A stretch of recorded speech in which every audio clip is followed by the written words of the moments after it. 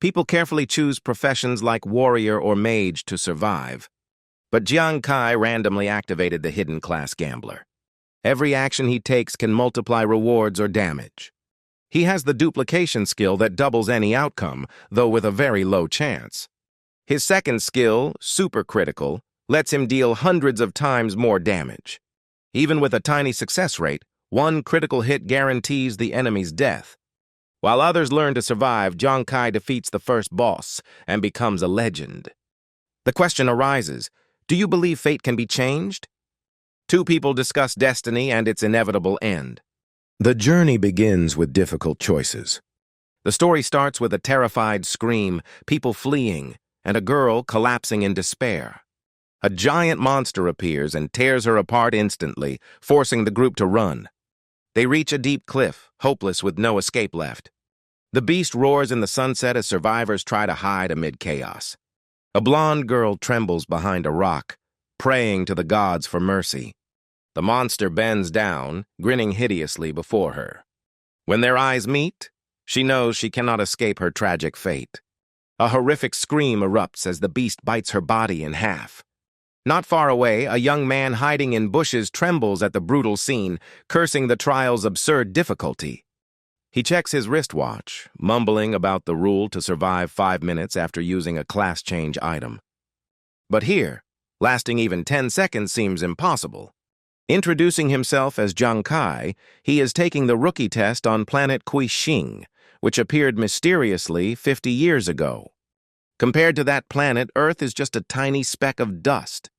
Despite its enormity, Kuixing caused no change in gravity or orbit.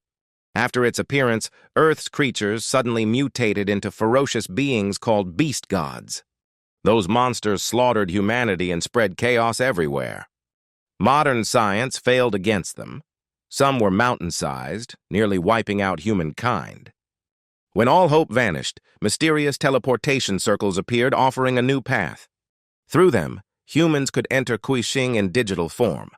That world was a fantasy realm with endless forests, wild seas, floating islands, and creatures as huge as aircraft. Here, humans could choose classes, level up, and gain equipment and skills like in a game. And upon reaching a certain power level, they could bring that strength back to Earth. Thus, humanity hoped to reclaim survival and resist the beast god's extinction. Those who ventured into the planet were called explorers. Jiang Kai was thrown straight into survival hell. He now faces a giant humanoid creature wielding weapons and slaughtering its last victim. He hears painful screams and sinks into despair, realizing he's the only survivor. There's no way out for him. Behind is the human-faced beast, ahead the abyss. It approaches with a gleaming spear. He bitterly wonders if he came to Kuixing only to die. Memories surface of his two brothers who saved every coin to help him chase this dream. His little sister worked hard despite her age to support his dream. His eldest brother, gravely ill, kept working even as his time ran out. Now he blames himself for wasting his family's hopes without achieving anything. The beast roars and hurls its spear like lightning toward Jiang Kai. At death's edge, he resolves not to let fate decide his end. He explodes with strength, choosing to fight instead of waiting for doom. With his family's image in mind, Jiang Kai dodges the deadly strike, nearly impaled in the shoulder. With no other choice, he jumps into the abyss, gambling his life for survival. The beast roars furiously as its prey vanishes from reach. But such a fall would normally crush any human body. Amid despair, the system voice announces activation of the ultra-rare hidden class gambler. The class change completes, and Jiang Kai officially becomes a bearer of the secret class. The title Glorious Spirit of Shui, First Gambler, is engraved into his fate. Below lies a dense forest that might save his life. Lying on the ground, gasping for breath, Jiang Kai slowly recovers from the terrifying fall. Feeling no pain, he's shocked, wondering what just happened. Checking his torn clothes, he finds all wounds gone without a trace, completely healed. Suddenly, space trembles and a data rift opens in midair. A white-haired, blue-eyed girl appears, explaining that the class change saved him.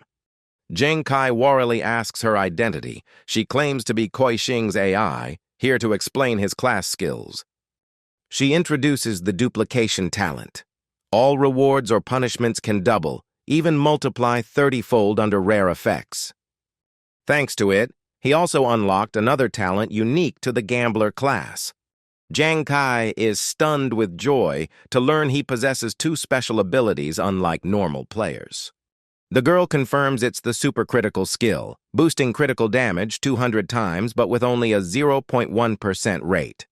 The status panel shows Jiang Kai, level 1 gambler, total attribute points 36, far beyond average, thrilling him.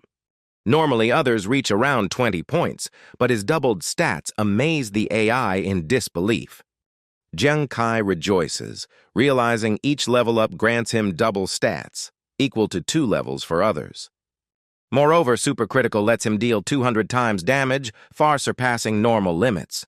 Although the activation chance is tiny, if he increases it, his destructive power would be unimaginable. He approaches the river, observing the spear left by the human-faced beast, recalling his goal to earn money for his brother's treatment. On Kuixing, even weak people can earn money more easily than on Earth. He never expected to unlock the powerful hidden class called Gambler. With that power, he can quickly earn enough to cure his brother and feed his family. But clearing the rookie trial is just the start. Harsher challenges await, as the quest demands he reach Holy Radiant City safely within 7 days. Jiang Kai opens the system map, studying the route to complete the rookie test. He must reach Qingyu City, the trial's endpoint, within 7 days. However, the path is full of dangers and monsters. One death means failure and forced return to Earth. Though dying on Kuixing doesn't harm the real body, the in-game penalty is severe. Accessing Kuixing costs a fortune. The rich can retry, but he can only win once, no second chance. A loud scream snaps Jiang Kai out of thought, coming from nearby. He hides behind a wall corner, recognizing the familiar voice. Ahead, a pack of crimson snakes with fierce eyes attacks a lone person. A muscular young man, shielded by a golden aura, panics and cries for help. He shouts his fear of snakes. It's Yanzhu, Jiang Kai's longtime friend. Jiang Kai instantly realizes his friend is surrounded by 3 deadly green-walking vipers. He shouts to calm him. "Juzi, don't panic!" With that, Jiang Kai hurls the spear at lightning speed. Yanzhu turns in shock, shouting in disbelief that his friend appeared here. He urgently warns Kai to run, as high-level venomous snakes can't be defeated at level 1. Jiang Kai calmly replies and throws the spear with terrifying force. The spear pierces the snake's head, pinning it to a tree, showing overwhelming strength. Yanzhu stands frozen, unable to believe Kai really killed a green-walking viper. Jiang Kai retrieves the spear, smiling, having used his friend as bait for an effective counter. But then, the 2 remaining snakes turn and attack him. Jiang Kai stays calm, twisting his body to dodge gracefully like a dancer. Yanzhu is shocked that he could evade such an attack. With boosted stats after class change, especially speed equal to level 2, Jiang Kai easily gains the upper hand. Yanzhu continues drawing the snake's attention, coordinating well with his partner. After a few precise strikes, the last 2 snakes are completely slain. Yanzhu stands stunned, unable to believe his friend's newfound power, as if he'd been reborn. The system announces the defeat of 3 green-walking vipers, and Jiang Kai himself is surprised by the unexpectedly easy victory. He realizes the spear from the human-faced beast is a valuable weapon that greatly enhances his strength. Yanzhu hugs Kai, overjoyed and astonished, asking how he pulled off such a feat. Jiang Kai clutches his stomach, explaining he was lucky to gain the hidden class gambler, urging Yanzhu to keep it secret, leaving him amazed. Yanzhu proudly shows his martial disciple class with strong stats, making Jiang Kai realize how he survived the snakes and that it's a rare class. The total number of professions on Kuixing remains unknown. Everyone entering Kuixing must undergo a class change based on materials bought before logging in. There are many classes like assassin, mage, knight, beast tamer, with the rich paying heavily for powerful ones. Thus, they easily become high-damage, top-tier rare classes. In contrast, the poor like Jiang Kai can only afford cheap materials, leading to weak or random, even terrible classes. Jiang Kai jokes about whether he borrowed money for his martial class. Yanju laughs vaguely, urging him to collect snake corpses for money. On Kuixing, all loot from monsters or minerals can be converted into money, their means of survival. When monsters die, items automatically become collectible trade cards. The system notifies that snake corpses can be dissected for valuable materials. After the battle, Jiang Kai suspects his gambler class might surpass the martial disciple, but Yanju alerts him to strange sounds. A small girl steps out of the bushes, weakly greeting them. Both immediately stay alert and ask for her identity. The pink-haired girl nervously introduces herself as Tu Nuan Nuan, asking to join them since she can't pass the trial alone. Yanju seems relieved, but Jiang Kai sternly refuses, saying their group isn't safe yet. Nuan Nuan pleads tearfully, revealing she's a doctor who can heal their wounds. She points to the snake corpses, adding she can extract venom to boost attack power, hoping to stay. Yanju grows excited hearing that doctors can both heal and attack, while Jiang Kai begins calculating, realizing it's a rare and vital class for beginners. He recalls nearly dying from lack of healing and understands recovery can decide life or death. After careful thought, Jiang Kai nods and accepts her, introducing both of them, making Tu Nuan Nuan overjoyed.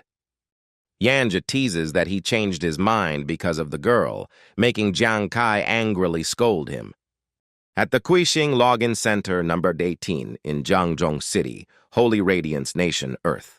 In the data room, a technician watches the monitor intently, excited that tracking watches can locate explorers on Kuixing. A female staff member enters, saying modern smartwatches can collect trial data. The pricier, the more functions. She asks about the rookies, especially her sister, Tu Nuan Nuan, currently serving as a trial instructor. Instructor Lao Li replies that many have been eliminated, while Nuan Nuan is forming a team with 2 others, shocking her sister. Tu Lan grows angry that her sister ignored warnings and teamed up during a dangerous phase. Experience shows that larger rookie groups attract more monsters. As expected, Jiang Kai's group has already been detected by 2 humanoid beasts. Minutes later, Lao Li and Tu Lan turn grim as they see monsters closing in on Nuan Nuan. Tu Lan panics, knowing even one such beast could kill a rookie. Tu means certain death. Though death on Kuixing doesn't harm the body, its psychological trauma is immense. Many went insane after dying there, haunted by memories of being devoured alive. Thinking of that, Tu Lan rushes to save her sister but is stopped by Lao Li, who notices Nuan Nuan is still alive. She freezes, unable to believe his words. Lao Li points to the screen, showing that the 2 humanoid beasts were slain by her group. Tu Lan exclaims in shock, and the entire lab falls silent. 3 rookies killing 2 elite beasts is unbelievable. The 3 are chased closely by 2 humanoid monsters, their roars echoing everywhere. Yanju screams in panic while Tu Nuan Nuan gasps, recognizing the creatures and shouting for everyone to run.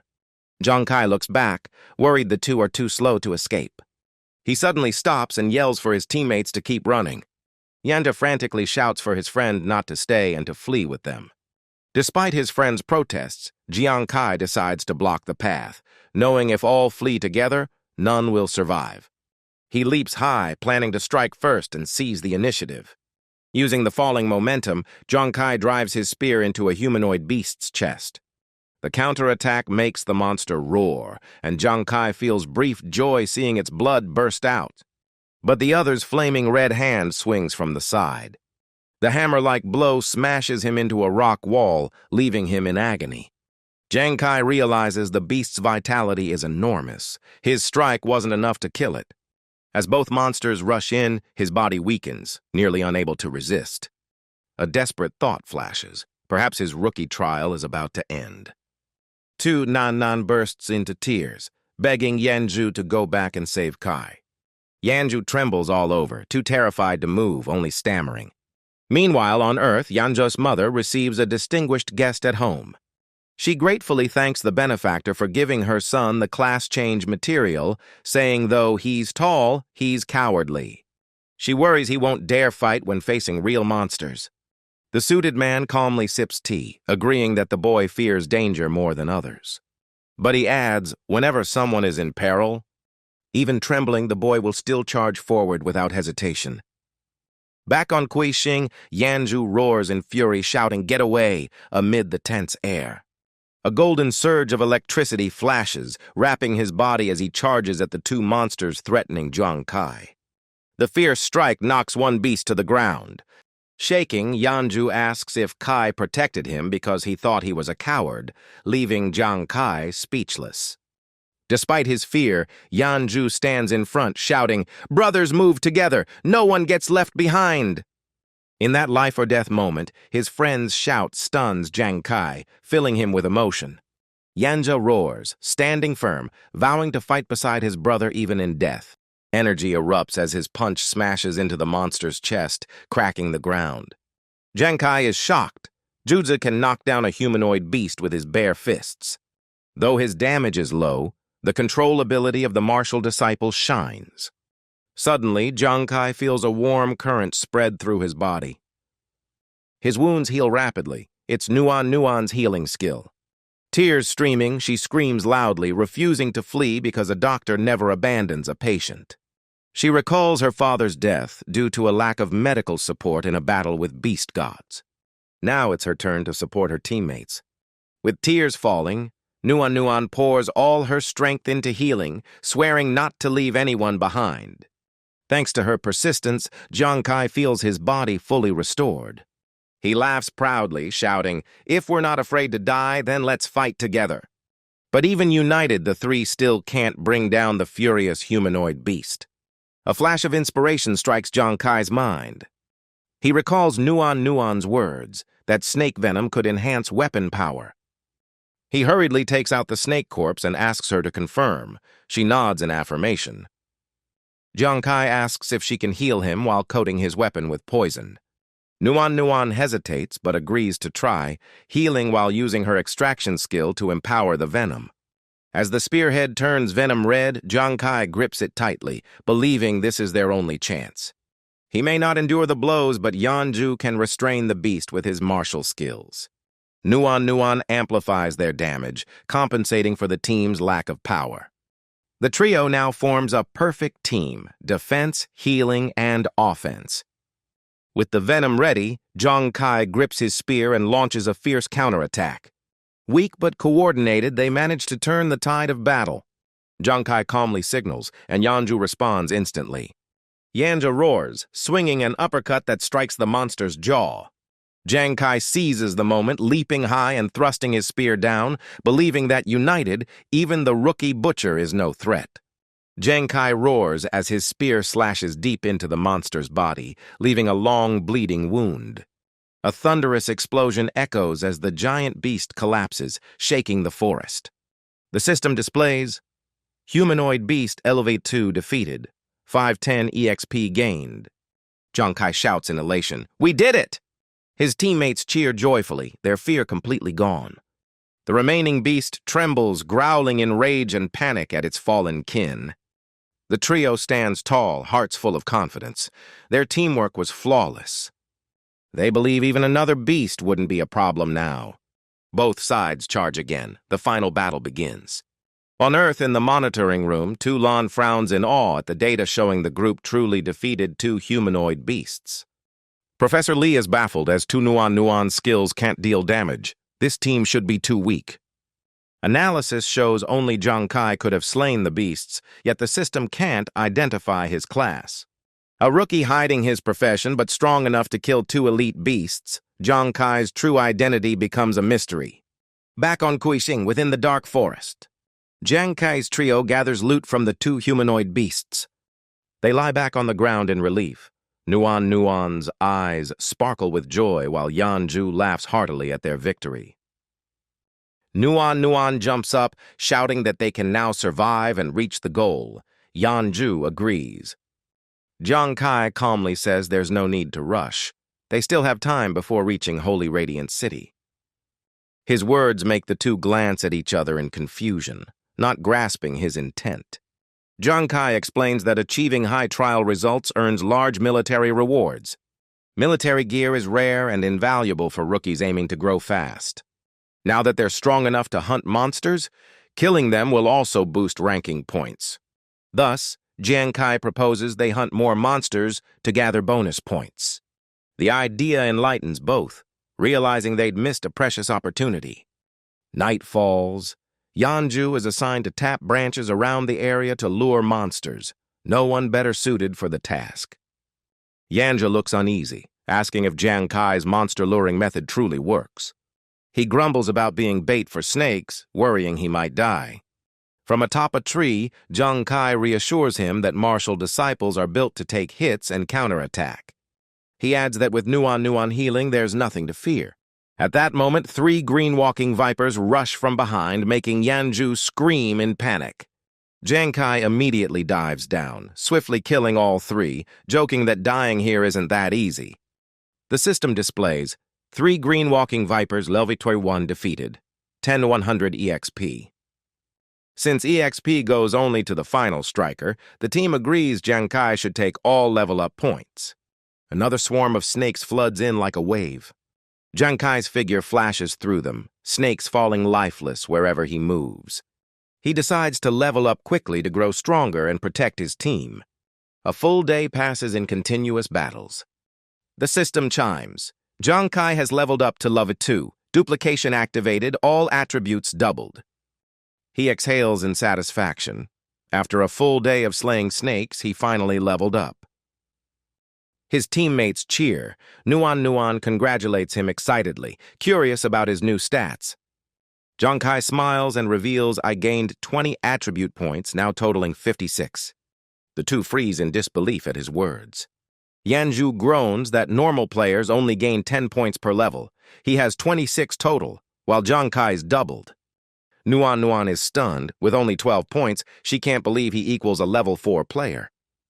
Jiang Kai calmly explains it's just the nature of the gambler class. Rewards and punishments both double, and warns them to keep it secret. Nuan clapped in admiration while Yanju kicked the snake's corpse, lamenting that his profession looked less cool. At that moment, the sky above them suddenly shook violently. The cold AI voice announced, "Players reaching level 2 gain class skills. The gambler with double talent gets 2 skills." Jiang Kai laughed in surprise and joy, realizing he now had 2 new ultimate abilities. Everyone was stunned by his superior potential and rapidly growing strength. The first skill, Demon Hand Card Throw, lets thrown objects, especially cards, pierce powerfully but consumes high spirit and can be upgraded. The second skill, Demon Eye, enhances tracking and observation but also drains much spirit and can level up. Jiang Kai was pleased with these long-range attack skills, finding them perfect for his style and feeling thrilled. He confidently declared his new strength and urged his team to hunt stronger monsters. Tuo Nuan agreed cheerfully, while Yuanju grew competitive. 2 days later, in the Earth monitoring room, Professor Li smiled at Tuo Lan, surprised her younger sister had survived 2 days. Tuo Lan nodded slightly, smiling that Jiang Kai was indeed capable. Hurried footsteps echoed in the hallway. An officer rushed in, reporting a serious crisis in the novice zone, demanding immediate alert. Everyone froze, worry clear on their faces. A dignified man entered, prompting everyone to stand and salute. He announced that Country Lei was launching a large-scale invasion of the novice zone. He was Wei Ying, High Commander of Jiangzhou Central District, ordering battle preparations. Tuo Lan anxiously asked to confirm the invasion's truth. Wei Ying sighed heavily, saying if it weren't real, he wouldn't be there. Tuo Lan panicked upon realizing the invaders were known for slaughtering novices to block their growth. Under Demon Star law, high-level players couldn't intervene in novice areas, forcing self-survival. But Country Lei faction held special exceptions. Using unique abilities, they could easily enter other nations' novice zones. They brutally tortured, abused, and slaughtered novices. Their goal was to spread fear so new players quit, cutting rival nations' numbers and hope. Tuo Lan slammed the table in fury, shouting in anger. She worried for Nuan, too fragile to survive such cruelty. Wei Ying only sighed, telling them to prepare psychological support since none might survive this raid. In the vast Demon Star forest, the trio hunted monsters to level up. Jiang Kai suddenly grew alert, eyes fixed on a distant spot. Yuanju curiously asked what was over there. Jiang Kai raised his spear, aiming toward the far direction. To Nuan doubted it, saying they had just passed that area without seeing anything unusual.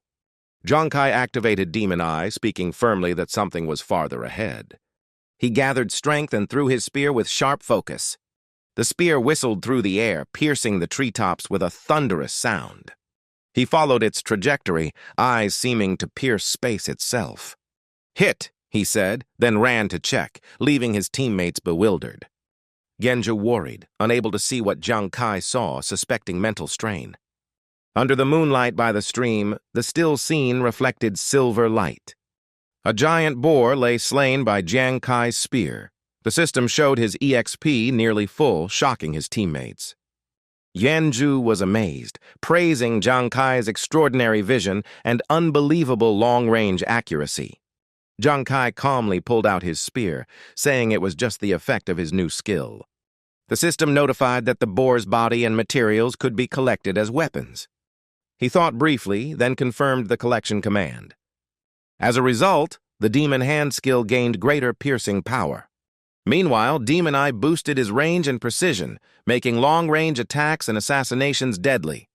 After finishing, Jiang Kai said just a bit more EXP would reach level 3. Tuo Nuan eagerly agreed, while Yuanju sulked at still being level 1. Beneath the stream, several strangers moved silently, speaking in an unknown tongue. One sneered, saying luck was great to find such juicy prey so soon. The group emerged from the water, closing in on the unaware trio. Their faces were cruel, and the leader grinned wickedly, declaring they'd found entertainment. Jiang Kai immediately stepped forward coldly, demanding to know their origin. The intruders climbed ashore, drawing glinting weapons and advancing menacingly as one feigned politeness to stall. He casually declared his intent to slice open victims' chests and dry their blood. Or, he laughed, they could feed the victims to beasts until they died slowly. One man surfaced, adding that their only targets were these novices. Jiang Kai was startled, sensing something familiar about the stranger. The man wore a bird-beak mask exposing only eyes and mouth, looking terrifying. The captain laughed loudly, calling themselves border raiders who stopped Shengyao novices from completing trials. Tuo Nuan secretly checked her scan watch, paling as she whispered she recognized the group's mark. Yuanju and Jiang Kai turned wide-eyed toward her, questioning in shock. Tuo Nuan trembled, saying the scan showed all enemies were level 3 or higher. The bird-masked leader was even level 5, the highest among them. Jiang Kai felt crushing pressure knowing the group included a veteran level 5 explorer. With his current stats, he could only match level 4. Fighting level 5 was nearly impossible without special conditions. The captain coldly ordered his team to divide targets and move in. Jiang Kai quickly turned, realizing the situation was dire. Jiang Kai shouted orders for the team to split into 2 groups and quickly executed his strategy. The leader smirked, mocking that Shengyao players were always easy prey. He sent 2 level 3 subordinates to chase Jiang Kai while 2 others stayed to torment his teammates. The chase began, the 2 level 3 assassins sprinting with total confidence. They closed in fast, laughing wickedly as they ran. They mocked his speed, certain they'd catch him soon. Suddenly, Jiang Kai's figure vanished from their sight. The 2 stopped, panicking as they scanned the dark forest around them. One roared a threat to break his legs once they caught him. From the bushes, a sharp spear suddenly shot out toward one assassin. He noticed in time, raising his blade and sneering at a novice's attempt to resist. The powerful throw shattered his blade and pierced straight through his chest. The impact sent him flying over 10 meters, smashing through trees. The other screamed in terror, unable to believe what he saw. He stared at his fallen comrade, the masked man dead with a hole in his heart, lifeless. Jiang Kai stepped from the shadows, smirking coldly under the moon, saying 1 strike, 1 kill. He shrugged, saying the opponent was weaker than expected, holding 3 boar spines in hand. The survivor turned pale, trembling as he scanned Jiang Kai's stats, shocked by the strength. The display showed level 2, but with superior stats and multiple red warnings. He stammered, unable to believe a level 2 had 60 points, far above his 45 at level 3. Jiang Kai replied coldly, denying that it was impossible. The 3 glowing spines shot out like lightning. The assassin fell dead before he could react. He lay motionless while Jiang Kai smiled, satisfied his plan to eliminate them one by one had worked. He had pretended to flee to separate the group, then killed each strategically. Now he was only one step away from level 3. From Earth's experience, defeating explorers would trigger an AI reward system. The system announced he could take the watches and absorb their experience before the bodies vanished. Each level 3 assassin granted 100 EXP and claiming it would drain double from their faction. Jiang Kai beamed, realizing he could seize more EXP than from monsters. He immediately chose to collect all 100 points from each. The system completed, congratulating Jiang Kai on reaching level 3. Stats displayed: Gambler Class A, Strength 12, Constitution 16, Agility 24, Spirit 24, Defense 0, EXP 199, 400. He rejoiced at leveling up. Total stats hit 76, far above others at the same level who averaged around 60. He swiftly gathered the loot, eyes firm and ready for action. With his current strength, Jiang Kai decided to return and rescue his teammates. On the other side, Yuanzhu was badly wounded, covered in blood. Tuo Nuan was exhausted, struggling to heal Yuanzhu with her spell. An assassin sneered, mocking that it was rare to find both a martial fighter and a healer from Sheng Yao. The leader coldly ordered them to prolong the torture so the victims would suffer a fate worse than death. Tuo Nuan tearfully asked Yuanzhu if Jiang Kai would come back, fearing he was hunted down. Yuanzhu's eyes hardened, firmly saying Kai would return despite his carefree nature. Because whenever friends were in danger, he always appeared, no matter the odds. The bird-masked man ordered the victims stripped, his tone vicious. Suddenly, 2 bright streaks shot from the darkness like a storm. Jiang Kai appeared, body glowing blue, launching a barrage of hidden weapons. Several assassins surrounding his teammates were instantly slain. Tuo Nuan recognized his familiar weapons and gasped in shock. Yuanzhu laughed with delight, proud his prediction was right. The captain panicked, roaring challenges as his men fell one after another. The wind howled through the forest, tension thick. He sweated, unable to locate the attacker. He suspected Sheng Yao had unlocked a special profession for their novice. Without thinking, he turned to flee for his life. Tuo Nuan pointed and shouted that the captain was escaping. Jiang Kai emerged from the shadows, voice icy, declaring judgment on the one who harmed his friends. He activated both skills and hurled his spear like lightning. The spear pierced the captain's back, making him scream before collapsing. Nearly all assassins were dead, only a few left dying on the ground. Jiang Kai approached his teammates calmly, saying he had finished off the attackers. Tuo Nuan burst into tears, eyes red with emotion at his return. She choked out that Yuanzhu was gravely wounded and healing no longer worked. Yuanzhu smiled weakly, saying he knew Kai would return but might not survive this time. With that, his large body collapsed to the ground.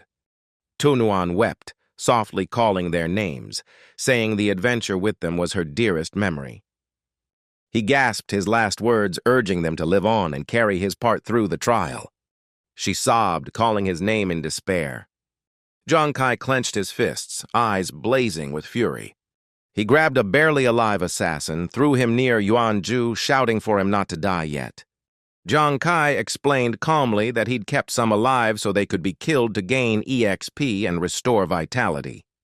Tuo Nuan suddenly realized they could level up by killing the explorers. Yuanzhu froze, grumbling, while Jiang Kai sighed helplessly at his friend's slowness. Then he laughed heartily, saying it was time to return the pain to their enemies. The group laughed darkly together, ready to strike back under the cycle of heaven. Tuo Nuan hesitated, thinking the method was a bit excessive. Jiang Kai joked it was a Sheng Hui-style return ritual, while Yuanzhu solemnly agreed to preserve the tradition. The bald assassins screamed in terror. At the Data Institute of Country Les Infiltration Bureau, screens flashed red alarms and cries echoed through the room. A desperate voice reported the entire squad wiped out by Shenghui novices, losing both levels and experience. Country Les superiors were stunned, fearing Shenghui had produced a new class strong enough to counter infiltrators. On the Shenghui Nation's side, Professor Li frowned with concern, saying data from Nuan's watch showed her team was fighting infiltrators. Tuolan jumped up in panic, worried for her sister's safety. Wei Ying calmly sipped coffee, saying no one had ever survived an encounter with infiltrators, and they should prepare for the team's deaths. Professor Li smiled faintly, disagreeing with that assumption. He said the data indicated Nuan's team not only survived, but leveled up. The room gasped in shock. Wei Ying nearly dropped his coffee cup. He exclaimed in disbelief, suggesting maybe the infiltrators helped them kill monsters. Professor Li sternly refuted that, saying Nuan's double level up had only one explanation. They had annihilated the entire infiltrator squad. Wei Ying trembled with emotion, spilling coffee over the table.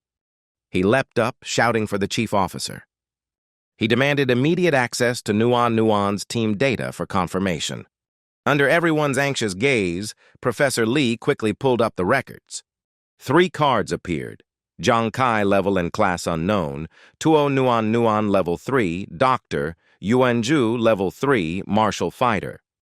Wei Ying stared at the cards, then smiled, confirming they truly reached level 3, possible only by killing infiltrators.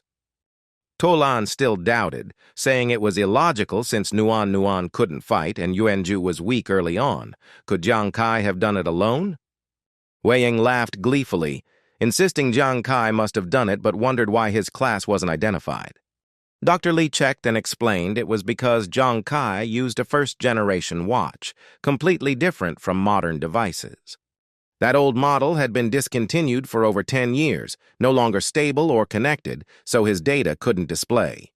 Tuolan was shocked, unable to believe someone still used such an outdated relic. Wei Ying grew even more intrigued, his eyes shining with excitement. He ordered a full background investigation on Zhang Kai to uncover who this young man was. "Back on Demon Star!" Yuanzhu shouted in joy, amazed to truly recover and level up. Tuo Nuan was also surprised, eyes glowing as she checked her stat panel. She happily announced new profession skills: Earth Stomp Tremor and Doctor's Heart, boosting both attack and healing. Zhang Kai nodded approvingly, praising their skills as practical and useful. Yuanzhu boasted proudly that now, being higher level than Zhang Kai, he could easily crush border raiders. Zhang Kai calmly opened his stat panel, declaring he had reached level 4, shocking the other two. Yuanzhu gaped while Tuo Nuan admired him, seeing his stats hit 96, equal to a level 8 explorer. Zhang Kai explained he killed 2 raiders while fleeing and 5 more later, which raised him to level 4. Yuanzhu nearly cried from frustration, while Tuo Nuan curiously asked what the next plan was. Zhang Kai smirked, saying he heard the enemy captain mention they were Team 2. He coldly concluded their next target was to eliminate Team 1, making his teammates nearly faint. Despite their shock, they set out. Half a day later, in another novice forest, Team 1 raiders gathered to prepare. They mocked gleefully, joking that Team 2's wipeout meant early retirement. Team 1's scar-faced captain sternly ordered vigilance per higher command. One man scoffed, saying no need for caution since the area was full of weaklings and their team were elites. Hidden nearby, the 3 novices watched. Yuanzhu trembled, wanting to retreat, and Tuo Nuan worried the foes were too strong. Zhang Kai reassured them, promising to protect his teammates and insisting they fight to defend their people. He launched the first strike, charging ahead before the others could react, leaving them shouting in shock. The noise made Team 1's captain turn instantly. He spotted movement from the bushes and alerted his team. They checked and laughed, seeing only a level 4 novice, guessing he was the one who wiped Team 2. The leader grinned, seeing it as a big opportunity. He ordered to surround and capture the target alive for merit. The squad quickly formed ranks to chase. Zhang Kai noticed their tight coordination and sensed a disadvantage. The plan was for him to lure them while Yuanzhu struck with Earth Tremor, then they'd counterattack. But since the enemy formation was wide, it was hard to hit them all. If some survived, they'd escape. Jiang Kai devised a new plan, slowing down to bait them into chasing harder. Suddenly, he spun around and launched a fierce counterattack. The steel spear in his hand glowed blue with energy. In a flash, he accelerated and unleashed a lightning-fast strike. The lead enemy was startled seeing him turn back. He laughed, blocking the path and taunting Jiang Kai for not running anymore. His blade cut a wound into Jiang Kai's left arm. Jiang Kai endured the pain, moving closer to strike back. He pretended to weaken, then ran again, making the captain chase eagerly. The enemies surrounded him, unknowingly stepping into the trap. Facing the encirclement, Jiang Kai showed no fear. With superior speed, he dodged every precise attack with agility. The captain grew impatient, shouting at his men. He questioned how a level 4 could evade all the moves of level 5s. One subordinate nervously rechecked the stats on his watch, then shouted something was wrong. He explained the first reading was rushed and inaccurate. Now he had verified using an advanced device. The result showed Jiang Kai's agility was around 30 points. The captain shouted in shock at the absurd agility level. A blond man protested, saying his own was under 20, yet he still blocked once, so the reading must be wrong. The captain felt a chill, suspecting something was off since the device rarely erred. He guessed Jiang Kai was pretending weakness to lure them in. Panicking, he yelled that they'd fallen into a trap and ordered everyone to scatter. The soldiers froze, all turning toward Jiang Kai. Amid the chaos, he stood still, eyes icy, mocking that it was too late to realize the plan. He murmured, "Running is useless," as a golden light burst upward from the bushes. Under the moonlight, Yuanju appeared, gathering energy from above for a decisive strike. His earth-shaking stomp exploded the ground, hurling enemies and drawing screams. Jiang Kai had planted poison traps beforehand and now finished them off, praising Juzi. The wind howled as he dashed through the airborne enemies.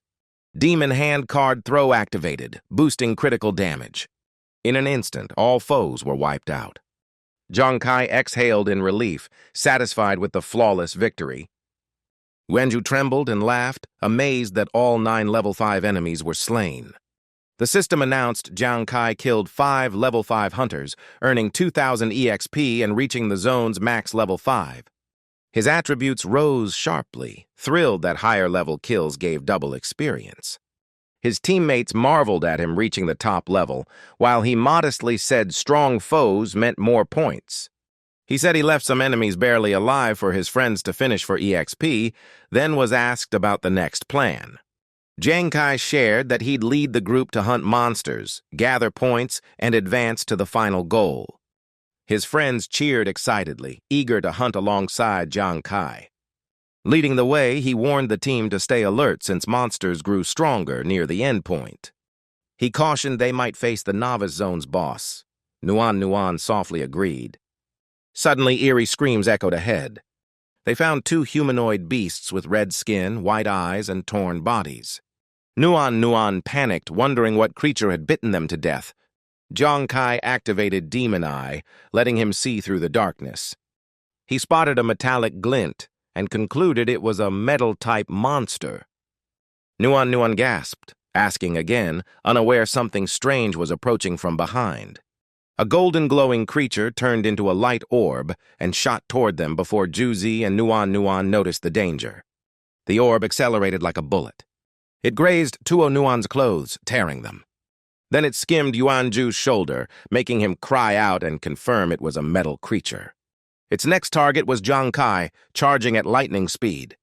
Yuanju clutched his bleeding shoulder, shouting a warning that Kai might be killed. But Jiang Kai caught the creature barehanded. His teammates froze in disbelief at the sight. Frowning at the beast, Jiang Kai said it was just a fat rat. The rat squeaked angrily, its protest making Kai burst into mocking laughter. He provokes it, telling to release its power.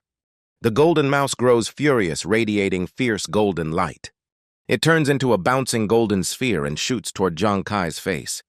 Juzi panics, scolding him for releasing the beast that once killed 2 humanoid monsters. Jiang Kai stays calm and easily captures the mouse again. Then he casually lets it go a second time, saying it's too slow to be a threat. With superior speed and demon eyes, he slaps it 10 times in an instant, crushing its pride. His two teammates are stunned, admiring Kai's speed.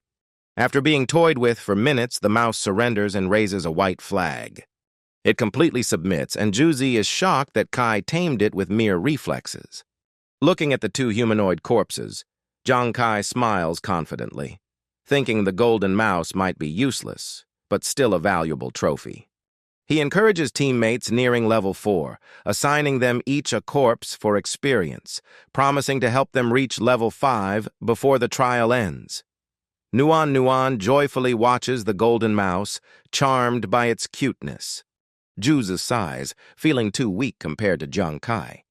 At the same time, in the forest monument zone, another person walks quietly, laughter echoing. He declares he has reached the final point, Qingyu City. His steps halt on the stone stairs leading to the city gate. A group of soldiers emerges to greet him. The leader, Xiaodao, welcomes the new explorer who completed the trial. Though the first place was taken, finishing the challenge is still impressive.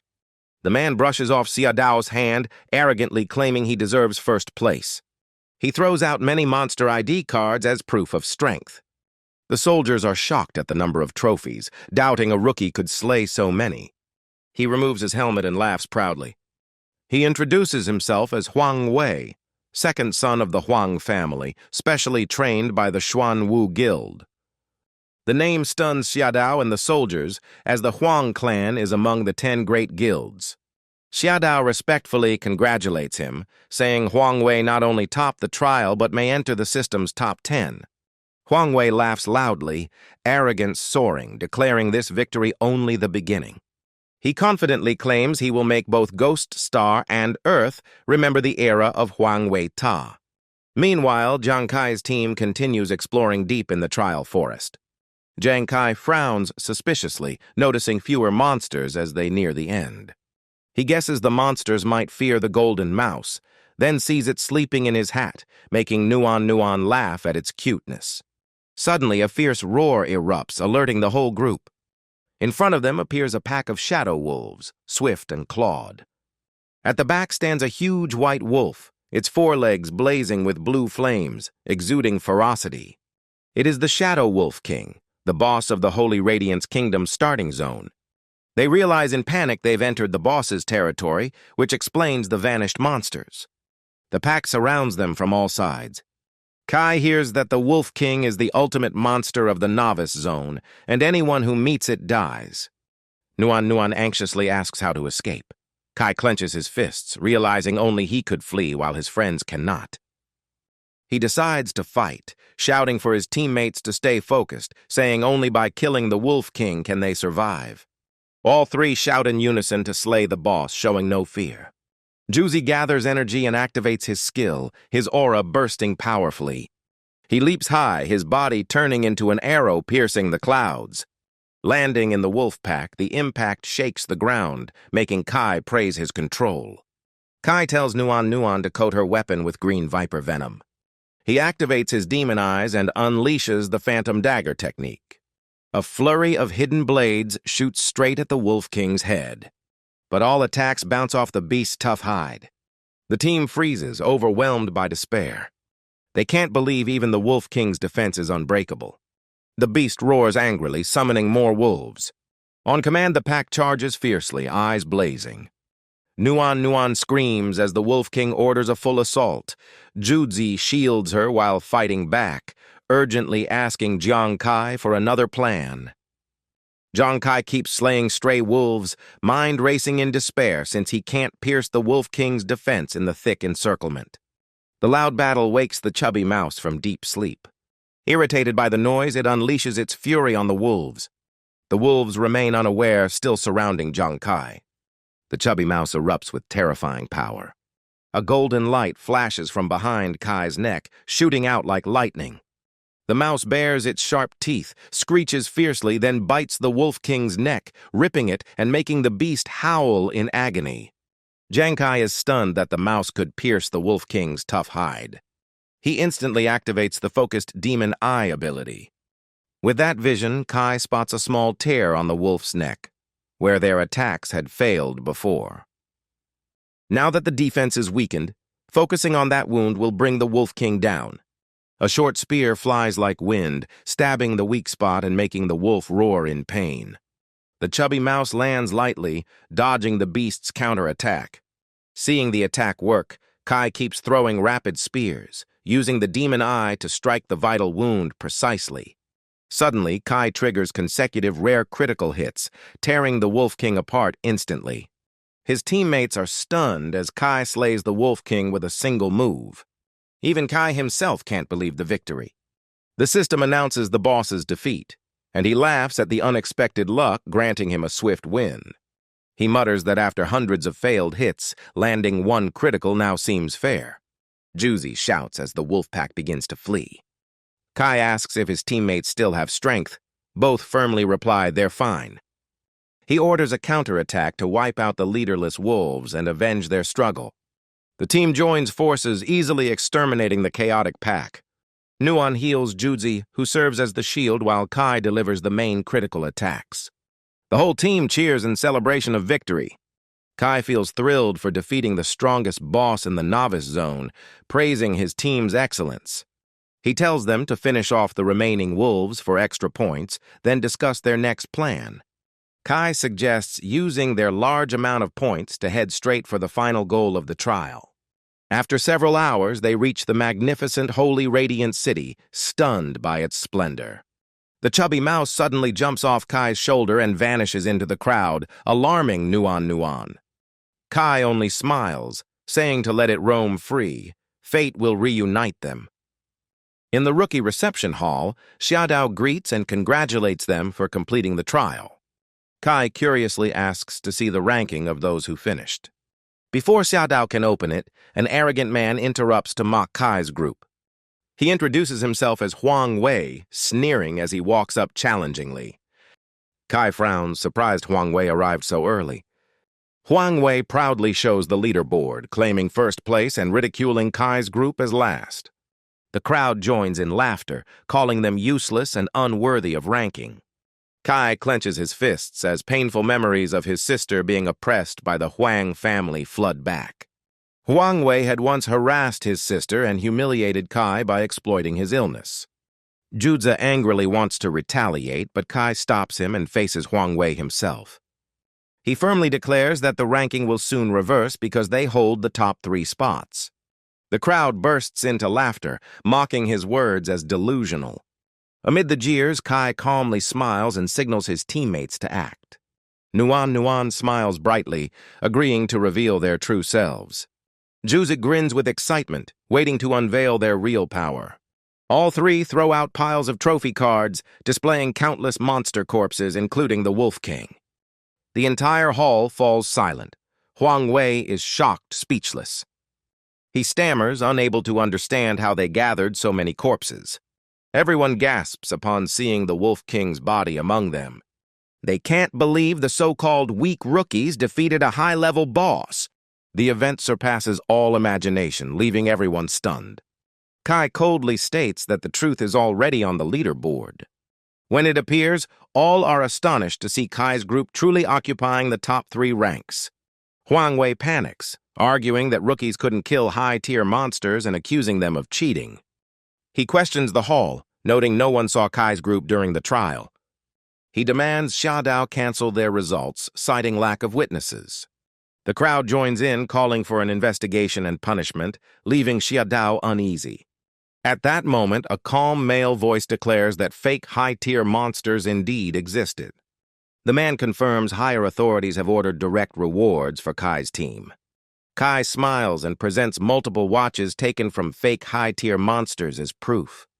The crowd is stunned, unable to believe the sight. Xiaodao verifies and approves their achievement, as Luo Jun, the deputy commander, appears. The crowd murmurs in awe at the appearance of such a high-ranking figure, while Huang Wei turns pale. Luo Jun steps forward, announcing that the army will grant Kai a grand reward for slaying the fake high-tier monsters. The 2 teammates receive upgraded rewards to Grade A, while Kai is granted S-grade equipment. Kai beams with joy, his face glowing with excitement. Juzi and Nuan Nuan cheer happily, thanking the superior officers. The crowd grows envious, unable to believe a rookie now owns top-tier gear. A lecturer's voice explains the equipment levels from F to S, with S being the pinnacle. People buzz in excitement, knowing grades A and S are every explorer's dream. Huang Wei grits his teeth in fury, cursing under his breath. He seethes at losing the top rank, unable to swallow the defeat. Screaming amid the crowd, he accuses them of cheating and insults Kai. Kai coldly warns him never to touch his family. Huang Wei continues his insults, calling Kai's family lowly commoners. He draws his sword and charges, repeating his vile words about Kai's sister. Kai stands still in silence, eyes dark as an abyss. The man grows wilder, threatening to violate Kai's sister for revenge. Suddenly, Kai vanishes and reappears before him, slashing across Huang Wei's chest in an instant. Huang Wei's eyes widen, blood spilling as he trembles in disbelief, unable to accept being struck. Jiang Kai growls, declaring he cares nothing for the offender's status when his kin are insulted. He steps closer, eyes cold as blades, stating that family is the only thing that matters. Kai solemnly declares that anyone who dares harm his family will face a death sentence. His spear thrusts forward, piercing straight through Huang Wei's chest. The struck man lets out a short scream before collapsing. The system announces that Jiang Kai has slain Level 1 explorer Huang Wei and may seize 6 experience points, asking if he wishes to claim them. Kai smirks coldly, scoffing that 6 points are too little for the Huang family's so-called prestige. The hall erupts in chaos, everyone shocked that he dared kill the Huang heir. Even in-game, it causes outrage. Luo Jun watches and smiles slightly, pleased by the young man's honesty and courage. He calms the crowd, explaining Kai only retaliated after provocation and orders the matter closed. Then Luo Jun invites Jiang Kai and his 2 companions to follow him for their rewards. The trio thanks him, hearts elated, while their comrades cheer for Kai's brave act. They follow Luo Jun to a quiet villa, isolated from others. 3 glowing chests appear before them, and Luo Jun invites each to open their army reward. To Nuan opens hers, and a shining green gem rises, instantly recognized as a vitality booster for beginner healers. Luo Jun explains the gem grants plus 115 spirit power, enhancing healing and alchemy efficiency, a rare treasure. Wenju excitedly opens his chest and finds a warrior armor set, making him overjoyed. Luo Jun describes it as the Black Rock Celestial Armor, boosting attack by 16 points and reducing damage by 16%, a top-tier gear. Wenju is so happy he kisses the armor, while Tuo Nuan urges Kai to open his chest quickly. When Kai opens it, he finds a set of 9 sharp red throwing knives, but the system notes they require appraisal for details. Luo Jun frowns thoughtfully, while Yuanju excitedly says that any item needing appraisal must be premium. The officer smiles and confirms that rare gear often requires an ID card to reveal stats. Luo Jun takes out an appraisal card and gently taps it on the throwing knives. Stats appear: 9 blades chasing fate, S-rank weapon, plus 9 energy, plus 9 armor penetration, plus 9 agility, with cumulative effects raising crit rate and damage up to 90%. He remarks it's a crit-focused weapon that might not perform well for rookies with low base attack, since he doesn't know Kai's talent. The 2 teammates worry and ask if the weapon can be exchanged. Luo Jun says he can request an exchange, but it's complicated. Kai firmly refuses, wanting to keep it. Kai's determination surprises everyone around. Only Kai understands that the 9 blades perfectly match his unique ability. With a critical multiplier 200 times higher than normal, a single crit from him could crush even the Wolf King. The drawback is his very low base crit rate. If not raised fast, he could die before landing one. However, the weapon adds 10% crit rate per blade, so by the 9th it reaches nearly 90%, almost guaranteeing critical hits. In short, it's the perfect treasure for a gambler like Kai. Kai insists on keeping the weapon. Luo Jun doesn't object and says they may return to Earth after finishing the trial. He also warns Kai to stay alert, as someone might come for him soon. The 3 watch Luo Jun's departing figure, still dazed by everything. They are transported back to the Holy Radiance Nation, specifically Jiangzhong slum district. Kai rides his warhorse home joyfully, determined to free his elder brother and comrade from the Huang family's oppression. As he reaches the alley, he freezes at the sight of strange black cars filling the courtyard. A bad omen. He rushes upstairs, opens the door, and calls out loudly for his family, eager to share his trial story. Instead of relatives, he finds a group of hostile strangers waiting. The leader, with dyed blonde hair, stares coldly and mocks his return. Kai steps back in shock, recognizing him as Huang Da, the elder son of the Huang family, and demands his purpose. Before he can react, a hand strikes from behind, knocking him off balance. With a sharp sound, two subordinates seize Kai instantly. Huang Da approaches with a baseball bat, smiling cruelly as he mentions his brother's death caused by Kai. He declares that only the Huang family has the right to oppress others. He declares that no one has ever defied the Huang family like Kai and threatens to erase him from existence. After speaking, Huang Da raises his bat to strike Kai's head with full force. In the real world, Kai is just an ordinary 18-year-old, too weak to resist. Suddenly, the front door bursts open, slamming into the two men, restraining Kai and knocking them down. The door continues to crash into three more, including Huang Da. He roars in anger, demanding to know who interfered. Old Wei and Tuo Lan enter. Wei smokes calmly, his cold voice reminding Kai he'd been warned to stay cautious upon returning. Kai notices they wear military uniforms and remains wary of their sudden arrival. Tu Lan steps forward, flashing identification and ordering everyone to freeze under military command.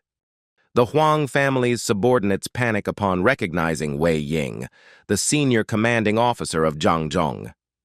Old Wei exhales smoke, face sharp as steel, declaring they came for Kai and warning that the attackers picked the wrong target. Huang Da turns pale, shocked that the chief commander intervened for Kai, unable to comprehend why. Kai is equally stunned, not knowing why such a high-ranking officer cares about him. The Huang family members are then escorted to the station to face military law. Kai hurriedly thanks his rescuers but asks why they helped him. Old Wei replies that the main reason is Kai and his teammates' outstanding performance in the recent trial. He reveals that Yuanju and Tuo Nuan have already been invited to join the army after the trial ended. Kai, surprised, shakes his head, and Wei continues, saying they came to invite him, the possessor of an entirely new class. Tuo Lan sternly emphasizes the significance of a new profession emerging among explorers. She explains that after level 20, explorers can change professions, but not all are powerful. Many even weaken. Thus, the army always seeks potential talents, and Kai's profession is deemed extremely promising, so Wei asks if he wishes to join. Old Wei slowly adds that they've investigated Kai's situation and know about his brother's illness. He promises that if Kai agrees, the army will protect his family and cover all treatment costs for his brother. Kai falls silent, eyes empty, torn between reason and family affection. Seeing this, the two officers exchange glances and leave, reminding him he once went to Ghost Star for money. If he changes his mind, he can find them at the military base. Once they're gone, Kai suddenly speaks firmly, declaring he rejects the army's offer. His answer startles both officers, and Tuo Lan asks why. Kai takes a deep breath, saying the army suits those with clear potential like Yuanju and Tuo Nuan, but he is uncertain about his own. He recalls how the Demon Prophet class was once treated as a national treasure. At its peak, that class dominated battlefields and was praised everywhere. But when the army realized it no longer had real combat value, those who held that profession were abandoned, living in darkness and poverty. He admits his carelessness for letting the Huang family strike first and says the three of them will leave their territory. Kai asserts that his family lives by their own strength and won't entrust fate to anyone else. Tuo Lan angrily argues that the world is in crisis and his power could change humanity's fate. Kai turns away, softly replying that he seeks no grand ideals, only peace for his loved ones. Tuo Lan wants to argue further, but Old Wei raises his hand to stop her, saying he understands the young man's resolve. He adds that habits of 10 years are hard to change, but Kai's brother doesn't have much time left. In the apocalypse, solitude is useless. He urges Kai to gamble once. The army will protect him for 1 month to earn money and prove his strength. If he fails, the army will save his brother, but he must enlist to validate his power. Does he dare accept? Jiang Kai ponders, then his eyes harden with resolve. Finally, he nods and accepts the deal.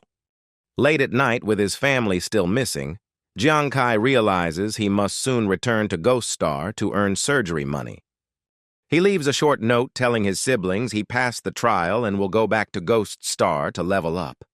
He warns them not to worry but to move somewhere safer, away from the Huang family's reach.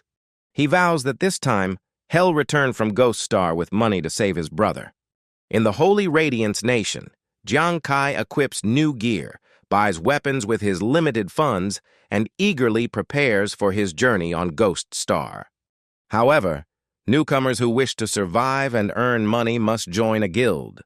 Because monsters are too powerful, only teamwork ensures survival and experience gain. Jiang Kai searches for a suitable guild and applies for membership.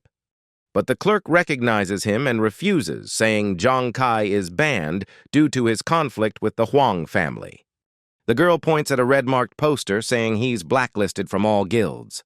Has left with only the path of a lone fighter, his heart heavy, realizing things are worse than he thought. He quietly walks to the outer teleport zone of Holy Radiant City, burdened with anger and frustration. Jiang Kai rages at being rejected by every guild just for offending the Huang family, feeling cornered. As he's lost in thought, a clear female voice asks if he's looking for a monster training spot, and he nods. The girl introduces herself as Hu Nian, a level 29 fortune teller, offering to show him the right place for 100 Ghost Star coins. Jiang Kai silently stares at her without answering. Then he coldly refuses, saying he doesn't believe in fortune-telling, making her hastily stop him. Hu Nian lowers the price, even offering to read 1 fortune for free as a newcomer bonus. Hearing free, Jiang Kai instantly changes attitude, shaking her hand gratefully and acting very superstitious. Hu Nian sighs, cursing the cheapskate inwardly, but decides to treat it as practice. She takes out a Bagua compass, channels energy, and chants strange incantations no one understands. After reading, she warns that he faces a deadly calamity and should head to King's Valley to avoid trouble. Jiang Kai knows the Huang family will hunt him and ambush him at the common leveling ground. Taiping Shandao is too dangerous for his current strength. Entering means death. King Valley is perilous, but still within his ability to handle. He decides to go there, vowing to prove himself and never bow to the Huang family. Before leaving, he thanks Hunan for her guidance. She is shocked seeing him head alone to King Valley, a death trap for novices. In the end, she lets him go, only hoping he won't underestimate her service. Jiang Kai arrives at the place, facing majestic mountains filled with hidden killing intent. He grips the Jujian Juiming sword tightly, watching the valley cautiously and curiously. Suddenly, a terrifying roar echoes from afar, startling him. A giant beast appears before him, bearing long fangs and roaring violently. It's a dark giant ape smashing explorers with monstrous punches. At the center, a blond man shouts for his teammates to hold formation. He reads the level 11 monster stats and urges everyone to attack since they're level 10. Under his command, the group coordinates and strikes fiercely. Jiang Kai hides and watches, admiring both their skill and the monster's power. Suddenly, a foul stench fills the air. He turns to see 3 more dark giant apes glaring at him with blood-red eyes. He quickly retreats, cursing that thinking about them just made them appear. Checking data, he finds their level 12-14 extremely dangerous. Meanwhile, the Tianjian team just killed the level 11 one and celebrates. One member jokes about bragging their over-level kill. The captain proudly takes credit. But a loud crash behind makes the team turn around. They freeze, seeing a youth chased by 3 raging apes. Someone shouts to request support since those beasts are stronger. The captain stops them, saying rushing in means suicide and orders retreat. Suddenly, an even louder explosion erupts. A level 12 ape is blasted into the air, followed by a kill notification. The attacker is Jiang Kai, his Juiming sword glowing after a critical strike. The Tianjian team is stunned. The boy they scorned just killed an overlevel beast in seconds. The remaining two apes go berserk and charge at Jiang Kai like a storm. He stays calm, controls distance, and waits for a counter chance, eyes cold. Jiang Kai spins midair and slashes the sword straight at the level 13 beast. A thunderous blast sounds. The system announces its death instantly. He rejoices, thrilled by triggering a supercritical hit in one blow. The Tianjian team stands frozen, stammering in utter disbelief. The level 14 Dark Ape charges close.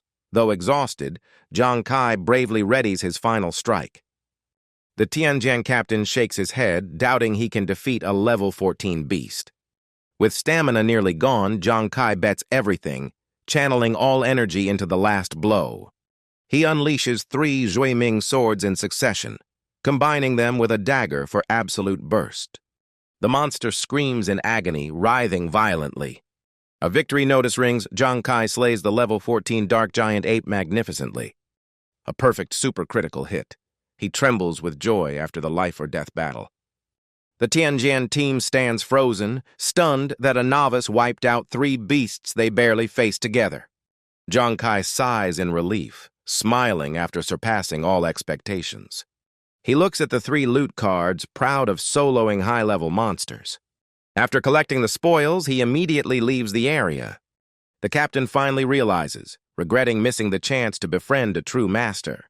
One member grumbles about the don't interfere order, leaving the team filled with regret. Meanwhile, at the teleport point to Huiyu Plain, around 20 explorers gather. A chubby man exclaims, spotting the famous Ying team of the Xuanwu Guild under the Huang family. Some wonder why the Ying team appears in a newbie zone like Huiyu Plain. The team surrounds a familiar girl. A level 2 medic coldly says they've searched everywhere for Jiang Kai. All are level 20 and powerful. The leader shouts, questioning Hun Han, said to be the last to see Jiang Kai, demanding his location. Hunan trembles and asks why they're looking for him. The leader roars that Jiang Kai offended the Huang family, eyes sharp as blades. Hunan forces a smile, saying Jiang Kai went to King Valley and they can find him there. A brutish fighter shoves her down, threatening her life if she lies. The bystanders stay silent, too afraid to interfere since the Ying team is a top-level 20 force. All believe Jiang Kai is doomed. Hunan lies on the ground, coughing, mocking that strong but immoral people aren't worth respect. She squints and smirks slyly, revealing she secretly divined that the Ying team will meet disaster facing Jiang Kai. One day later in King Valley, Jiang Kai kills another Dark Ape. He checks his status, now level 6, with all stats improved significantly. He rejoices after slaying 16 monsters and leveling up, thinking of the fortune from selling their bodies. Exhausted yet relieved, he's glad to have earned enough to support his brother. Suddenly, a strong male voice calls to him from afar. A group of strangers approaches, inviting Jiang Kai to join a hunting team, seemingly a temporary multi-faction alliance. The leader says they're tracking an elite Dark Ape. If successful, they'll earn an elite Sun Core as a reward and ask if he wants to join. Jiang Kai cautiously replies that he's a lone adventurer who's never joined any team. The man laughs, saying that's perfect since they need one more member. Less than 10 minutes later, the group stands atop a mountain, silently observing the monster cave below. The commander points down, saying 4 elite Dark Apes guard the treasure and assigns Jiang Kai to lure one out. The plan. Jiang Kai draws one away while the other 3 teams handle the rest. Afterward, Hell get a share of the Sun Core. Hearing Elite Sun Core, Jiang Kai's eyes shine. It's far more valuable than normal monster loot, stirring his greed. However, he knows fighting elites requires team support to survive. The task they gave him clearly means to eliminate him, with no intent to let him live. Realizing the plot, he pretends to agree, knowing refusal now would bring trouble. With the command given, Jiang Kai leads the charge, immediately facing the elite Dark Ape's roars. One man urges him to act quickly. Jiang Kai throws hidden weapons at the nearest one, drawing its attention. The beast separates and chases him, forcing him to flee while cursing its terrifying speed. The commander laughs gleefully at the sight, satisfied. He orders his men to strike faster since one team's share is gone. Battle erupts fiercely. Meanwhile, Jiang Kai is chased by a level 15 monster, silently admiring their cunning plan. This elite dark ape is many times stronger than normal, able to crush mid-tier explorers. But Jiang Kai, confident in himself, stops and unleashes 9 Juiming sword strikes in a row. The giant beast, caught off guard, fails to react. Its agonized roar echoes as it's pierced through the chest. System notice: Jiang Kai kills the level 15 elite dark ape with a single critical hit. He smiles triumphantly, deciding to seize the sun core in the cave while the others are busy. The 3 teams continue shouting and fighting hard against the remaining beasts. None realize Jiang Kai is sneaking silently into the cave. In the darkness, the radiant glow of the sun core stuns him. He whispers excitedly, amazed at how smoothly things went. The treasure truly looks priceless. Jiang Kai approaches happily, feeling the reward well worth the risk.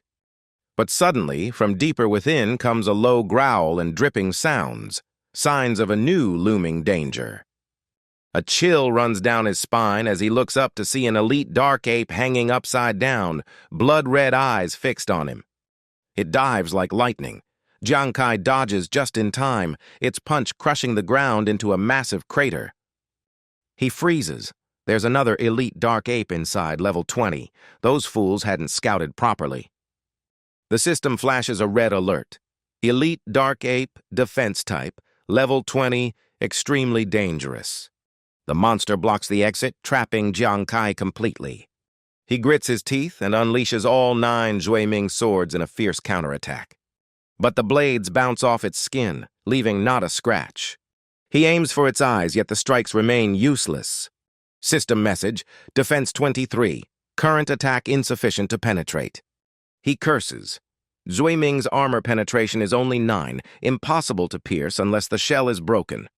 Facing the steel-like monster, despair floods over him. The dark ape slaps like thunder, hurling Jiang Kai hard into the ground amid flying debris. He coughs violently in pain, body trembling. Blood drips from his mouth. The thought of death flashes. Perhaps this is the end.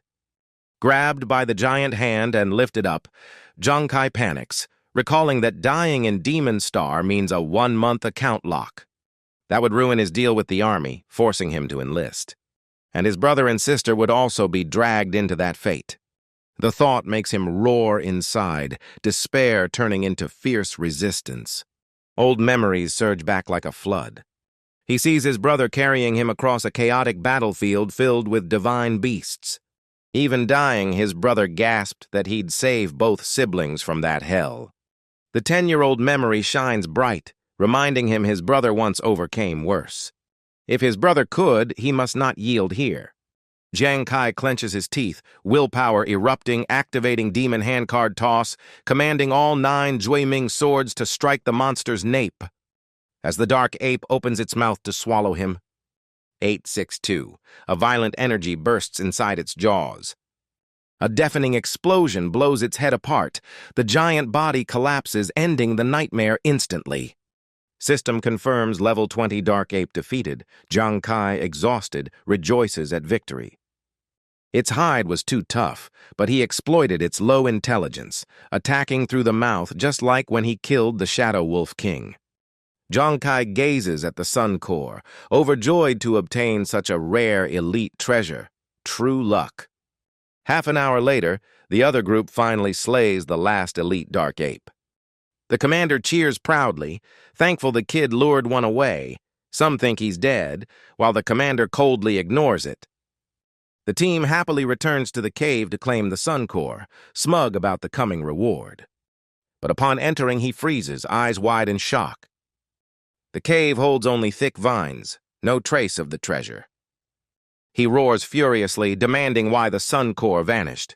One man trembles, confessing he saw Jiang Kai sneaking into the cave during battle, enraging the commander. Another mutters he thought it was a mistake, never imagining that kid survived the fierce fight. The captain laments bitterly that all effort was wasted, while subordinates complain about unpaid wages. Elsewhere, Jiang Kai exhales in relief, certain he has escaped their pursuit. He opens his system bag, takes out the elite sun core, eyes shining with excitement. Inside lies an immense treasure that leaves him utterly stunned. Rare minerals and high-grade gear fill it, bringing him indescribable joy. He quickly estimates its value, tens of thousands of times higher than normal rewards, truly high risk, high gain. Amid the loot, he spots a strange leftover item. It's a pair of flame-patterned gloves, seemingly boosting attack power. Curious, he puts them on and mutters to himself. Instantly, power and agility surge through him. He guesses they enhance speed and strength. To test it, Jiang Kai launches 3 Jueming flying swords. As soon as they leave his hand, the blades ignite, flames enveloping the weapons. He's amazed, thinking it must be fire-type gear that adds special burn damage. But though flames appear, the impact is too weak to cause real harm. He chuckles in disappointment, joking that these mighty gloves are only good for cooking fires. At that moment, a roar echoes from the forest, making Jiang Kai instantly alert. The ground trembles with heavy approaching steps. 4 level 18 Earth-type dark apes appear, shocking him at the prospect of facing them all. He quickly retreats, gripping his weapon tightly, cursing his bad luck. After several exchanges, he realizes he's at a severe disadvantage, exhausted and outnumbered. He plans desperately, heart racing, thinking he might survive by striking when they open their mouths. But the 4 monsters guard carefully, closing their mouths and repelling every attack. System message: attacks ineffective, unable to pierce enemy defense. Panicking, Jiang Kai realizes fighting means death and turns to flee. Even so, the fire from his Jueming blades still burns on their bodies, making them roar in blazing fury. He despairs, knowing even with openings he lacks the strength to slay all 4. Just as hope fades, he notices something strange amid the chaos. The flames on their skin don't fade but spread rapidly, draining their HP, then erupting violently. The lead ape is engulfed in fire, losing 2,000 HP in an instant. It screams horribly, body blackened before collapsing, terrifying the other 3. Jiang Kai watches in shock as the fire continues consuming them, draining 2,000 HP per second. In moments, all 4 collapse amid a blazing inferno. System message: 4 level 18 elite dark apes defeated. Jiang Kai is stunned by the glove's strange power. He gradually realizes the gloves can trigger a 200x critical multiplier, matching his innate ability. Moreover, the flames can spread, burning entire groups at once. He rejoices, realizing that if foes lack fire resistance, the flames can penetrate any defense. With 2,000 HP lost per second, it's as if the whole forest is ablaze. Jiang Kai concludes this is a divine weapon perfectly suited for him, the bane of thick-skinned monsters. After the battle, he feels reborn, watching the dark apes perish in a fiery inferno. They never imagined being burned to ash by flames that seemed harmless under the moonlight. The dark apes, not understanding what happened, flail in the fire and flee in chaos. Jiang Kai laughs loudly, calling himself the Grill King, as his flames incinerate everything within 10 miles. By morning, King Valley has become a land of ashes, forests and dark apes all destroyed. He proudly boasts his feat. Over 10 monsters slain in one night, reaching level 7, owning 10 elite treasures and countless spoils. The joy fades quickly. Jiang Kai suddenly feels empty, missing his friends Juju and Nuan, wishing to fight alongside them again. Elsewhere in the valley, Yuanju grumbles, frustrated that no dark apes remain to practice on. To Nuan agrees, bored after days without monsters, reminiscing about hunting with Jiang Kai. A deep male voice sternly orders them to stop complaining. He explains they're in a high-level monster zone unfit for rookies, then introduces himself as Li Biao, a level 38 knight. Li Biao commands them to keep searching for monsters. Both students obey in strict military fashion. 3 days later, Jiang Kai's team slays 4 more dark apes. He laughs easily as everything feels effortless. A dark-skinned man brags that killing Jiang Kai is like slaughtering a chicken with a bull knife. The Tianjian captain smirks mockingly, saying they only fight weak monsters yet boast so much. That remark draws the Ying team's attention. A Tianjian member recounts witnessing a master kill beasts firsthand. He describes the man slaying 3 dark apes at once, a legendary sight. The Ying captain laughs dismissively, saying killing 3 is nothing impressive. The Tianjian leader scoffs coldly, not bothering to argue. He pulls out Jiang Kai's photo, asking if they've seen the person in it. The group freezes, realizing it's the same man who killed the beasts, marveling at his striking looks. The Ying team sneers, claiming the man in the picture is just a low-level rookie and warning them not to make up jealous lies. The Tianjian captain snorts coldly and tosses away the apple he was eating. "If you don't believe it, go ask that master yourself. We just saw him leave King Valley," he says. The Ying captain's eyes flare with killing intent upon hearing Jiang Kai might be nearby. They grab their weapons and set off, determined to confront him and report back to Huang Wei. The Tianjian team murmurs that their rivals are going to challenge the expert while admiring the mentioned man's extraordinary aura. At King Valley's exit, travelers complain they haven't seen a single dark ape. Rumor says a forest fire wiped them out, so new spawns are delayed, forcing everyone to pause. The arsonist himself passes through the crowd. Jiang Kai checks his loot and decides to return to Shengyu City to sell items. Character info: Jiang Kai, Explorer. Class: Gambler, Level 10. Stats: Strength 40, Vitality 44, Agility 66, Energy 66, Defense 0. Suddenly a voice calls from behind and Jiang Kai stops in surprise. 5 members of the Ying team appear, eyes full of hatred, shouting that he's made them hunt for days. The crowd murmurs, recognizing the Ying elite squad of the Xuanwu Guild, judging Jiang Kai for offending them. Jiang Kai frowns calmly, questioning whether Huang Wei and Xuanwu are in the wrong for chasing him. The enemies draw weapons ready to attack, insulting him as a lowly fool daring to provoke young Master Huang Wei. They rush in to surround him while Jiang Kai lowers his stance, preparing to fight back. He dodges the first strike, countering that he only defended himself after Huang Wei attacked first. The Ying members grow fiercer, saying they don't care about right or wrong, they just want Huang Wei's bounty. Holding back anger, Jiang Kai coldly declares that if they act only for profit, hell show no mercy. He throws a Zuiming sword at one of them, the blade flying straight toward its target. They dodge swiftly, making his strike graze lightly without real effect. Flames cling to their clothes, but they sneer, mocking the weak spark and doubting Huang Wei was tricked by such a fool. The spectators laugh, saying Jiang Kai's fire is as weak as a cigarette spark. Jiang Kai replies calmly, voice icy, warning that those who mock the flame will pay dearly. Suddenly, the damage per second spikes from tens to thousands, leaving everyone frozen. The Ying captain doesn't grasp it before the small flame erupts, engulfing his entire body.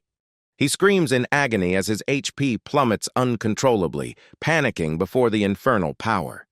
The fire spreads to 2 others, burning them violently. They writhe in pain, consumed alive by the flames, unable to resist.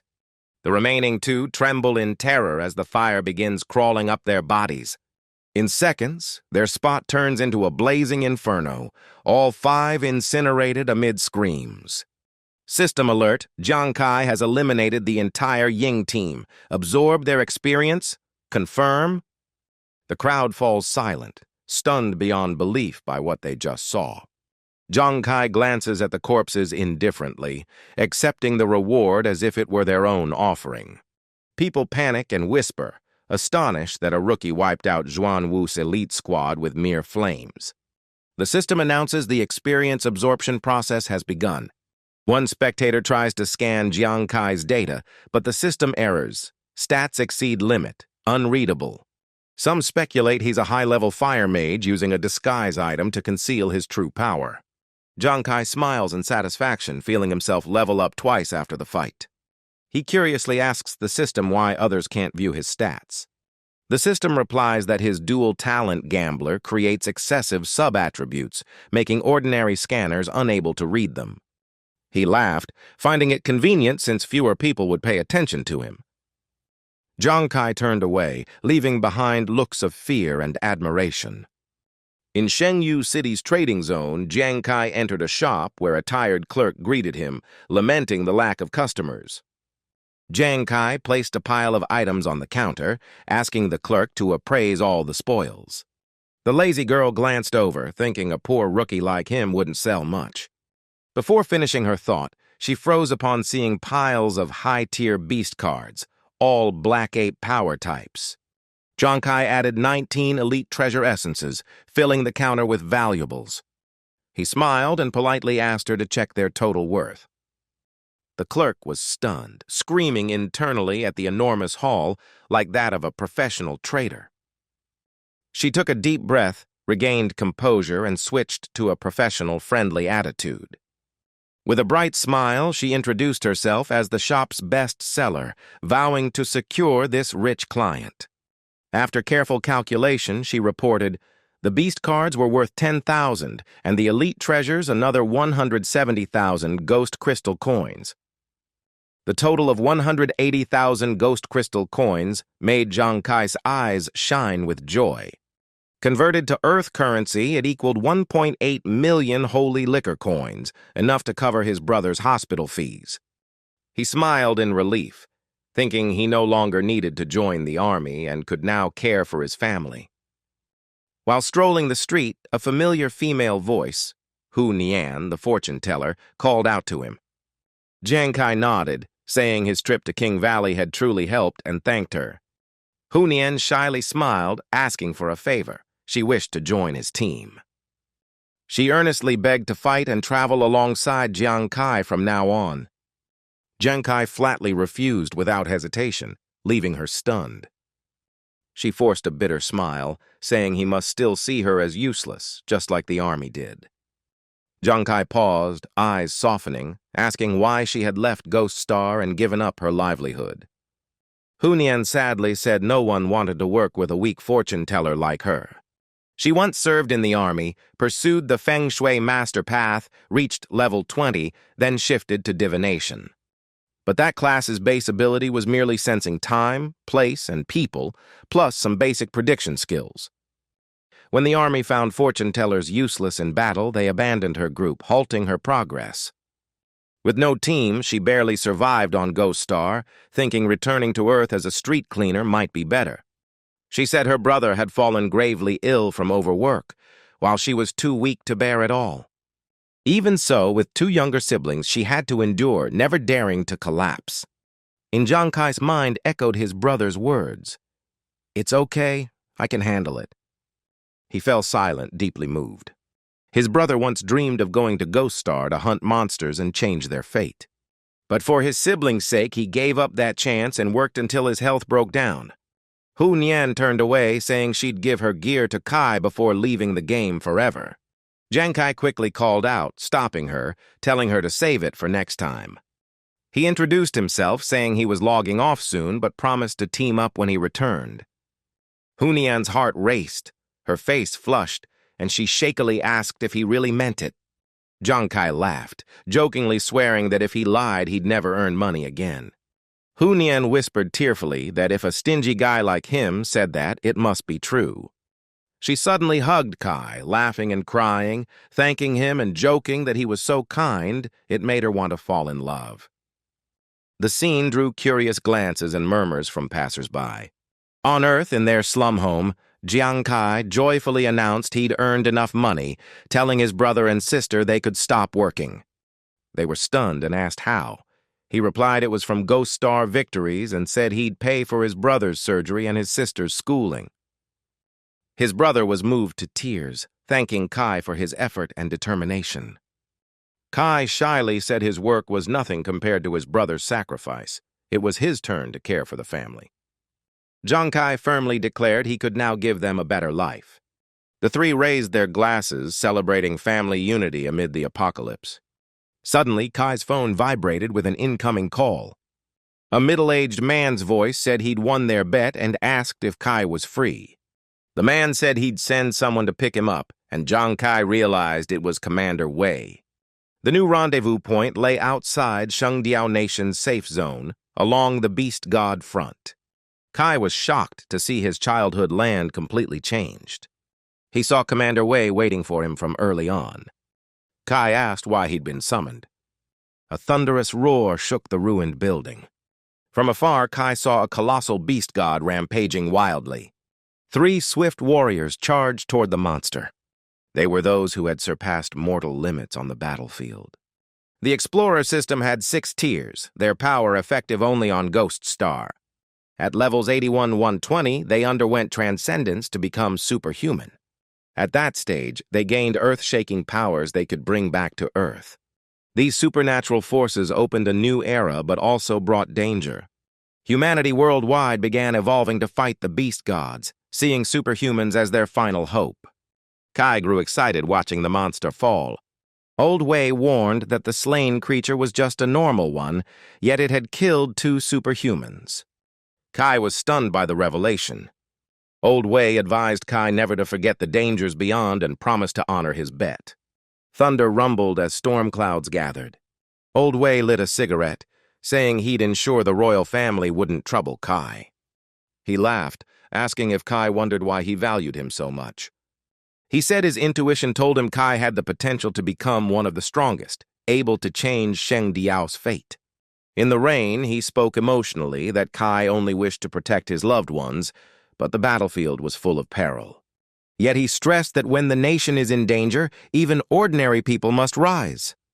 He said he would accept death if it meant falling for his homeland. Old Wei told Kai he wouldn't force him, only hoped he'd one day be strong enough to defend Sheng Diao. After resting on Earth, Kai returned to Ghost Star and went to Shengyu City. He was still troubled by Old Wei's words, surprised at being given such high expectations. Determined to train harder, Kai guessed the black apes in King Valley had reappeared. He checked his watch and saw the new enemy was the ghostly enchantress, a deadly elite monster. It had a paralyzing scream that froze anyone within 10 meters and could only be killed in close combat. This enemy made both offense and defense extremely difficult.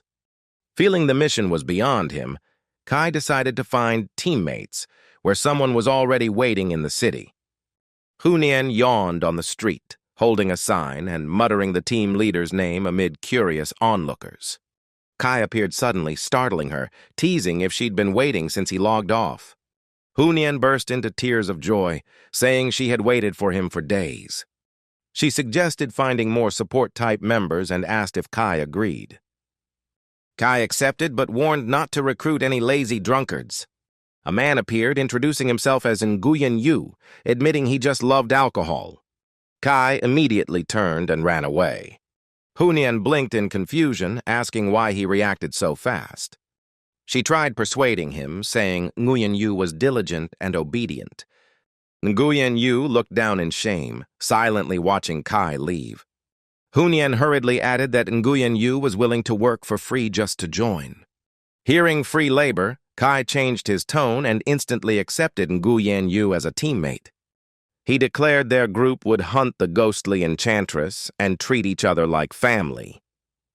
Nguyen Yu whispered to Hunyan, both realizing Kai only valued him because he cost nothing. That night, the team entered King Valley, the lair of the elite enchantress. In a ruined house, a pale hand opened the door, releasing moans and a chilling aura.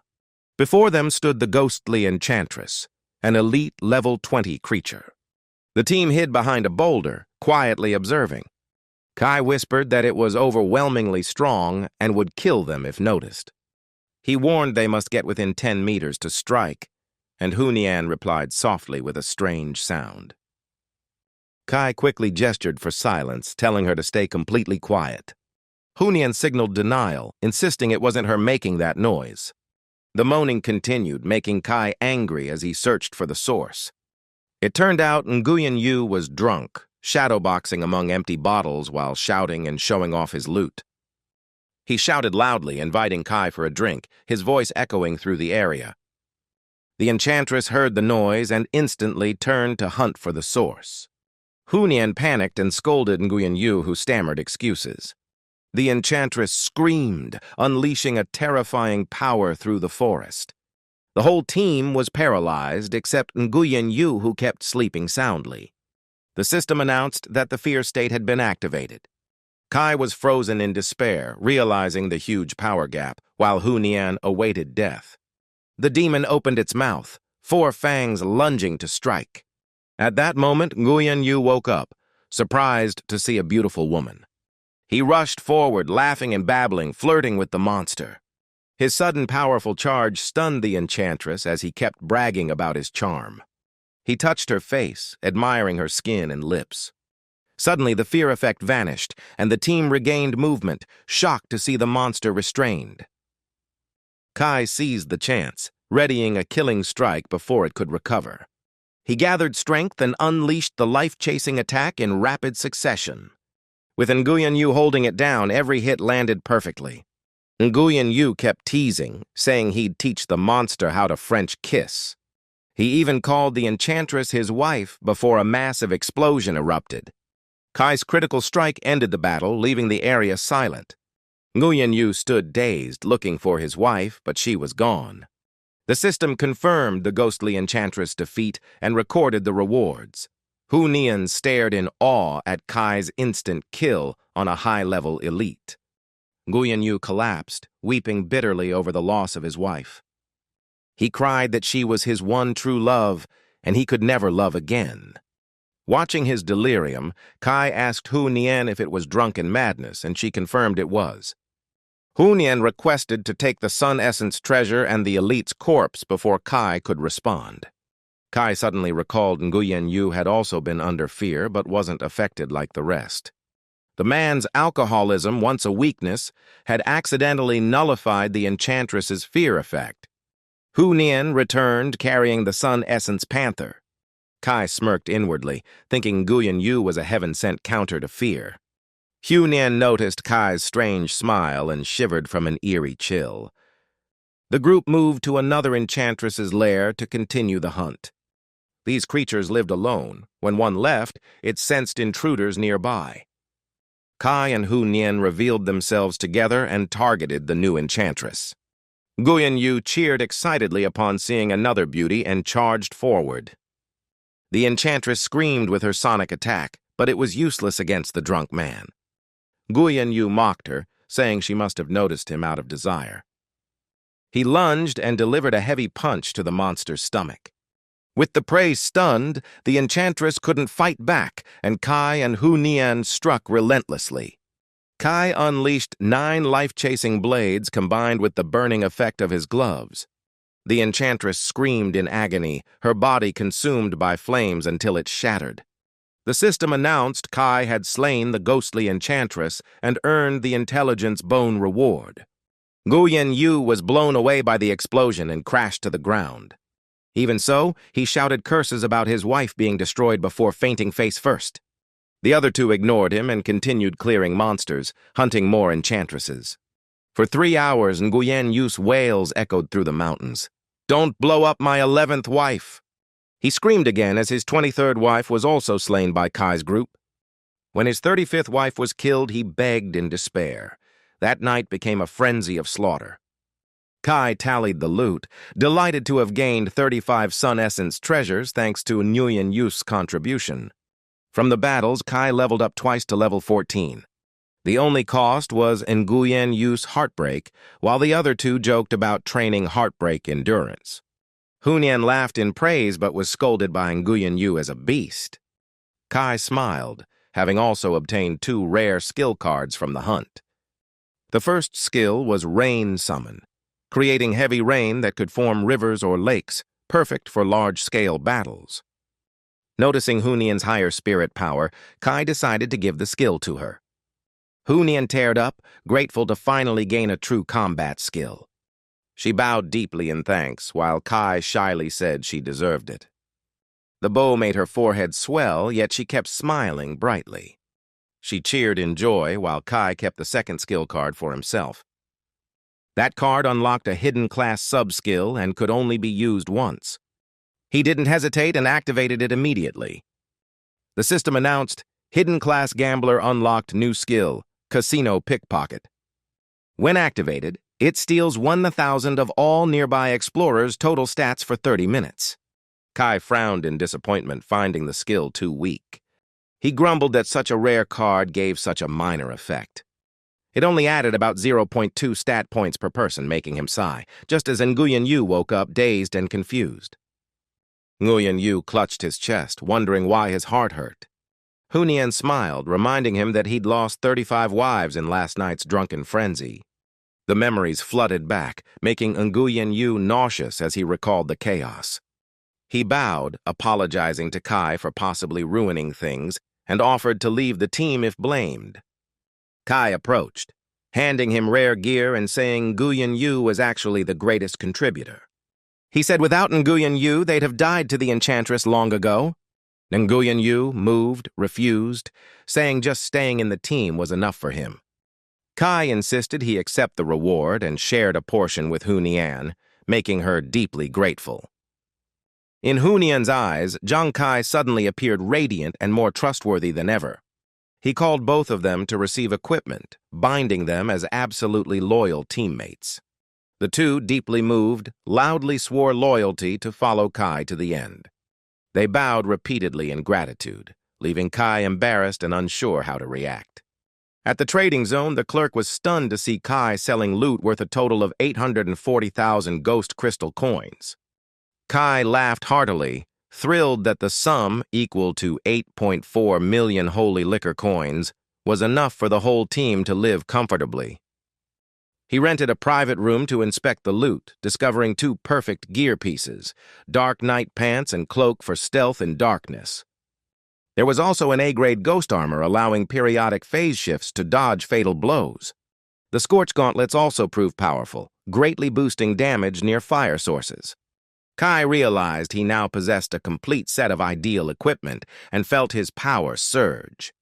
Now confident he could face even level 20 explorers, his stats were level 14, strength 76, constitution 69, agility 132, defense 3.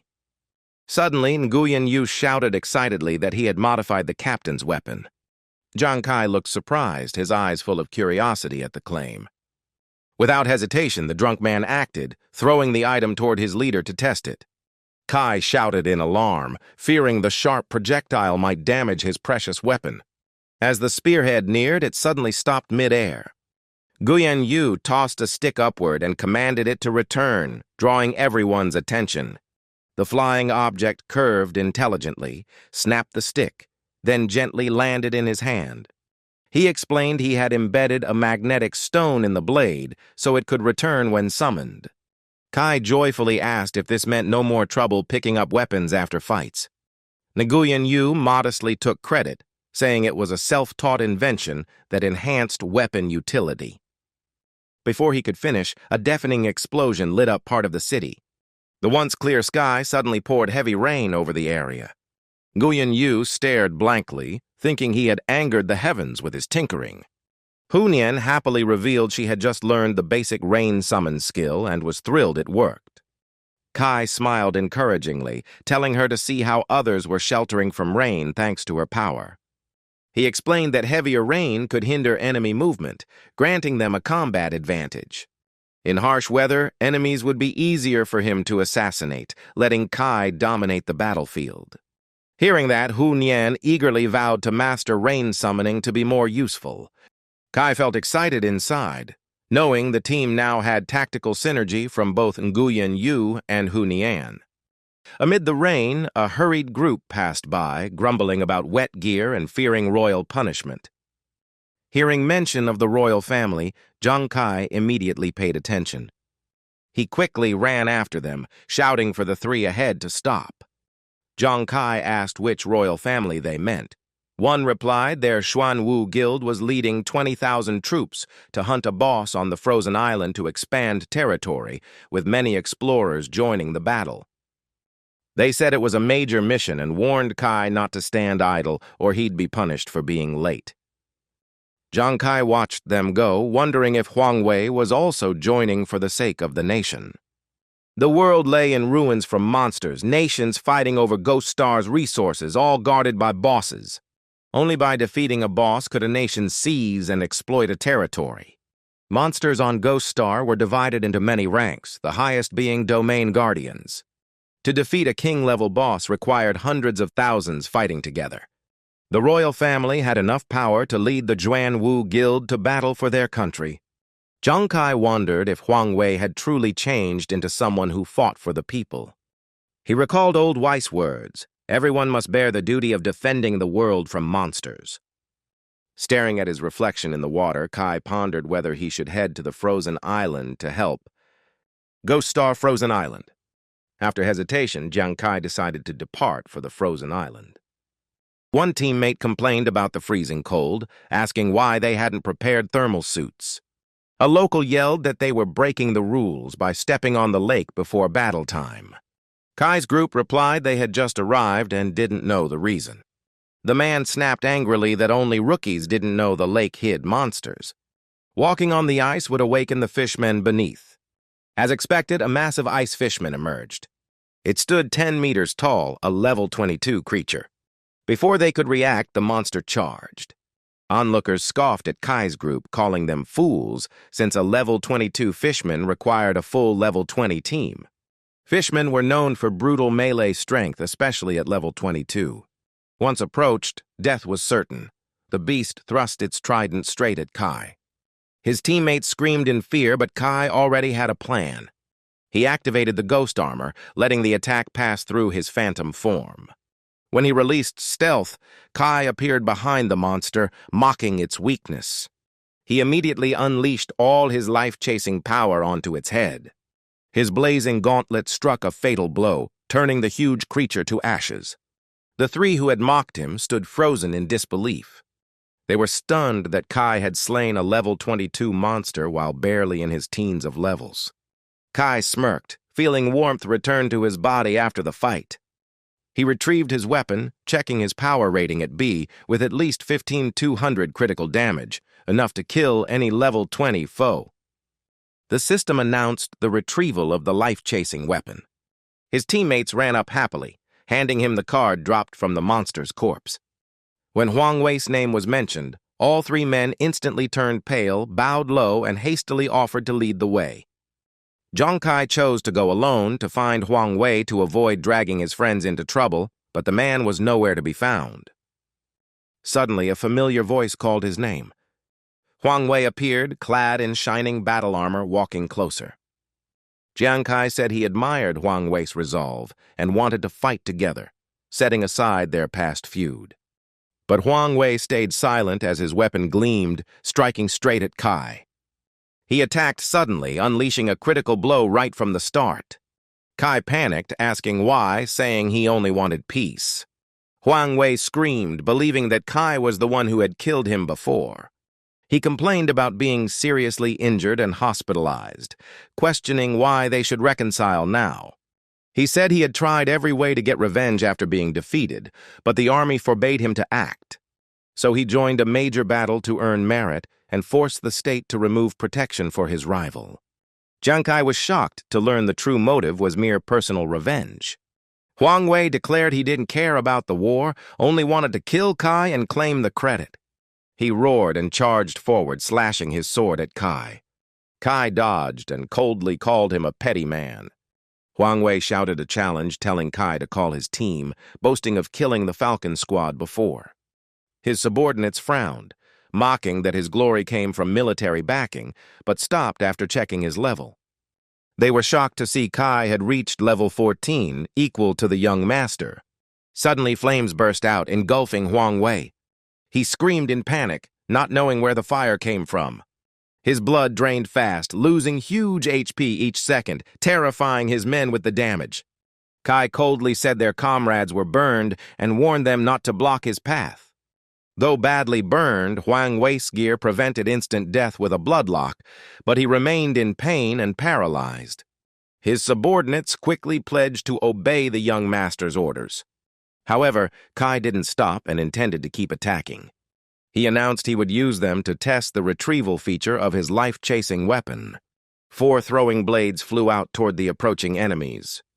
The group included high-level fighters from 28 to 32. Their leader mocked since the blades missed. The leader drew his sword and attacked, thinking he had the advantage. Jiang Kai smiled slyly as if his trap was ready. A life-chasing blade suddenly struck from behind, piercing the leader's armor and triggering a burn effect. The leader screamed as flames devoured him completely. The remaining three panicked, not understanding why the blades returned. They were horrified that a level teen fighter killed a level 32 captain in one blow. Kai's cold voice echoed, declaring the battle wasn't over. He moved like a phantom and snapped his fingers to command another strike. Flaming blades shot out, burning another man alive amid his screams. The last two trembled, eyes full of terror. They doubted their eyes, thinking Kai was a hidden master. Huang Wei shouted for them to attack close range, avoiding his opponent's long-range strikes. The two instantly split and charged as ordered.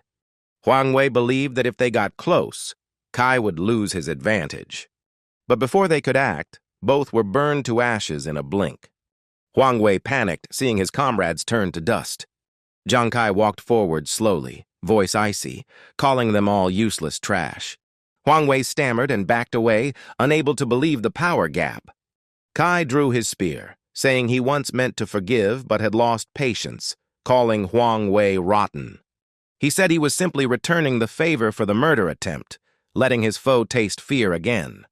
The spear in his hand pierced straight into the enemy's head.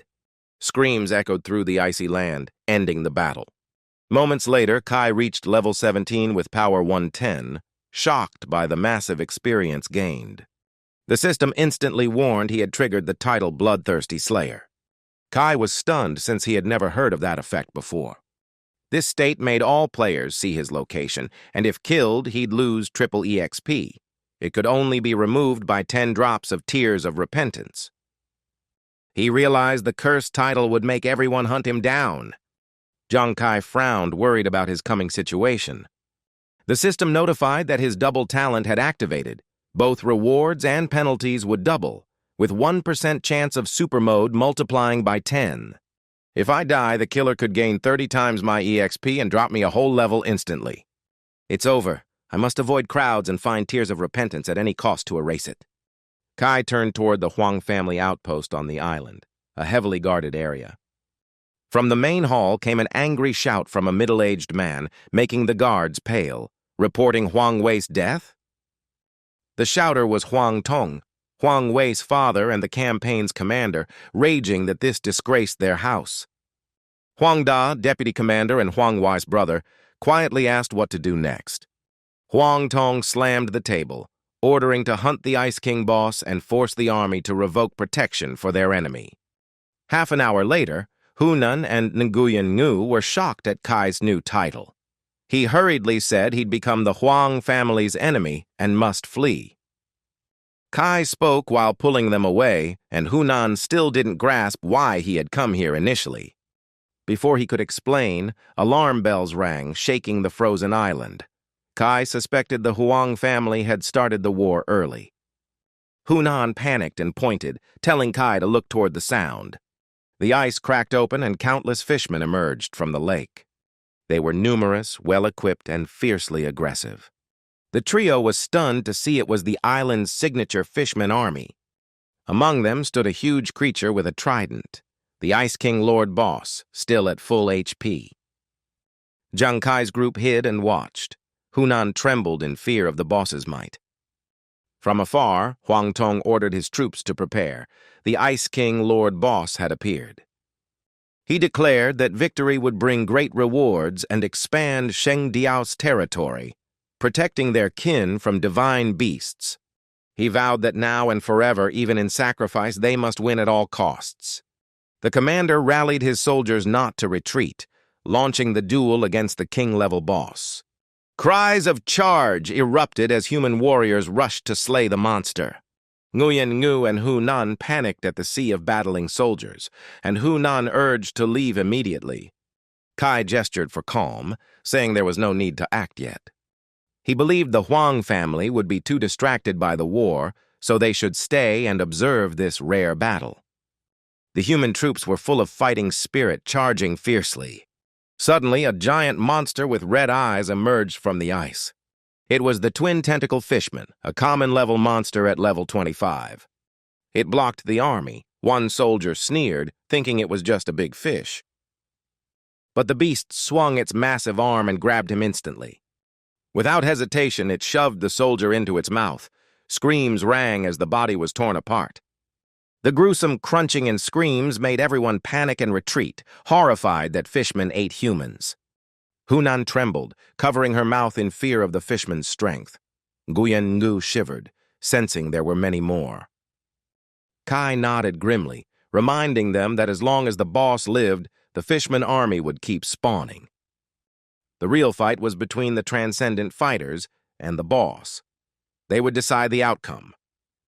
A fire-type warrior was clashing with the boss's head while their group of 8 infiltrated the central zone. "Stay alert," Kai warned. "Everyone must keep their stamina at its peak." The whole team had to unleash full power to deal maximum damage to the boss. The fierce battle shook the ground, energy collisions creating deafening sounds. Guyen gasped. The power was terrifying. The transcendent class was overwhelming, and it seemed the boss was losing. Kai immediately objected. No, something was off. He activated his demon eye, focusing to see the whole battlefield clearly. Though their skills looked powerful, through the demon eye he saw their strikes hadn't pierced the boss's outer shield. The system warned their attacks couldn't break the target's barrier. What? Even the boss's skin is untouched? Some panicked as the fishman boss swung its massive arm, sweeping the whole team away. Several were thrown from the front line, others gravely injured and near death. The boss laughed arrogantly, treating them as mere insects. The explorers on the frozen lake were terrified. It wiped out 8 pseudo-transcendents with one move? Kai gritted his teeth. One casual strike killing 8, truly the might of a monster king. As despair spread, a man in shining silver armor charged toward the boss with a spear. Nguyen Ngu shouted, "Impossible! 8 were defeated, yet one man dares to face it alone?" The boss aimed its trident straight at the silver-armored man. The man countered with his spear, and onlookers thought he was doomed too. The spear scraped across the ice, clashing directly with the boss's weapon. The boss paused briefly, shocked its attack had been blocked. The nearby watchers were stunned. He really stopped the monster's strike? The silver-armored man spoke coldly. "Beast, my comrades' deaths weren't in vain. You think we'd let ourselves be wiped out so easily? I am Xiang Feng, the strongest spearman of the Zhuanwu Guild." Xiang Feng declared he would end the beast today on behalf of the fallen. The talent Death's Grace activated, granting him 25% strength per dead comrade. Xiang Feng charged, pouring all his power into confronting the boss. His spear grazed the boss's shoulder, shattering its energy armor. The monster frowned at the wound, its gaze darkening. Jiang Kai smiled in hiding. This man was truly strong, having broken the boss's defenses, giving other explorers hope. Huang Tong clenched his fist, proudly proclaiming no one would belittle the Xuanwu Guild. The fall of the 8 pseudo-transcendents had been planned to empower Xiang Feng, boosting him 200% energy. Now Xiang Feng alone could match 2 pseudo-transcendent teams combined. Under relentless strikes, the boss kept retreating, pressed into a disadvantaged stance. Huang Tong laughed, saying victory would be theirs if no accident occurred. But while he relaxed, a hidden threat silently approached behind Jiang Kai's group. Hu Ren exclaimed enthusiastically, urging everyone to finish off the boss. The 3 were swept up in the momentum, unaware an elite level 32 sea fishman had sneaked close. Huang Da, always cautious, spotted the danger signs and urgently warned his father that a large fishman force was approaching from the rear of the ice island. Huang Tong was startled and alarmed upon hearing a sea force was advancing. Huang Da replied trembling that there were roughly 100 elites above level 30. Huang Tong frowned, worried because Xiang Feng was fully committed to the boss now. They had split the field into 5 sectors by fishman tiers and a boss zone to maintain formation. Each sector was heavily garrisoned, but they were already at their maximum limits. If the rear collapsed, the whole battlefield would fall into chaos and Xiang Feng could not finish the boss. The danger was greater. 200,000 of their forces might die here. Huang Da estimated the fishmen would reach and seize the battlefield in about 10 minutes. At Jiang Kai's position, a skirmish erupted as Life Chasing embedded 3 deadly throwing blades into an elite sea fishman. An explosion occurred, the monster was incinerated instantly, and the system reported Jiang Kai had killed the target. Huran was stunned, wondering why the captain attracted so many enemies. Someone suggested they retreat immediately. Kai hesitated, sensing the precarious situation. Failing to stop the fishmen could reverse the whole battle. He felt a fierce conflict between hatred for the royal family and responsibility to protect 200,000 innocent lives. The old guardian's teaching echoed, reminding him everyone is responsible for the world's fate and pushing him to decide. Chiang Kai ordered Huran and Ruan Yu to gather all nearby fishmen to him instead of fleeing. He declared he alone would confront and wipe out that school of dead fish, his eyes hard with iron resolve. His two teammates stood stunned, unable to believe such a reckless decision. 10 minutes later, many Shengdiao explorers fell into chaos as the situation deteriorated. The fishmen surged from the sea, striking the rear line and causing heavy casualties, with many calling to retreat before being surrounded. Before them stretched a sea of fishmen troops. One explorer trembled, lamenting that dying once meant losing a month's progress and his family would starve. His words spread like poison, making many drop their weapons to flee, until a warrior suddenly shouted to stop them. He pointed out that over 10 minutes had passed since spotting the fishmen, yet none had appeared. Something strange was happening. Another gasped, wondering if a powerful expert was fighting at the rear, though the royal army hadn't sent anyone there. The captain calmly concluded that some extremely strong explorers must be holding the back line, fighting desperately to stop the enemy. No one knew that the defense was handled by only 3 people, and the only one capable of real damage was Jiang Kai. He moved swiftly over the ice, facing 2 roaring elite fishmen charging at him. Kai turned coldly, saying, "You've talked enough. Time for weeds to grow over your graves." He became a red flame streak, slashing through and splitting the enemies apart. Explosions of fire erupted, burning the twin beasts into ash. The system reported Jiang Kai had slain 2 elite fishmen, yet he was dissatisfied with the slow pace. Meanwhile, Huran ran up, dragging a large mob of fishmen, and shouting Shed lured them in. Ruan Yu panted, yelling that her side was being chased too. Kai sternly signaled he was preparing his ultimate skill and told them to retreat immediately. The 2 trembled, watching him charge into the horde, fearing he couldn't withstand their numbers. Kai laughed heartily, assuring them not to be afraid. He admitted that fighting alone he could only kill a few at a time, which was tiring. But he added he preferred fighting whole swarms over single foes. Jiang Kai's flame control erupted, turning the fishman army into a blazing sea of fire. The system announced Jiang Kai had slain 257 elite sea fishmen. Huran and Ruan Yu hugged each other in shock, unable to believe their captain's overwhelming power. Explosions from the rear made frontline explorers, including Huang Da, shout in astonishment as the map trembled. The fishmen at the back suddenly vanished from the radar, making Huang Tong suspect level 30 troops had arrived, but that seemed impossible. He muttered that he had just contacted them. They couldn't have come so fast. Finding no answer, he decided to ignore it and focus on the main battle. He ordered the message spread across the field, claiming the army had arrived to boost morale and push to slay the boss. Half an hour later, Xiang Feng was still fiercely battling the Ice King Fishman Lord. The boss's body was covered in wounds, its HP down to 65%. Huang Da shouted excitedly that the boss was about to fall, with less than a third of its health left. Suddenly, the monster's trident shook violently, signaling it was preparing a critical strike. It roared, unleashing a storm of furious attacks aimed directly at Xiang Feng. Huang Da warned that when the boss had 1/3 HP left, it would enter berserk mode. During that phase, its attack speed soared, leaving Xiang Feng only able to endure blows, his armor shattered and body covered in wounds. The system showed Xiang Feng's HP had dropped to 5%. The battlefield froze in shock. Was their hero about to fall? Bleeding heavily, he still sneered, "You think that's enough to kill me, trash?"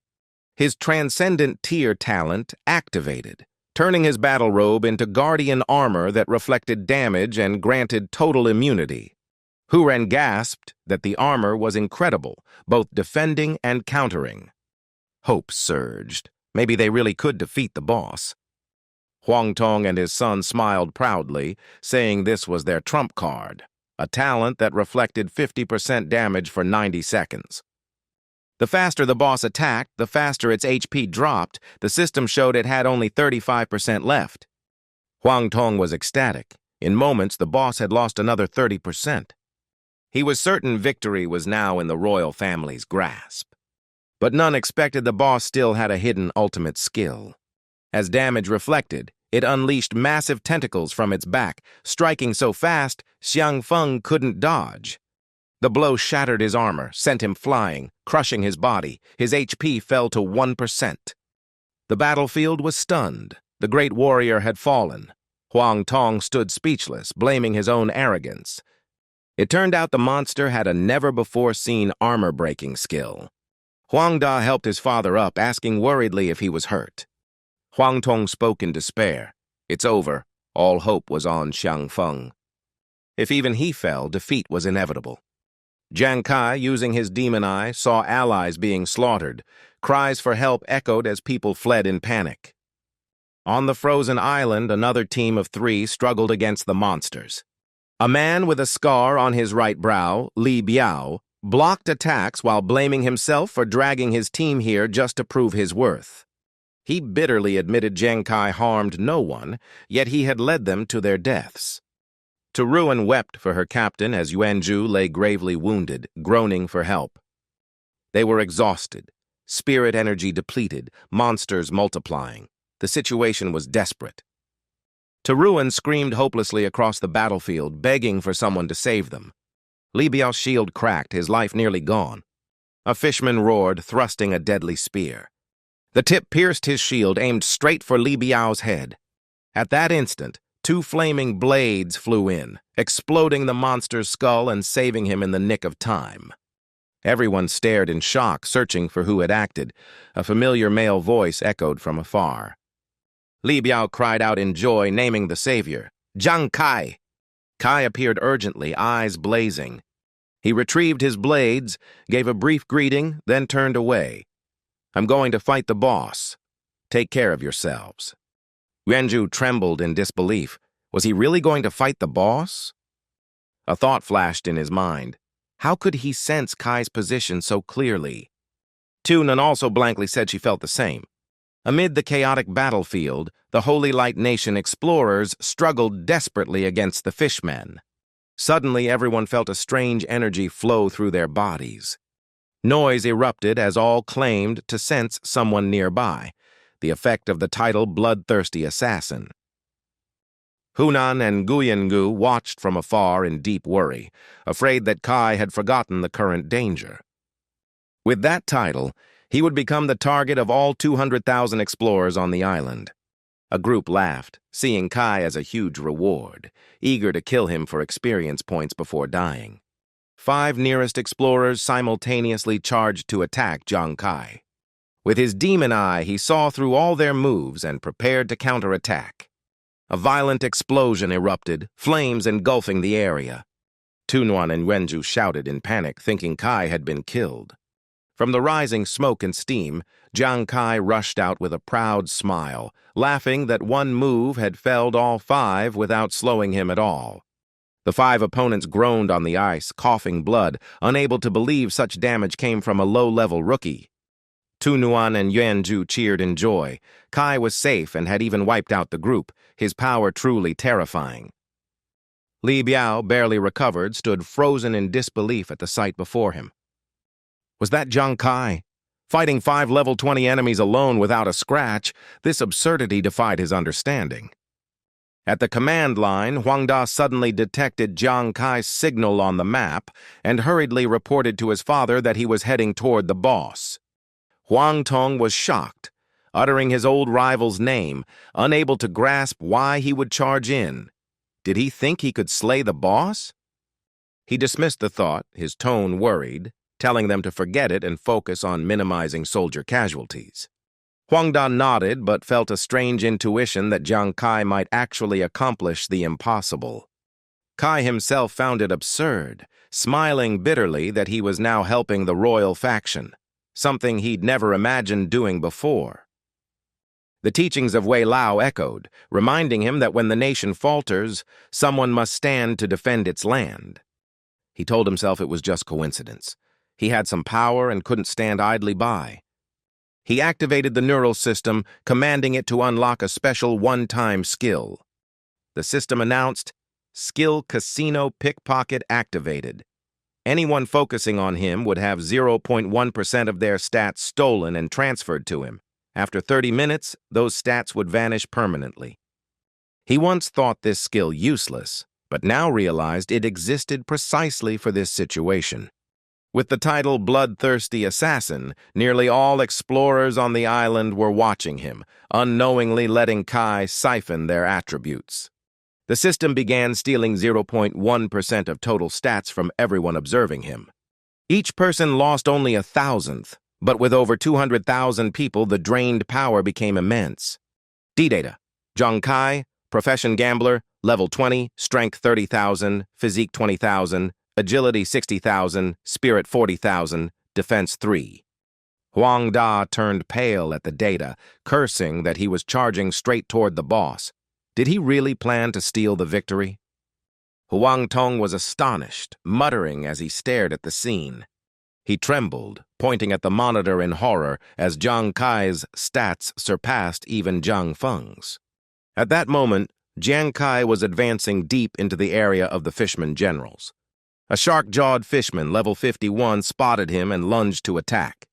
Huang Tong smirked, thinking Kai was reckless to face such a strong creature head-on. He believed Zhang Kai would soon be devoured by the monster. But Kai calmly delivered a fatal punch, shattering its head, and spoke coldly. The crowd was stunned to see him kill the monster with one blow, doubting if such power was real. Zhang Kai moved deeper into the commander zone, where the battle raged fiercely. A female fishman commander, level 74, took notice of him. She roared furiously, tossing everyone aside and launching a sonic attack. Kai was caught off guard, dazed as the sound waves slammed into his head. Huang Da sneered, mocking Kai for lacking sound resistance, while Huang Tong showed disdain. The female fishman swung her massive arm fiercely toward Kai. Nuan Nuan and Wenju cried out his name in panic. A drunken voice shouted, declaring he would step in to save the day. Goyen Yu, drunk, charged forward, yelling that he was invincible and second to none. He lunged with a powerful headbutt. He knocked the female fishman back, then joked and tried to kiss the beautiful mermaid. He declared that no one was allowed to touch his wife anymore. Goyen Yu leapt up, grabbed the monster's face, and kissed recklessly. The fishman blushed with fury and smacked him away like an insect. Bleeding from his mouth, Nguyen Yu still drunkenly praised her wildly, influenced by his illusion skill. Everyone was stunned that he could endure the roar and attacks, drawing the leader's attention. Zhang Kai was surprised and sighed, wondering why Nguyen Yu had followed him here. Kai sighed softly, scolding them for ignoring his orders. Hu Yan appeared, her tone hurt, asking if he looked down on them. She rushed in front of Kai, casting support magic and urging him to retreat since Nguyen Yu was near exhaustion. Nguyen Yu, still drunk, shouted and charged again to kiss the mermaid beauty. Kai felt moved yet helpless as he watched his reckless friends. Thunder roared, the sky darkened, startling everyone as Hu Yan unleashed her rain spell. Kai trusted his teammates and decided to entrust the battle to them. A shout rose as people noticed something strange in the sky. The rain falling wasn't water, but giant shards of ice. Screams echoed as they realized it was ice magic, not a rain spell. Hu Yan beamed proudly, saying her spell had turned into a deadly weapon thanks to the freezing climate. She explained that with ice magic, the fishmen were completely restrained, allowing Kai to approach the boss easily. Kai was deeply moved watching his teammates fight bravely amid the icy rain. He heard a voice echo in his mind. "We are a team. You're not alone." Kai froze, then smiled and nodded in agreement. With their combined strength, the explorers regained advantage and defeated a fishman leader. and Guyan Yu wept over his slain wife. Kai burst out laughing, realizing his teammates' worth and vowing to finish the remaining monsters. Explosions thundered across the battlefield as fishmen were blown apart. Kai rampaged like a war god, sometimes struck by falling ice yet unyielding. The royal faction grew fearful upon learning Team VOR 4.0 had wiped out all fishmen leaders. Other teams were stunned and admired their overwhelming power. Janghai kept sweeping through, his strength surging to nearly unstoppable levels. He laughed arrogantly, mocking his foes for their weakness behind grand reputations. The system announced the boss's HP had dropped to 35%. Huangda was shocked, unable to believe Kai had actually reached the final boss. Huyan shouted encouragement, urging Kai to strike with full force. The fishman boss roared in fury, its trident glowing blindingly bright. It was about to unleash a critical strike, speed and power skyrocketing. Huangda panicked, convinced Kai couldn't withstand it. But he still charged forward, refusing to retreat. Kai's figure blurred like an illusion, dodging every fatal blow with ease. He smirked inwardly. The enemy's speed was too slow. Why had people feared it before? After evading the assault, Kai's confidence grew even stronger. The crowd was stunned that he had dodged every attack flawlessly. Nuan cheered proudly, boasting that their captain's speed surpassed even beasts. Kai leapt up, stepped on the trident, and lunged straight toward the fishman boss. The monster tried to counter, but its tail swung too slowly. The skilled chasing fate activated, 9 flying daggers striking the target precisely. A violent explosion of fire and blood dropped the boss's HP to 25%. With a single move, he dealt damage far exceeding what Zhang Feng had ever done.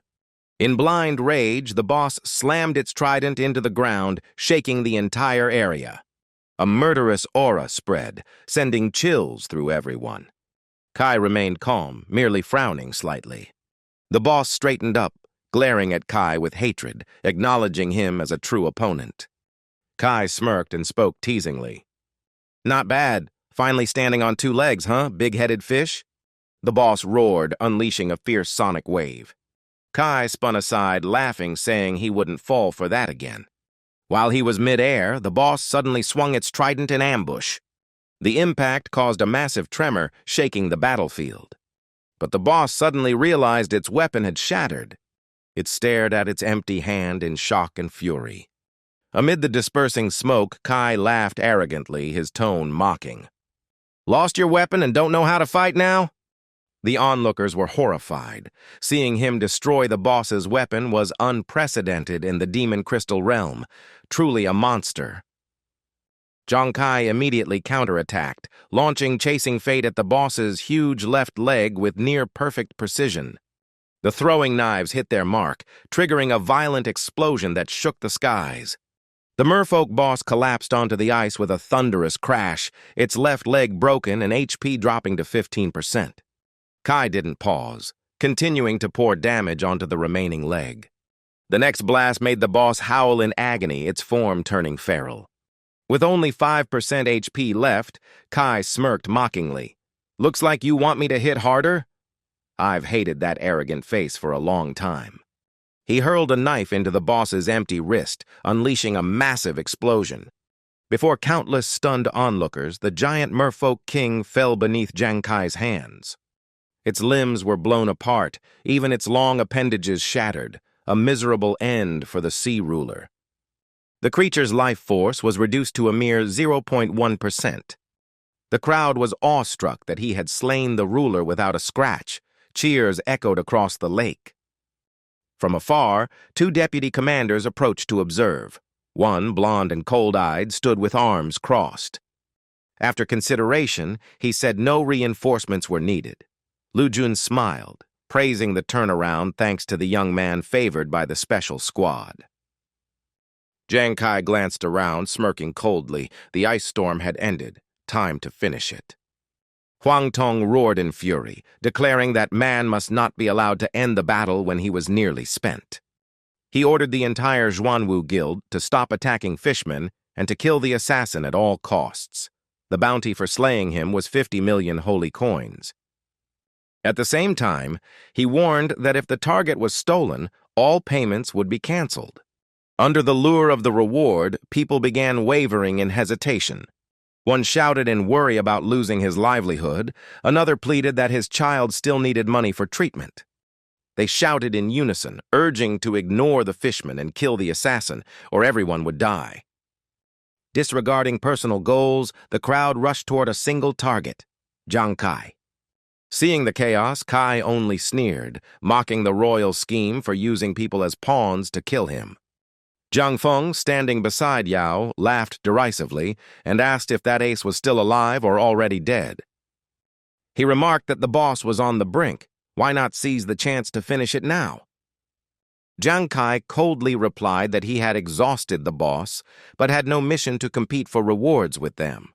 If he took the boss, the royal side would lose less, but greed for money would cause countless families to suffer. So Kai directly called Jiang Feng to act as the royal representative. He challenged Jiang Feng to make the final strike to end the situation. Jiang Feng was stunned when Kai called his name, utterly shocked. Kai didn't let him hesitate, urging him to hurry before the mob attacked, saying it would count as helping him out. As a seasoned fighter, Jiang Feng quickly understood and agreed to assist. When his silver spear pierced through the enemy's scales, the battle officially ended. A desperate roar echoed as the merfolk king's HP dropped to 0. A triumphant shout erupted across the island like a victorious anthem. Jiang Feng, the transcendent of Xuanwu, was officially credited with slaying the merfolk king. The crowd buzzed in shock. It wasn't the bloodthirsty assassin, but the Grand Master Jiang Feng who finished the boss. As the giant corpse dissolved, the fishmen swiftly retreated into the water.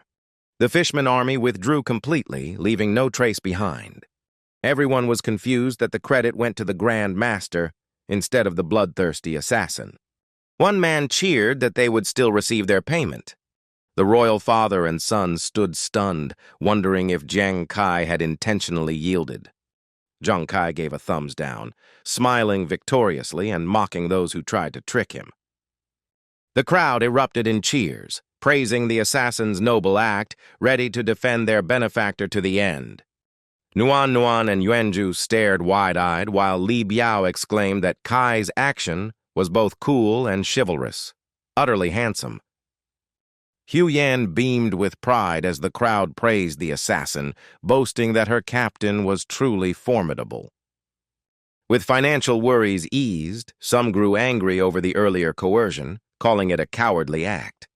Many united in protest against power and money, declaring their withdrawal from the exploitative guild. The news spread fast, prompting a royal member to panic, warning that thousands leaving would severely damage their family's reputation. Huang Tong fumed, vowing through gritted teeth to remember Jiang Kai's name for revenge. Those beside him agreed to retreat for now, but promised to return for brutal retribution. On the ice, Jiang Feng offered a handshake and heartfelt thanks, acknowledging a debt of gratitude to Jiang Kai. He also curiously asked about the source of Kai's attributes. Jiang Kai calmly replied that they came from a one-time skill, leaving Jiang Feng astonished at such fleeting power. As they talked, something mysterious stirred beneath the deep ice, unnoticed by both. Suddenly, several green tentacles shot from the cracks, aiming straight at them while Jiang Kai was explaining the penalty system. Before he could finish speaking, the tentacles reached and wrapped tightly around Jiang Kai. Jiang Feng froze as he saw his comrade dragged down, unable to react in time. The tentacles constricted, cutting off all chances of struggle or escape. They pulled him deep into the dark, icy abyss, a place with no way out. Hu Yan rushed forward, screaming the captain's name in panic, while Jiang Feng blamed himself for his negligence. He sighed, his face turning grave as he warned of impending danger. Jiang Feng explained that Jiang Kai had likely been caught by the boss's death revenge skill.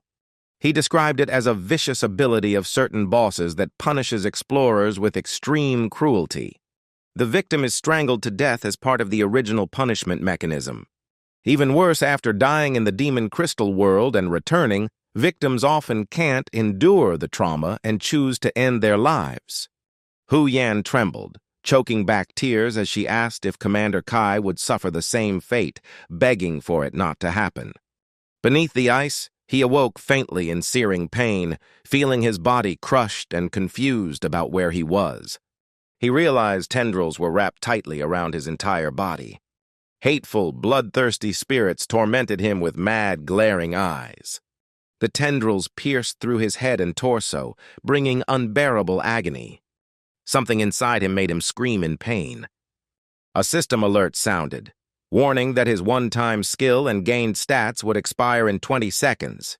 He gritted his teeth, realizing he was being tortured by this creature and surviving only thanks to temporary attributes. If the effect ended, his life would surely be in danger. The creature's soul roared. Ghostly figures attacked ferociously with hatred, determined to kill him. He shouted and activated the phantom state. His body instantly became untouchable, slipping free from the tendrils' control. With that state, he narrowly escaped instant death as his body slowly recovered. However, the spirit didn't relent, continuing its deadly strikes. With only seconds left, he was exhausted, realizing he was too weak to flee. So he resolved to use all his strength, exploiting the stolen attributes for one desperate attack. He unleashed a final, life-risking move as the timer hit 3 seconds. Hit confirmed. The spirit was finally destroyed and dissolved into the cold air. Seeing the foe vanish, he exhaled in relief, sweat beading on his forehead, aware he'd just survived a great peril. Suddenly, the AI voice coldly congratulated him for escaping the Lord's death trap and unlocking access to a secret treasure vault. The AI welcomed him to a kingdom deep beneath the surface. It was revealed to be the secret treasure vault of the Frost Merfolk Lord. Before him stood a massive stone gate, shocking him. It was the boss's residence. The system continued, announcing a 10-minute countdown before the hall's destruction, urging him to collect as much treasure as possible and escape. He frowned and muttered, questioning the timer again and worrying about what would happen if he couldn't get out.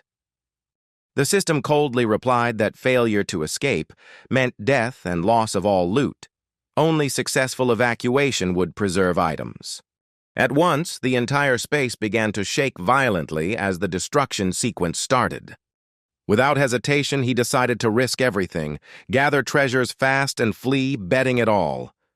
Jiang Kai threw all his strength into opening the stone gate, revealing a chamber filled with precious metals and dazzling jewels. The system reported he had found a level 3 merfolk elixir, granting a total of 60 attribute points. Without hesitation, Kai downed the potion. Time was short, action was all that mattered. The system asked for point allocation. Kai confirmed and put everything into agility. The system verified he had discovered the boss's rare treasure and congratulated him on a successful acquisition. Seeing many more valuables, Kai estimated about 7 minutes left and told himself that if he moved fast, he could grab more. The system suddenly reminds that items in this realm last only 90 seconds, shocking him as each has its own timer. He urges himself to grab as much as possible, pushing his speed higher. After 90 seconds, Kai gathers plenty of wealth but is utterly exhausted. The system announces he found a tear of repentance and asks if he wants to use 10 drops to remove the killing aura. Kai happily uses them all to erase the ferocity, realizing he's gained greatly. His gaze stops on a shining object that draws special attention. The system reports finding a special job change formula that can complete a level 20 job transfer. Kai is stunned, knowing players must change jobs at level 20 to keep leveling. Could this item let him do it? On the second day on the ice island, Kai's teammates hold a memorial, weeping over his long absence. Many suspect he died, as rumors said, lamenting their captain's cruel fate. Meanwhile, no one knows Kai is struggling to climb out from the icy lake. Hun Han inhales cold air, grabbing snow to throw down the cliff as Nguyen Ngu warns of a merman climbing up. They vow not to let any merman interrupt the captain's funeral, even ready to kill the intruder. As Kai reaches the edge, a snowball hits his head. His grip slips in pain. He yells angrily, scolding them for insanity after his hard crawl out of the cave. The sudden shout makes the girl freeze, eyes full of doubt. She feels the voice familiar, surprised, while the other keeps throwing snow with hatred and curses. When he finally climbs up, everyone bursts into emotional reunion. Laughter echoes across the icy land as all cheer in joy. But he furiously accuses his teammates of trying to harm him, threatening punishment so they flee and beg. Scene shifts to the city headquarters where a staffer anxiously asks about Jiang Kai's offline status check. Wei Lao smirks disdainfully, saying it's illogical for a level 20 novice to have great power. He adds that usually those meeting the Reaper are long dead, wondering if Kai still suffers torment. Another worries that after such long torture, he likely can't survive. Wei Ying firmly objects, saying normal logic shouldn't apply to Kai's case. He suggests Kai might have survived and even found the boss's secret treasure.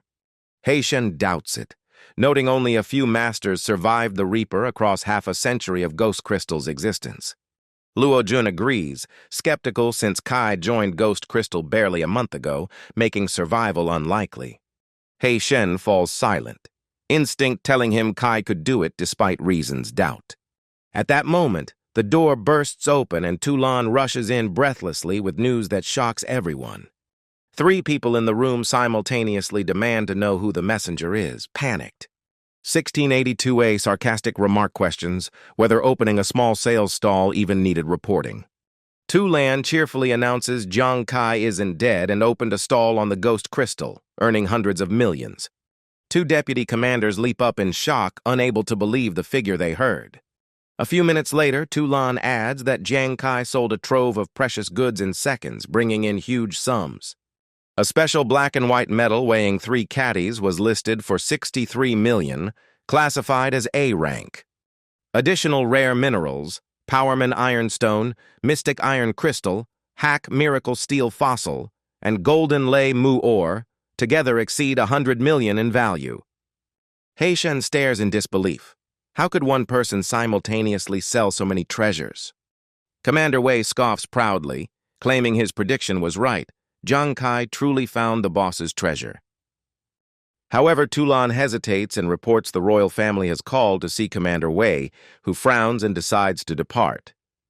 A few hours later, in Shengdiao City's bustling market, Jiang Kai complains he had so much stock he had to open his own stall. Hu Yan and Ruan Yu stand beside him, beaming and happily accepting their shares.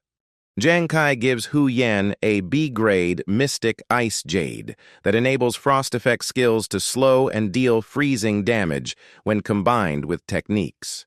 He gives Ruan Yu an A-rank shield with high defense and strong attributes that can freeze enemies for 1 to 2 seconds, though less effective versus very strong targets. Jiang Kai explains the shield boosts Ruan Yu's crowd control, then excitedly notes there are many eternal items for skill upgrades. He says there are 2 ways to upgrade skills. Use dedicated skill books from Monster Treasure or special quests. The second way is using universal upgrade items he found in the Merman Lord's hoard that can raise any skill. Jiang Kai produces a shining eternal token, calling it a crucial treasure for all professions, highly valuable and absent from the regular market. On the exchange floor, eternal tokens quickly sell out for about 500,000 Saint Yuan each, and high-tier skills need multiple tokens. In their minds, he instantly becomes the most magnanimous capitalist they've ever seen. The girl chokes, clings to his leg, and sobs while calling him captain. They praise him as a great benefactor and vow to pray for his blessings. He blushes and laughs, begging them to let go because he's embarrassed in the market. A harsh voice cuts in, mocking the crowd for their disorderly behavior in public. She narrows her eyes to ask who the stranger is while he assumes a stern expression and demands the stranger's purpose. The troublemaker hisses a threat, vowing to crush Jiang Kai's reputation in group challenge duels. He declares he will turn the authorities against Jiang Kai and personally eliminate him. After the man leaves, Jiang Kai frowns, pondering the meaning of guild challenge. He mutters, wondering what exactly the challenger implied. The girl beside him explains it's a selection tournament organized by the military for powerful guilds.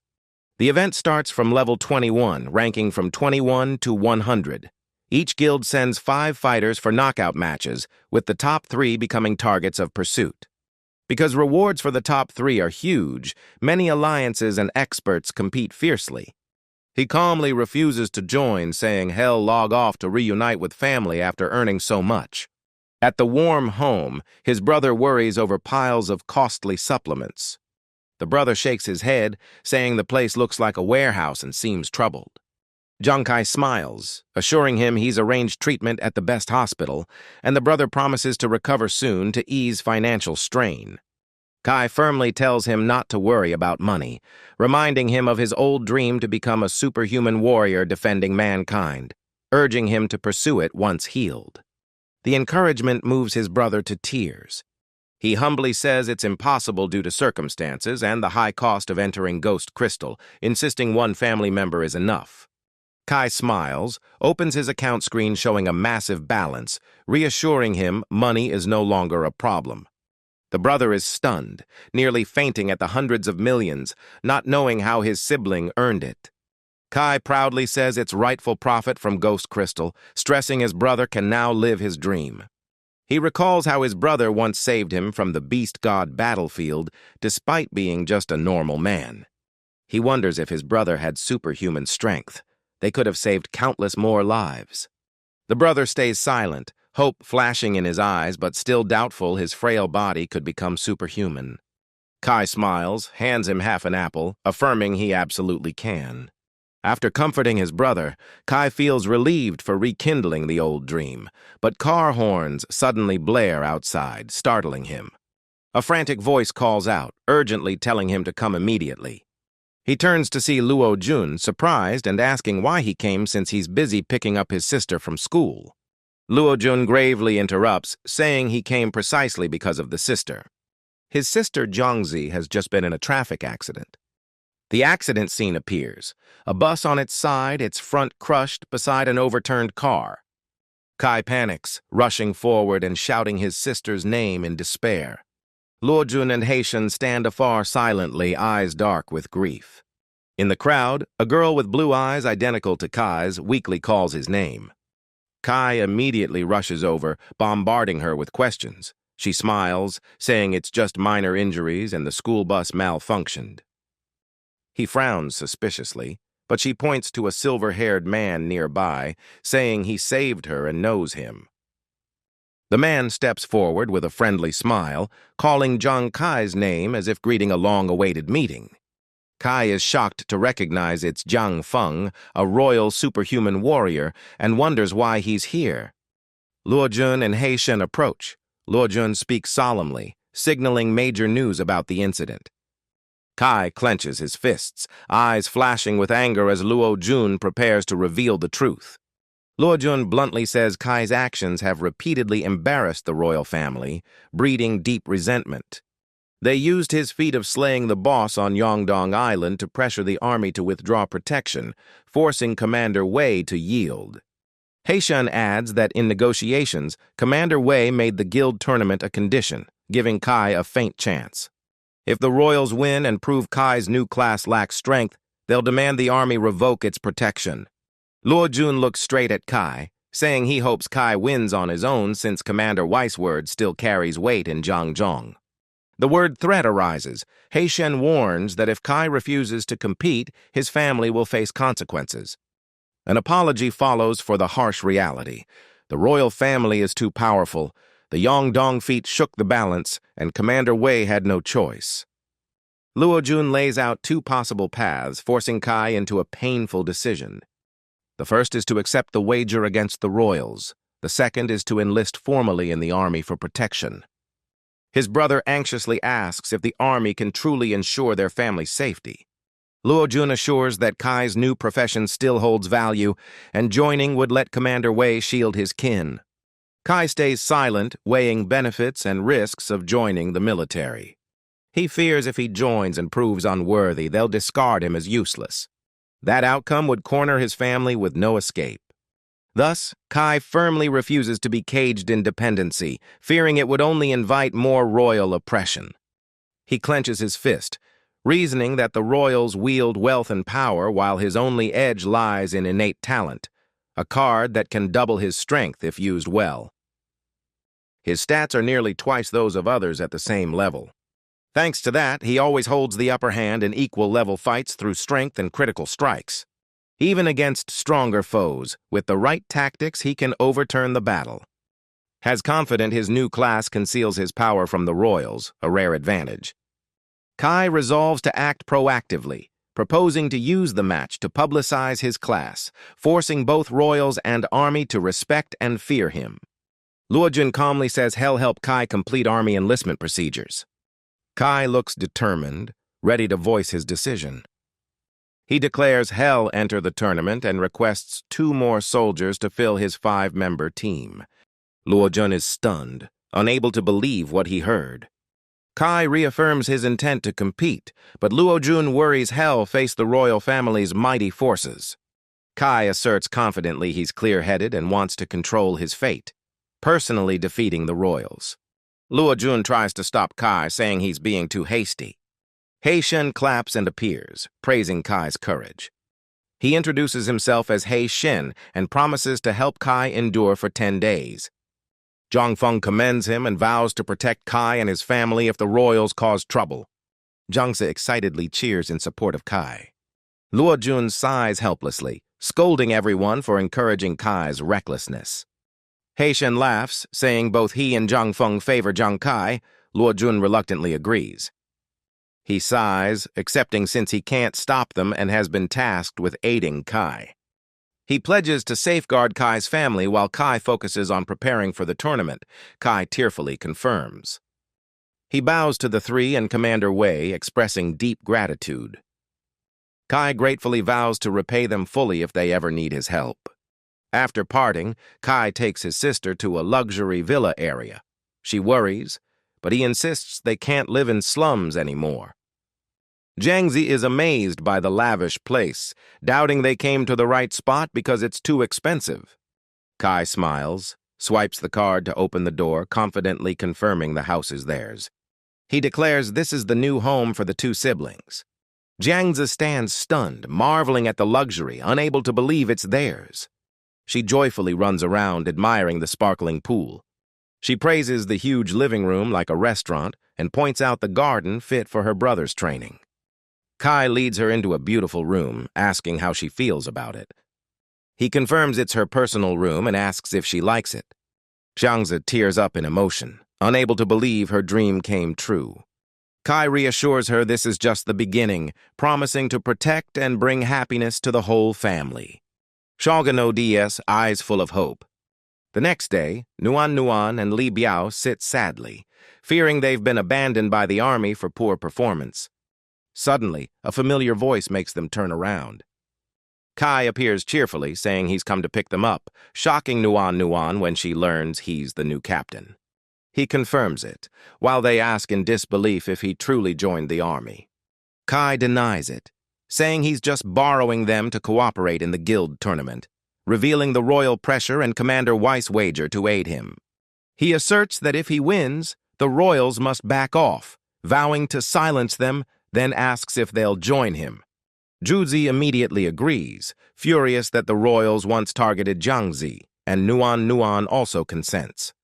Nuan worriedly asks if Kai's sure about working with them.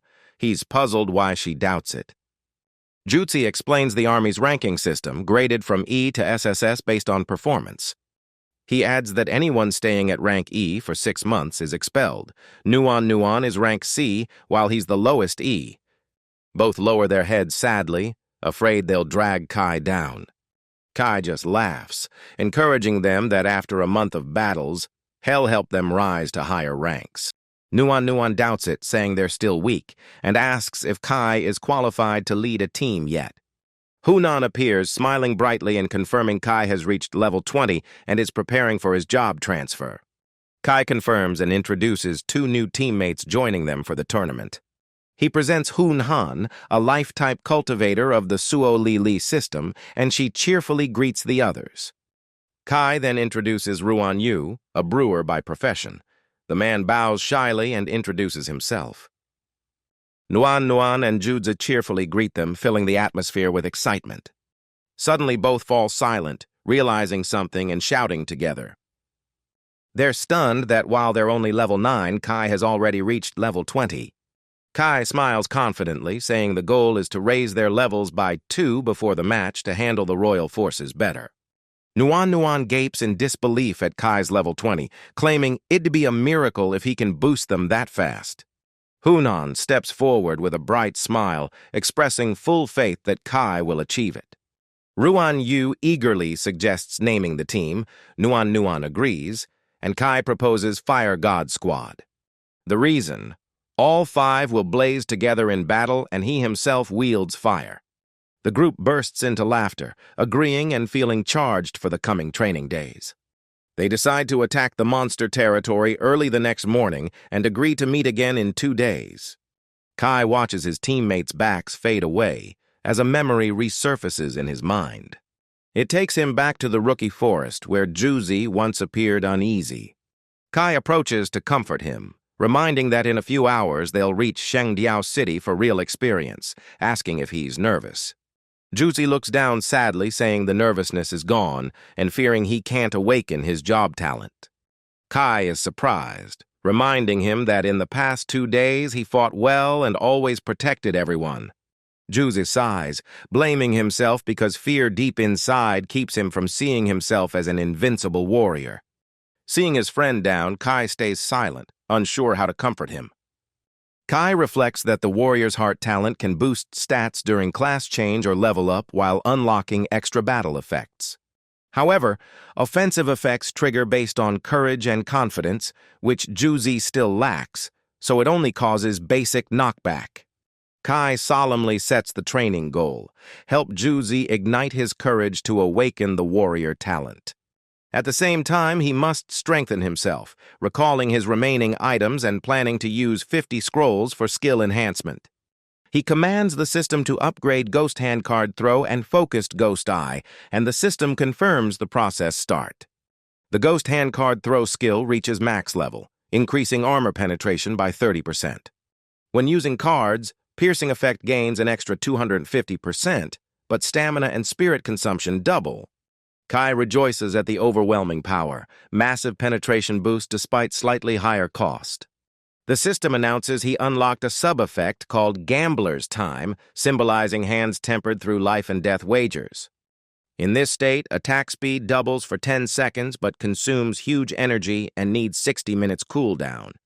Kai is thrilled as his power feels doubled.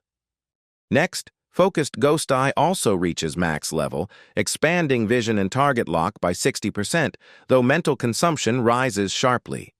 Satisfied, he asks the system if this skill has any special state.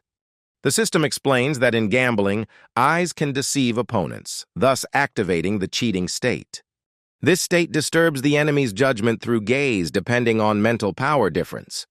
If the opponent's spirit is far stronger, the effect is nearly null but harmless. Duration 10 seconds, consumes 2.4x spirit, cooldown 60 minutes. Even facing stronger foes, Kai can still cause slight disruption without backlash. He eagerly tests his newly unlocked powers. 2 days later, the Fire God Squad steps onto the cold wastelands of Ghost Crystal. Juzi tensely observes, saying this lies between the Valley King Domain and Taiping Mountain Path, the territory of the blood-armored Hydra. He swallows hard, asking Kai if many Hydras dwell here since they're level 25 or higher. Hunan laughs, replying not just many but countless, at least 100 gather here. She adds that among them are warlord-level Hydras, making Juzi gasp in fear. He explains that warlord class ones are extremely rare, 1 in 100, and a level 20 team like theirs would be wiped out if met. Nuan anxiously recalls Kai's past feats, but admits this is far more dangerous due to the vast level gap. Kai calmly smiles, saying their goal isn't just leveling but strengthening teamwork. True power only emerges under peril. He adds that danger zones are also the best places to collect rare materials. Specifically, Warlord Hydras may drop valuable level 20 class change items like Pure Essence Water, Illusory Brain Core, or Warlord Warrior materials. The team becomes excited, eyes gleaming at the chance to hunt rare resources. Hunan smiles enchantingly, sensing Jiang Kai has prepared a formidable plan. Kai keeps it secret, just smirking and ordering departure before anyone can question more. The five follow him deeper into Hydra territory. They move cautiously. Juzi quietly trails while Kai studies terrain, pointing at trees cut cleanly, signs of passing monsters. Juzi curiously asks Ruan Yu how he once faced the elite ghostly lady demon and overcame such terror. Ruan Yu ponders, answering he never felt fear, so there was nothing to overcome, leaving Juzi astonished and asking his secret. He smiles, tossing a few bottles, saying it's level 2 wine he brewed with enhanced skills that might help a bit. However, he warns Juzi as a warrior not to drink during battle. Juzi nods gratefully. Suddenly, Jiang Kai senses something strange in the air. He instantly leaps high, shouting for everyone to dodge away from the rock ahead. The ground quakes violently as a blue tail sweeps across. A giant level 25 armored Zhilong appeared, charging furiously at the group of 4. Kai landed in the middle of the field, immediately drawing the beast's attention.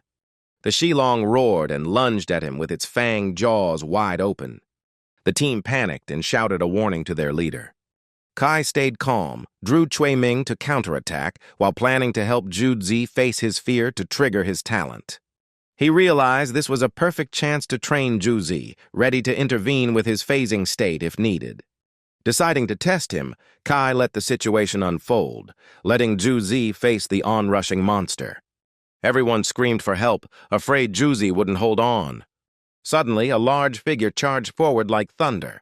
A loud voice shouted, "Hua Hai! I'm here to save you!" Juzi roared and stomped earth-crushing step, shaking the ground and knocking the Zhilong down amid a cloud of dust. The 3 teammates stood stunned by his sudden power. Only Kai smiled knowingly, praising Juzi for doing well. The Zhilong shook off, roared, and lunged again to crush him. Juzi screamed in panic. At that moment, 3 Cui Ming throwing spikes from Kai struck the beast's belly and exploded fiercely. Kai shouted for Juzi to attack its weak belly to finish it off. Seeing the charred monster body, Juzi still trembled. He gritted his teeth, drew his sword, and gathered all his courage. A fatal thrust pierced through the Zhilong's body. Cheers erupted as the system announced Juzi's kill of the level 25 beast. He stared in disbelief at the corpse. Suddenly, something strange emerged from the rock cave, startling everyone. Jiang Kai teased Weiju for freezing up, while Weiju complained he almost got bitten. Weiju blushed, explaining it was due to his timid nature. Nuan praised Weiju's rare act of bravery. Hu Yan and Guyan Yu admired Weiju's strength, making him proudly boast about being a top 3 freshman. Jiang Kai urged the group to move toward the lair of the armored Zhilong warlord. They found 3 elite Zhilongs guarding near the stone forest. Jiang Kai warned there could be more monsters lurking nearby. He recalled using a special skill last time to win, so he was even more cautious now. He assigned each person's role, asking Hu Yan to summon rain clouds to hide their scent. Jiang Kai commanded precisely, dividing each task in the attack plan. Thunder rumbled and heavy rain poured, creating a tense atmosphere. Jiang Kai led the charge, reminding Wei Chu to stay close behind. The 2 dashed through the rock crevice like lightning. From the darkness, a pack of armored Zhilongs appeared with terrifying red eyes. Jiang Kai realized it was an ambush and ordered Weiju to assist. Weiju, terrified, still unleashed his full power in a special move. A powerful stomp shook the ground, hurling the monsters away. Jiang Kai activated his speed boost, entering full combat mode. Throwing knives whistled through the air, piercing into the Zhilong pack. Explosions of fire burned down many beasts, turning the battle in favor of Kai and Zhu.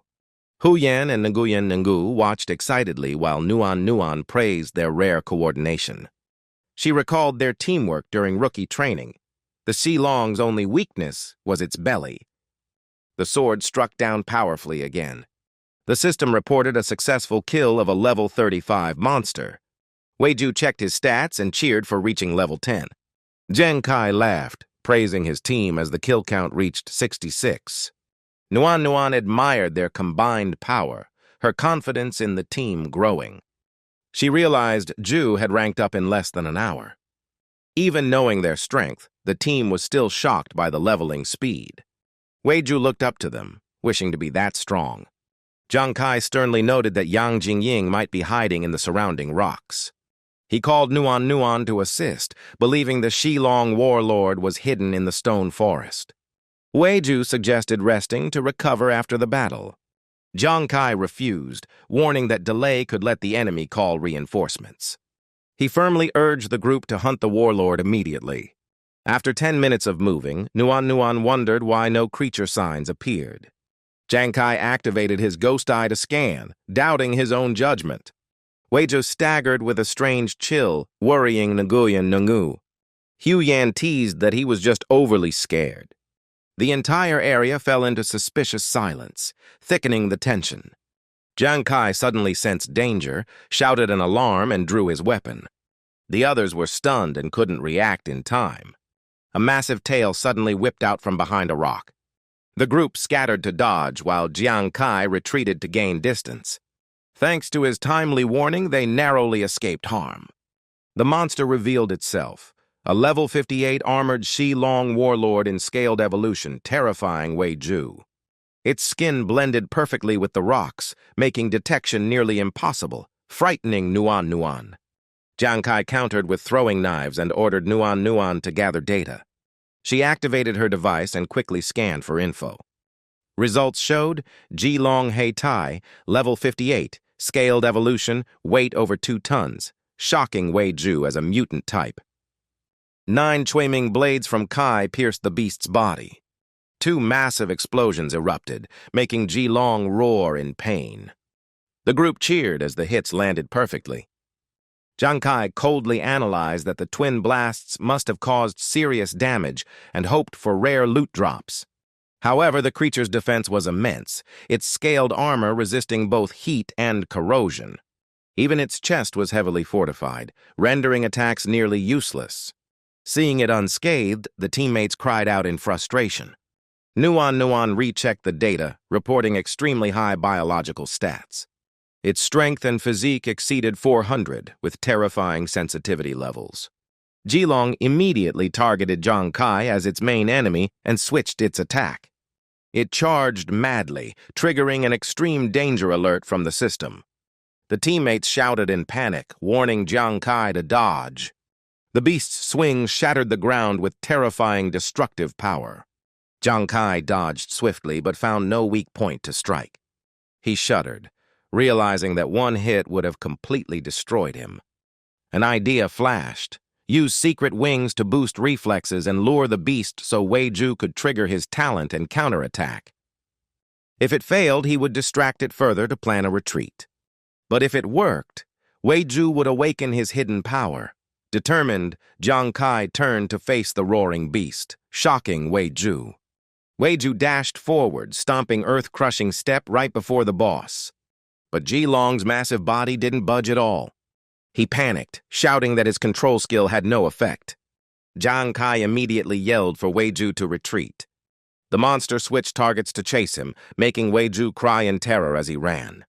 Jiang Kai hurled Chuiming spikes non-stop, the explosions blocking the giant's advance. Taking the chance, he pulled Weiju out of range, intending to lure the beast elsewhere. Suddenly, a figure rushed back toward the monster. Hu Yan and Nuan Nuan screamed that Nguyen Ngu had drunk alcohol, while Jilong's venom was highly corrosive. Drunken, Nguyen Ngu used an ice shield to propel himself straight at Jilong's head. The strike made the beast stagger, but the shield was flung away by recoil. Nguyen Ngu fell and burst into loud laughter, mocking the creature. Jiang Kai was confused why Nguyen Ngu suddenly seemed so clear-minded. Hu Yan explained the liquor he drank neutralized all intoxication and hallucination effects. Nguyen Ngu suddenly declared himself a male dragon seeking a female dragon. He dramatized his love story, claiming he had found his destined mate. Jilong stared blankly, not understanding the situation. Nguyen Ngu cried and charged, calling the beast my love. Nuan Nuan was speechless, wondering if Nguyen Ngu thought he was truly a dragon. Jiang Kai attacked in support, helpless as his teammate drowned in delusion. Nguyen Ngu kept babbling, calling the monster baby with absurdly sweet words. Jiang Kai sighed in frustration, knowing this madness would soon exhaust the team. Nguyen Ngu kept acting, weeping and calling the beast my wife in drunken mania. His madness left Jiang Kai overwhelmed, unable to fight or restrain him, forcing him to summon Wei Ju to use armor-breaking talent. Wei Ju stood frozen, staring at the chaos with both fear and resolve. He muttered as if realizing what true fearlessness meant. Thinking of Nguyen Ngu, he decided to imitate him, pulling out a wine card to drink boldly. After finishing, Wei Ju's body floated as if lost in hallucination. The system reported a cognitive disorder state, making all his senses and judgments distorted. Meanwhile, Jiang Kai strained to block Jilong's advance as Nguyen Ngu charged uncontrollably. Jiang Kai shouted a warning, but it was too late. The sharp sound of a shattering cup echoed. Wei Ju roared, drew his sword, and proclaimed himself the strongest war god under heaven. He turned into a golden flash, slicing through Jilong's outer armor. The team was stunned that Nguyen Ngu's liquor empowered Wei Ju's armor-breaking strength. Hu Yan explained that delirium pushed Wei Ju beyond his limits, activating the martial talent to weaken the monster's defense. Wei Ju shouted arrogantly, but before finishing, he was counterattacked. The heavy tail struck him, making him spit blood and fly backward. A second strike came down, aiming to finish him. Jiang Kai threw Ming daggers in time, blocking the blow at the last moment. He pushed his speed to the limit and rushed in to rescue Wei Ju from death. He thanked his teammate for risking his life and vowed to avenge him. 9 flaming Ming knives tore through Jilong's hardened armor. Explosions roared as the giant creature screamed in agony, blood gushing out. Jiang Kai laughed, realizing the beast had lost its defense, and ordered Wei Ju to strike the final blow. Wei Ju staggered but roared proudly, claiming to be the #1 war god. He charged wildly, attacking like a furious beast. Nuan worriedly asked if he was badly injured. Jiang Kai reassured her that Wei Ju was just drunk and the weakened monster posed no danger. Finally, a fatal slash ended Jilong's life as the giant collapsed. The system announced victory and valuable loot from Jilong's corpse. Wei Ju leveled up to 15, officially advancing in the martial path. He boasted gleefully, calling himself the #1 war god in the world. But then the drunkenness hit and he collapsed unconscious. Hu Yan laughed, saying Wei Ju had finally gotten as drunk as Nguyen Ngu. Nuan suddenly felt uneasy, sensing they had forgotten something important. Jiang Kai agreed, scratching his head, trying to recall what it was. The three looked at each other, then screamed. Nguyen Ngu was gone! From afar came Nguyen Ngu's sorrowful cries as he hugged Jilong's corpse and wailed. He accused everyone of betrayal, saying they were supposed to be family. He charged forward in rage while shouting. But then he smelled something strange in the air. Before he could react, his body went limp and he fainted. Jiang Kai and Hu Yan turned to Nuan in confusion. She calmly explained she had given Nguyen Ngu a sleeping potion to stop him from attacking the team. Hu Yan praised her and jokingly asked for more. Jiang Kai joined in, and they all laughed together. That night, they rested on a high rock ledge, safe from beasts. The two drunks slept soundly, faces still proud after victory. Hu Yan slipped into his sleeping bag, leaving Jiang Kai and Nuan under the stars. Nuan approached, smiling as she handed him a water pouch. Jiang Kai thanked her and chatted about the battle, recalling when Wei Ju awakened his talent through liquor. He pondered whether Wei Ju could unlock any more special powers. He believed the boy lacked confidence, and yesterday's drunkenness had briefly awakened his hidden courage. In their sleeping bags, the two drunks mumbled battle cries, making the scene amusing. Jiang Kai chuckled, saying Wei Ju needed more training to gain true confidence, and Nuan agreed. At dawn, the forest echoed with cheers of victory. Wei Ju woke up, shocked and unbelieving when told of his feats. Hu Yan teased Nguyen Ngu about his tragic romance with the female Jilong, making everyone laugh. Nguyen Ngu blushed in embarrassment, shouting not to mention that shameful story again. Once settled, Jiang Kai took out Jilong's treasure chest, preparing to open it. Hu Yan quickly suggested letting Nuan Nuan open it, saying she had better luck today. Nuan Nuan was surprised, stammering to confirm if she was really the one to open it. Hu Yan insisted confidently, telling her to trust his flawless fortune-telling skill. Encouraged, Nuan Nuan took a deep breath and boldly opened the treasure chest under everyone's gaze. A dazzling light burst out, leaving everyone in awe. Nuan Nuan put on her locator watch and began scanning each item's data. The first item was phosphorescence, enhancing weapons with a scaled coating worth 500,000 holy wine coins. Next was a 17-caddy earth core, an energy material for city construction, valued at about 100,000 coins. Then came a rare blood crystal used to forge high-grade weapons, priced around 300,000 coins.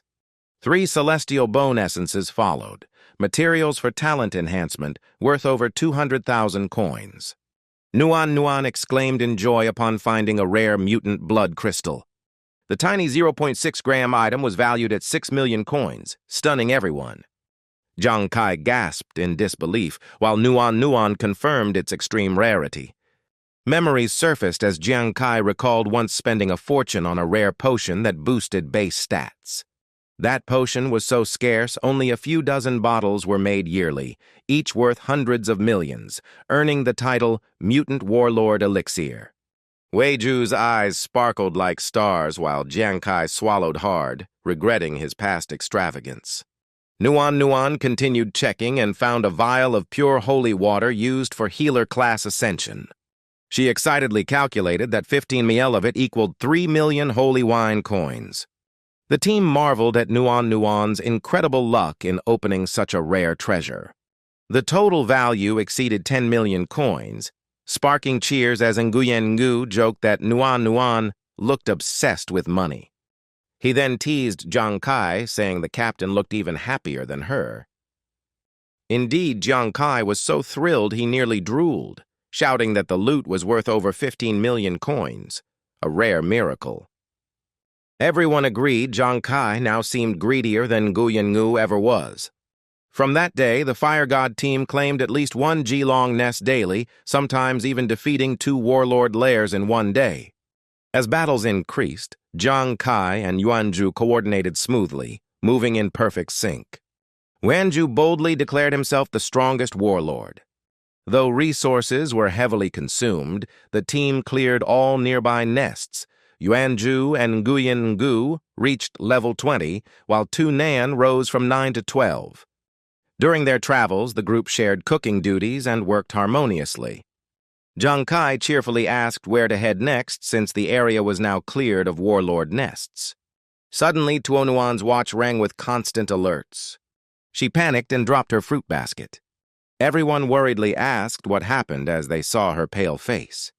Tuonuan trembled, saying the news from Liu Yanfeng reported a small guild wiped out by a mutated Duanluo corpse king.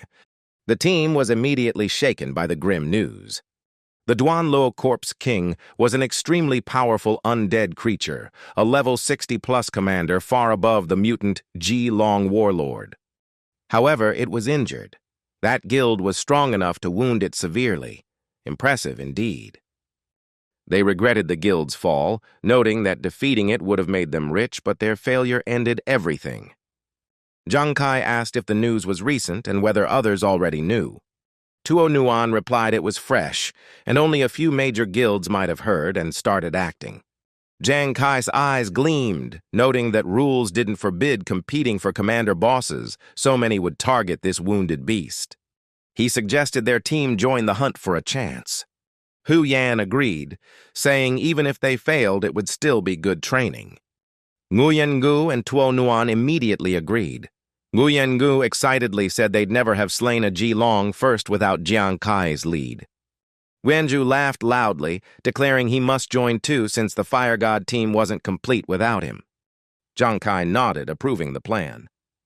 They set their new target as the mutated Duanluo corpse king and departed immediately.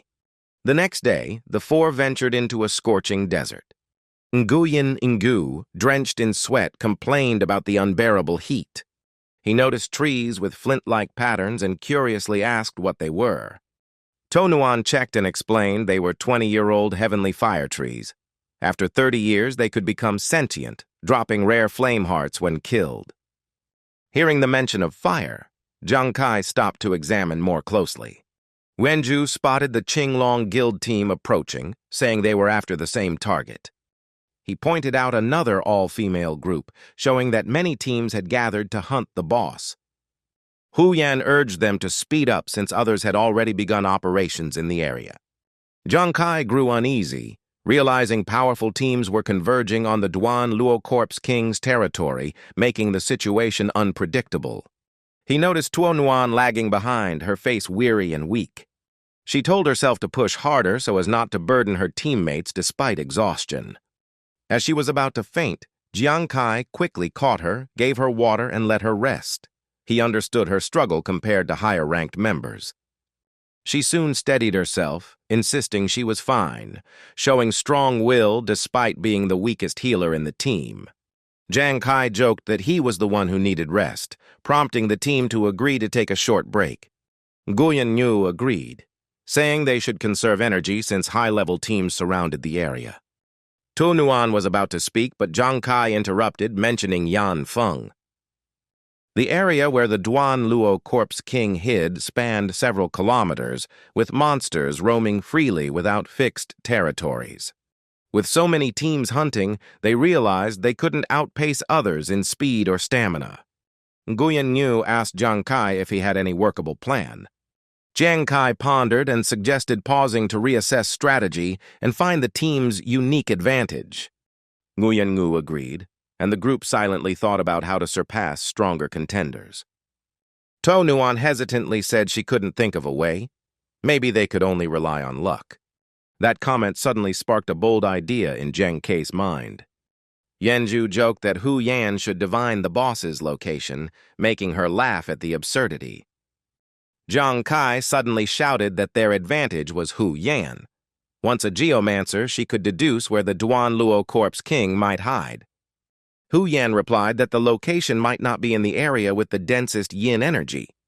She explained that since the monster was injured, it might not reach the ideal spot, but she could narrow down regions with strong yin near Yan Feng. Jiang Kai agreed, praising her geomancy skills. He told the team to rest while Hu Yan calculated potential locations and report back. Silence fell as Jiang Kai stood still, gazing into the distance, lost in thought. Wenju tapped his shoulder, startling him, teasing that he was so deep in thought he didn't notice someone approaching. Jiang Kai smiled, saying he was just thinking about the level 20 class advancement material Tuonuan recently found, which he still didn't know where to get. Wenju curiously asked what that formula contained and how rare it was. Jiang Kai said it wasn't too precious, but strangely hard to interpret. He recounted finding the special formula in a secret chamber under Yongdong Island, obtained from a merman boss after deciphering ancient symbols. It read, "Water without roots, fire born from void, still wind, floating earth, shifting metal." Yenju grew dizzy and asked if that was a formula or a riddle. Jiang Kai confirmed it was a unique script, but vague. He once guessed rootless water might mean rain, though the rest remained a mystery. Yenju reasoned that fire from the void might relate to Yan Feng, a place blazing hot without real fire, which Jiang Kai found logical. A mocking voice interrupted, calling out Jiang Kai, the man once lucky on Yongdong Island, now acting proud. A group of 5 level 40 fighters approached, led by a spear-wielding knight followed by 4 warriors. The leader sneered while Yuanju tilted his head and mentioned Shi Shen. He wondered if this was fated enemies crossing paths, asking Kai if he had any grudge with them he hadn't told. Jiang Kai frowned, saying he didn't know them, but their hostile attitude showed they were from the royal faction.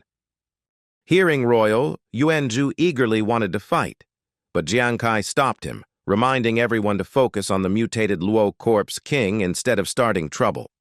Jiang Kai steps forward to introduce himself and ask why they came. The captain yells, accusing Jiang Kai of killing members of Eagle Squad number 5 during a hunt and dares him to face the consequence. Yuanzhu argues back, saying Jiang Kai only defended himself while Huang Wei's group were the humiliated losers, angering one of them. The red-haired girl furiously lashes her whip, flinging a rock toward Yuanzhu, scolding him for interrupting. Jiang Kai instantly strikes with a life-chasing attack, shattering the rock before it hits. The red-haired girl's eyes blaze red as she screams in hatred. Jiang Kai smiles disdainfully, treating her provocation as mere annoyance. The captain draws his sword, curses the Zhuanwu Guild, saying he once planned to let them die easily. He threatens that now their lives will be worse than death. The atmosphere turns tense. Jiang Kai swiftly takes a battle stance, knowing a fight is inevitable. At that moment, Sun Nuan and Nguyen Ngu rush in panicked. Sun Nuan shouts, asking what Tu Fi Chang is doing. Jiang Kai is surprised she knows the man's name, realizing they are acquainted. The group questions Tu Fi Chang for being military. She replies she's now in Fire God Squad under Captain Jiang Kai and vows to protect him, with Nguyen Ngu supporting her. A teammate whispers that her sister serves under Wei Ying and suggests prioritizing the mutated Lak Thi King. After thinking, Tu Fi Chang agrees. The opponents sheath their swords, saying they'll spare them this time, and mock Jiang Kai for hiding behind women. Jiang Kai stays silent. With such obvious hostility, explanations are pointless. The man mocks Jiang Kai's throwing blades and threatens to destroy them and cut off his arms next time before killing him. He laughs, taunting them to rest easy, mocking Eagle Squad number 5's weakness.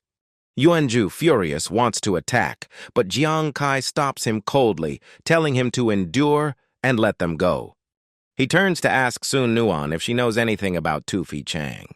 Sun Nuan replies he was once in the military, half a year ago advanced from martial disciple to fighter, possibly now at pseudo-inheritance level. Yuanzhu is stunned, and Sun Nuan adds that martial disciple is a prestigious military rank. Before reaching the supernatural realm, levels 120 are martial disciples. Levels 21 to 40 are fighters, and 4160 are inheritance holders. Levels 61-80 are ancient martial artists. Tu Fi Chang has likely reached that stage. Has close with the Huang family, extremely fast and reactive, and must be treated cautiously. Jiang Kai knows Diaz silently, sensing they will meet again at the upcoming guild tournament. At that moment, Hunan reports they've found 3 suitable sites: Twilight Graveyard in the northwest, Yin Lake Mountain in the south, and an unnamed depression west of Yanfeng. Jiang Kai falls into deep thought. Yuanzhu suggests that the wounded Lak Thi King will return to its nest, so they should search the Twilight Graveyard for an opportunity. Jiang Kai refuses and suggests heading to the depression, surprising everyone. He explains that Twilight Graveyard is near enemy territory. So many teams will arrive first and likely gain nothing. Yin Lake Mountain has spiritual energy but less than the graveyard, and being near the city makes it contested, while the valley is safer. With mountains blocking the way, the wounded Lak Thi King can't easily reach this area to hide. On the contrary, that makes it overlooked by other hunting teams, so they decide to risk entering first. 2 hours later, the team reaches the nameless valley. Jiang Kai leads and asks if this is the place. Yuanzhu trembles, warning of a chilling aura here that makes one shiver without needing feng shui. The valley's vastness makes the injured creature hard to find. Jiang Kai stresses they must locate and neutralize it before being noticed, as it would likely hide in a cave or tomb. Sun Oan takes out 6 bottles of medicine she made as a soldier, saying they lessen corpse-type monster toxins for half a day, possibly saving them. Jiang Kai nods, tells everyone to take Nuan's medicine and spread out to find caves or tombs. All agree. The team searches everywhere with no results. Yuanzhu, exhausted, asks to rest. Nguyen Ngu teases him, warning not to fall behind or a monster might leap out, startling him. Yuanzhu panics, doubting a wounded monster would dare appear. Hunan jokingly warns it might come out hungry to hunt. Yuanzhu turns pale and screams, running after them. He sprints past the team with eyes closed, shouting nonstop, making Jiang Kai laugh and tell Hun Han to stop teasing. She jokes he needs more courage training. While running, Yuanju trips on a rock and falls hard, crying out in pain. The four behind him panic and ask if he's hurt. Yuanju trembles, pointing ahead and chokingly tells them to look. In the direction he points stands a tombstone radiating a dense cold aura amid the bushes. Hunan gasps, saying the grave is so well hidden it'd be missed at a glance. Guyan Yu doubts such a small grave could contain a commander-level monster. The tombstone begins to shake. The team immediately senses something wrong. Jiang Kai shouts a warning, ordering everyone to retreat. The three turn and run as something rises from the grave. Jiang Kai leaps onto a tree, ordering Yuanju to hold the enemy while he ambushes. Yuanju gives a short reply of agreement. Jiang Kai instructs him to retreat if he can't hold, as Hell used the life-chasing strike to restrain it. A huge clawed arm bursts from the ground. A crushing aura spreads. It's the mutated level 65 Lac-Thi King radiating dark energy. Its glowing red eyes flare as it roars menacingly. Yuanju, being closest, is locked as its target. He trembles in fear, shouting for it not to come closer. The creature unleashes Corpse Howl, its screech forcing Yuanju backward. One strike alone proves its terrifying power. Realizing he's about to fall, Yuanju drinks a strengthening potion from his inventory. He throws the empty vial, shouts wildly, unleashing mad battle aura, calling himself a war god fearing nothing. He slashes hard, but the blade only leaves a shallow cut on the armor-like skin. Silence falls as their eyes meet. Yuanju's calm stare enrages the Corpse King. The others grow anxious, and Guyangu cries out, seeing Yuanju's sword stuck. Jiang Kai realizes the danger and shouts for him to retreat. The Corpse King roars and swings violently. The immense force sends Yuanju flying, slamming him into a tree. It charges again, smashing down both arms, exposing a deep chest wound. Jiang Kai rushes forward, yelling that he's the real opponent. He launches 9 life-chasing blades and detonates 2 critical strikes into the monster. Hunhan and Nguyen run to help Yuanju while Sun Nuan panics, saying, "Shell handle him." Even after the hit, the Corpse King stands, alarming Guyan with its insane defense. Hunan turns to Sun Nuan, seeing her stunned, and quickly asks what's wrong. Then she too freezes as she realizes something odd. Hunan shouts that Jiang Kai's attacks are useless. Sun Nuan replies it's the skill Dead's Reversion. That skill lets the soul within the corpse activate, reducing damage and rapidly healing fatal wounds. The chest wound of the Corpse King is indeed closing. Jiang Kai is forced to retreat to maintain distance. He concludes the monster is too strong. Despite severe injuries and suppression, it won't fall. Sun Nuan screams that they must pierce its heart or it will be immortal. Jiang Kai instantly understands why his strikes failed. At that moment, the Corpse King suddenly turns, glaring viciously at Sun Nuan. It emits a sonic wave that stuns her. Then it charges at her with incredible speed, making Jiang Kai shout out. He chases but can't catch up as it moves far faster than expected. Suddenly, the monster shifts direction and slams its left hand into the ground. The earth trembles. Something seems to crawl underground toward Jiang Kai. The Corpse King springs up. Jiang Kai dodges but is still too slow. Its arm extends suddenly, gripping him tightly.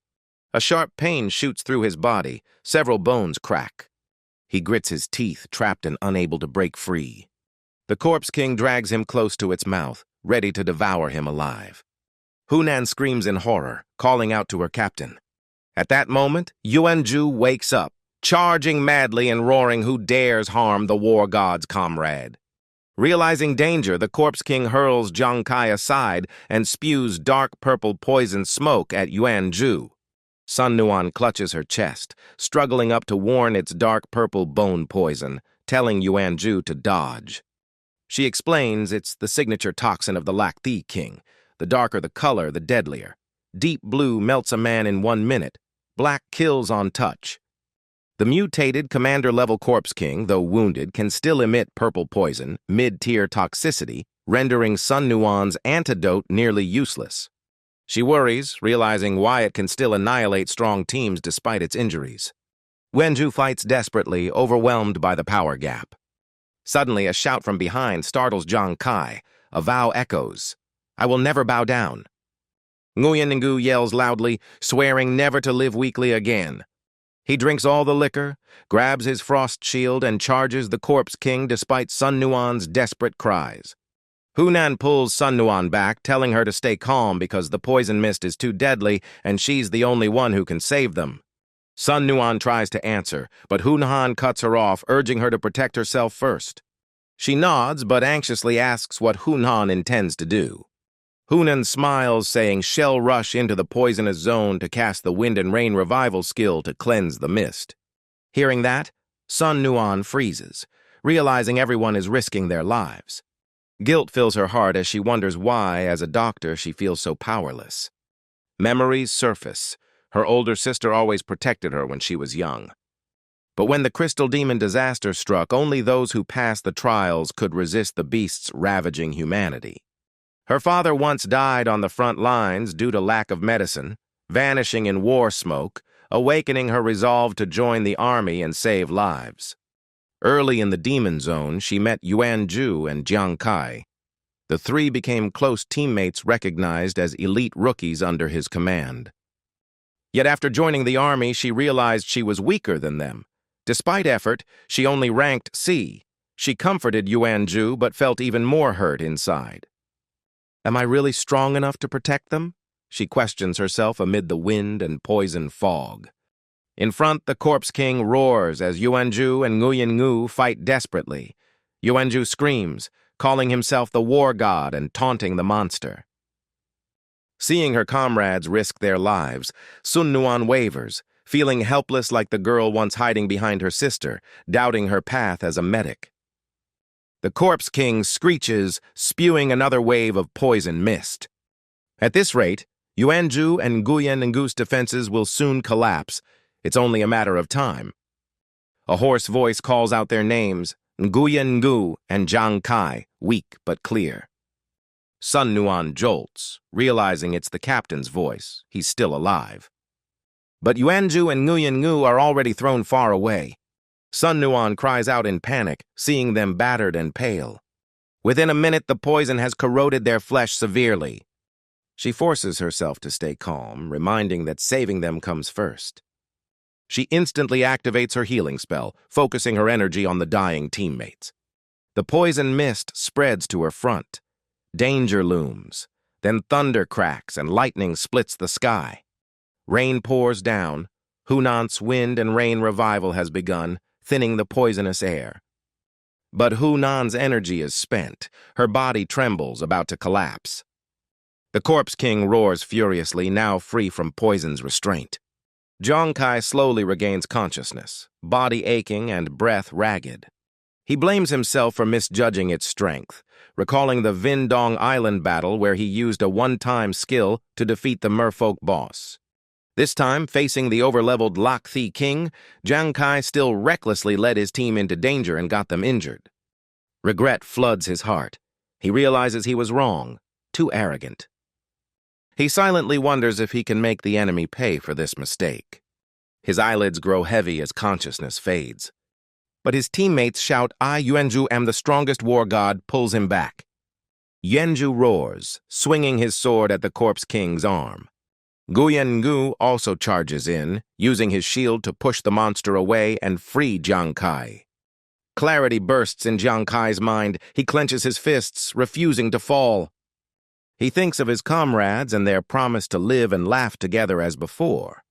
They're all still fighting to the last breath for the honor of Fire God Squad. He forces himself up, bleeding and trembling. Sun Nuan rushes over, urgently asking about his and the others' condition. Jiang Kai grits his teeth, telling her to stay calm. Hunan is nearly spent, the rain won't last, and they must finish this quickly. He asks if there's any way to restore him temporarily. Tears in her eyes, Sun Nuan nods firmly, saying she understands. The rain weakens as the Corpse King coils its tongue around Yuan Ju and Nguyen Ngu, preparing to devour them. Just as it tilts its head back, Jiang Kai's roar echoes. "You rotten corpse! Let my teammates go!" He spins and kicks straight into the monster's mouth, forcing it to release them. Nguyen Ngu and Yuanju fall unconscious. Jiang Kai shouts their names. He turns, smiling at Sun Nuan, asking her to care for the two. The Corpse King charges again, each attack fierce, leaving him dodging non-stop. Minutes earlier, Sun Nuan had given him a red vial, her tone grave. It was the lesser tears of the undying bird, restoring anyone below level 20 completely for 1 minute, then causing instant coma. She asked if he truly dared use it. Jiang Kai didn't hesitate, gripping the vial, believing 1 minute was enough. Back in battle, he presses close, striking relentlessly. He taunts the monster, daring it to chase. As he draws its aggro, he twists away just as it spits poison mist, escaping the infected zone. The rain is ending, so contact with the bone poison will cause lasting trouble. At a temporarily safe distance, he prepares to counterattack. But the cunning creature had already set up a hidden underground strike. It suddenly attacks, forcing him to stay alert. Jiang Kai phases into ethereal form to dodge, confident he won't be caught by the same move twice. The Corpse King misses but spews more poison, truly a nasty skill. He throws life-chasing blades through the fog, aiming straight at it. Despite its size, the boss is incredibly fast, dodging 3 blades. The explosions from the blades cloud the entire area in smoke. In the haze, the Corpse King loses sight of him. He switches to guerrilla tactics, throwing blades repeatedly to confuse it. 3 daggers embed deep into the trees behind the monster. The beast roars, its massive arms whipping up fierce winds. The gusts partly disperse the poison, and he slips into the tunnel it created. He shouts to draw its attention, "I'm right here!" While dodging, he quickly hurls more throwing blades. The Corpse King looks indifferent, towering still and aiming its left hand at him. He throws 3 life-chasing blades seemingly toward its exposed heart, followed by an explosion. It blocks with its remaining arm, even one-handed it still grabs him. He struggles fiercely, but is overwhelmed by the strength gap. Sun Nuan covers her mouth in horror, unable to believe what's happening. The Corpse King eagerly prepares to devour him to regain energy. Suddenly, sharp pain in its chest makes it freeze. Jiang Kai roars, revealing that its plan has backfired. In truth, the life-chasing blade had reversed and pierced its heart from within. He pulls the blade, making the Corpse King scream before collapsing as the weapon impales its heart. Jiang Kai falls and laughs, declaring he hit the mark this time. The potion's effect lasts only 1 minute, but it was enough. He faints right after, and Sun Nuan rushes to his side, calling his name in panic. Before losing consciousness, he whispers for her to continue. As a medic, she can save everyone. The 3 blades stuck in the trees earlier were part of his trap setup. Everything unfolded exactly as planned. Nothing was random. Jiang Kai can truly be called a tactical genius in combat. Hearing the boss's faint growl, Sun Nuan realizes it's not fully dead. Remembering his words, she grips a blade tightly and steps forward, determined to save the team. One more strike will end it all. Feeling death approach, the Corpse King surges up in desperate rage. The creature raises its clawed arms, gleaming with sharp talons. She shifts right to dodge the attack. Wounded and bleeding, she keeps a steely gaze, warning the monster it's doomed. The creature, drained by the assault, loses its strength to move. She declares that any who harm her comrades will pay the price. The woman thrusts her weapon, sending it flying straight at the monster's core. A piercing scream echoes through the valley, shaking the air. By morning, they awaken. Their wounds bandaged, the group gathered and chatting in relief. The woman tends to the injured, advising rest and promising her medicine will heal them in days. He glances at her and smiles faintly. She blushes and asks awkwardly if there's dirt on her face. He tells her she's greatly improved, now with the poise of a seasoned wanderer. She lowers her head, scolding herself for not being skilled enough. She admits that during the battle as medic, she feared she held the team back. He denies it, insisting she underestimates her own ability. He explains he's been focusing on training the other 2 lately, so her level appears lower.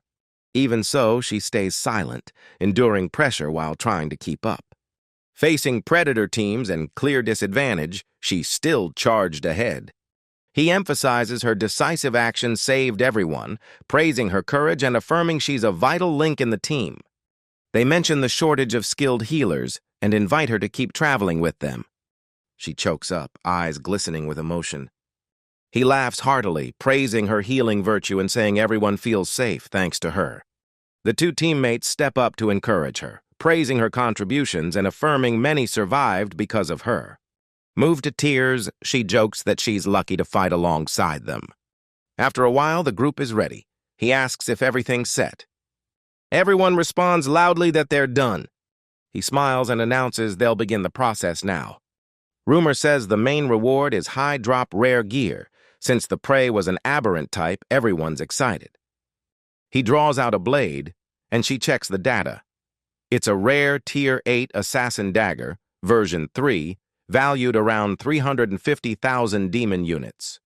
Someone gasps at the huge value, equivalent to millions of other units. Another remarks it's a level 80 masterpiece, though they'll sell it since no one fits the class. He then pulls out a cloak and asks her about its strange origin. She examines it and finds no record, leading the team to conclude the item has never appeared before. She recalls encountering hidden gear in the army, so she always carries an identification card. When her hand touches the cloak, a burst of bright blue light flares.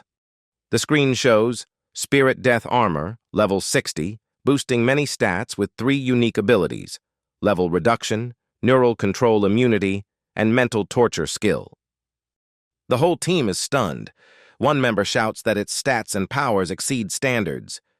She explains the level reduction effect lets lower-ranked members use it. The second ability grants brief immunity to mental attacks, enough to turn the tide. The mental torture skill, though more intimidating than practical, can terrify enemies. After nearly half an hour, they open more loot, but most gear doesn't fit, so they plan to trade it for materials. Suddenly, one member spots a shining object among the spoils. It's a gleaming ring. She moves to identify it while he discovers another item. He holds up a card, eyes lighting with excitement. A notification rings. The player has obtained Death Card, a unique weapon from the God of Gambling set. Data states it has no level restriction and is one of only 9 existing divine cards. Anyone reaching supernatural rank or entering the aberrant form can bring it to the real world. The whole team stands stunned. He bursts out laughing with joy, realizing the item seems made for him. He analyzes that his throwing card skill now gains massive accuracy and penetration boosts. With this card, accuracy rises by 1.5x and piercing damage greatly increases. Thanks to the item, his power surges. She curiously asks about aberrant beings, while teammates guess it's a special high-tier title. Additional data shows the card also raises base stats, penetration, crit rate, and crit damage to extreme levels. He grew excited as his power increased, astonishing everyone. The first effect lets the item auto-attack a target up to 50 times, each hit adding half damage and preventing escape, but consuming great mental energy. The second effect turns the card into a high-speed spinning heart that attacks nearby areas, growing more piercing if foes are trapped while draining vitality and will yet increasing power. The third effect binds the weapon to its owner. It can't be destroyed and can be summoned, thrown, or recalled by thought. Although the silver rank material was missing, this unique item was still a huge gain. He wondered about the origin of the main card set and why the one he found belonged to it with 8 others remaining. Suddenly, the birds around panicked and flew up. He was startled and activated special vision to trace the sound source. The situation was bad. An elite squad was approaching. If spotted, their gains would be stolen. He instantly ordered a retreat to protect lives and loot, and the team withdrew. Back on Earth, at the Wei Ying Corps headquarters, a knock sounded. Wei Ying turned while Tulan nervously reported a new region showing a teleport network. Wei Ying pondered that due to scarce demon crystal mining, national zones weren't yet connected. Except for special professions entering other nations' novice trial zones, territories stayed isolated. But last year that order began to collapse. Many nations discovered teleport arrays to a place called Dilak-Chi-D, a public zone amid mysterious demon crystals. Strangely, that vast land shifts coordinates every half year.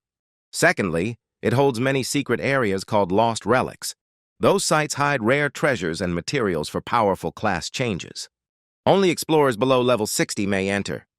More oddly, on entry, the AI greets them, announcing the Dilak-Chi-D preliminary tournament requiring 5 members under level 60. Once 80 nations find it, the event begins. In the contest, teams fight fiercely. The top 3 gain 3, 2, and 1 secret keys to open relics for treasures, and each person may join once per tier. Now 49 nations have found gates to Dilak-Chi-D. When it reaches 80, the tournament starts. Shengyao hasn't found theirs, and only top teams may enter relics holding treasures that could change a nation's fate.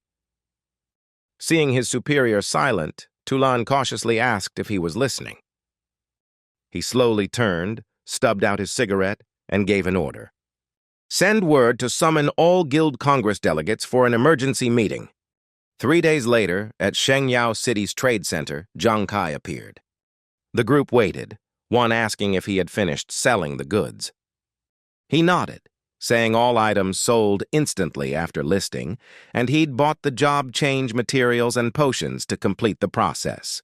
2 members rejoiced that the rare batch turned into major funds, showing the market's growing activity. They heard that days ago the army held a global guild meeting, after which departments rushed to buy rare materials, likely connected events. However, what caught Jiang Kai's attention was the chatter of a few passers-by. 2 adventurers discussed the upcoming Guild Challenge tournament featuring many strong organizations, especially mentioning the Xuan Wu Guild. The group laughed mockingly, calling Xuan Wu arrogant. Jiang Kai calmed them, promising to reclaim honor personally when the time came. For now, the team decided to visit the guild district since joining a guild was required for the event. They asked if he had one yet, recalling his trouble with the Huangjia faction. He replied with a knowing smile, keeping it secret. They followed him down a quiet street, curiosity on every face. They were surprised by a lone building, doors shut, no sign or signs of life. Their eyes focused on the silent iron gate ahead. She suddenly realized and asked if he planned to found his own guild. He nodded, raising a card to unlock the large gate. A sign appeared reading Lord God Guild Code 319C. Inside, the interior's beauty and scale left everyone amazed. One excitedly teased, asking since when he'd secretly built a whole guild without telling anyone. Another laughed, saying they never thought the famously frugal man would spend so much on such grandeur. Hu Nian's joke pierced him like a knife, while Nguyen Yu admired the place's worth, at least 100 million holy coins. He could only sigh helpless under his stingy captain title. He opened his watch interface, excitedly sharing that he had long planned this guild, so when buying advancement materials, he conveniently registered it and luckily finished fast. He recalled his early days entering the demon crystal realm, blocked at every guild gate because they feared the Huangjia influence. At that moment, he vowed to rely only on himself and build his own organization to avoid dependence. After verification, the system approved, and the Lord God Guild was officially born. Though newly formed, the team finally had a real home in another world, smiling with hope for a brighter future. The next morning, Zhu was the first to complete his job change and proudly showed the result. He declared he had become a level 21 fighter, a great leap on his adventurer path. He added he had unlocked a second talent, far stronger than before. When asked what it was, he revealed the name Omni Fighter, a talent granting over 10% higher stats than peers and +7 attribute points per level. This class focuses on boosting overall strength, making him formidable and truly a top-tier combat class of Shengyao. He chuckled, explaining he could freely adjust stats in battle, speed for agility, power for offense, then reset after. He might even gain new martial skills through insight. This flexible stat control could easily crush peers if mastered, and the self-learned techniques were like free skills. I marveled, saying he might become the strongest Omni fighter. He laughed, thumping his chest, promising to protect me. Hunian admired him while I was speechless. Suddenly, the door burst open, and Nguyen Yu entered with a gloomy, shaken look. I quickly asked if he had failed his job change. He shook his head with a faint joy.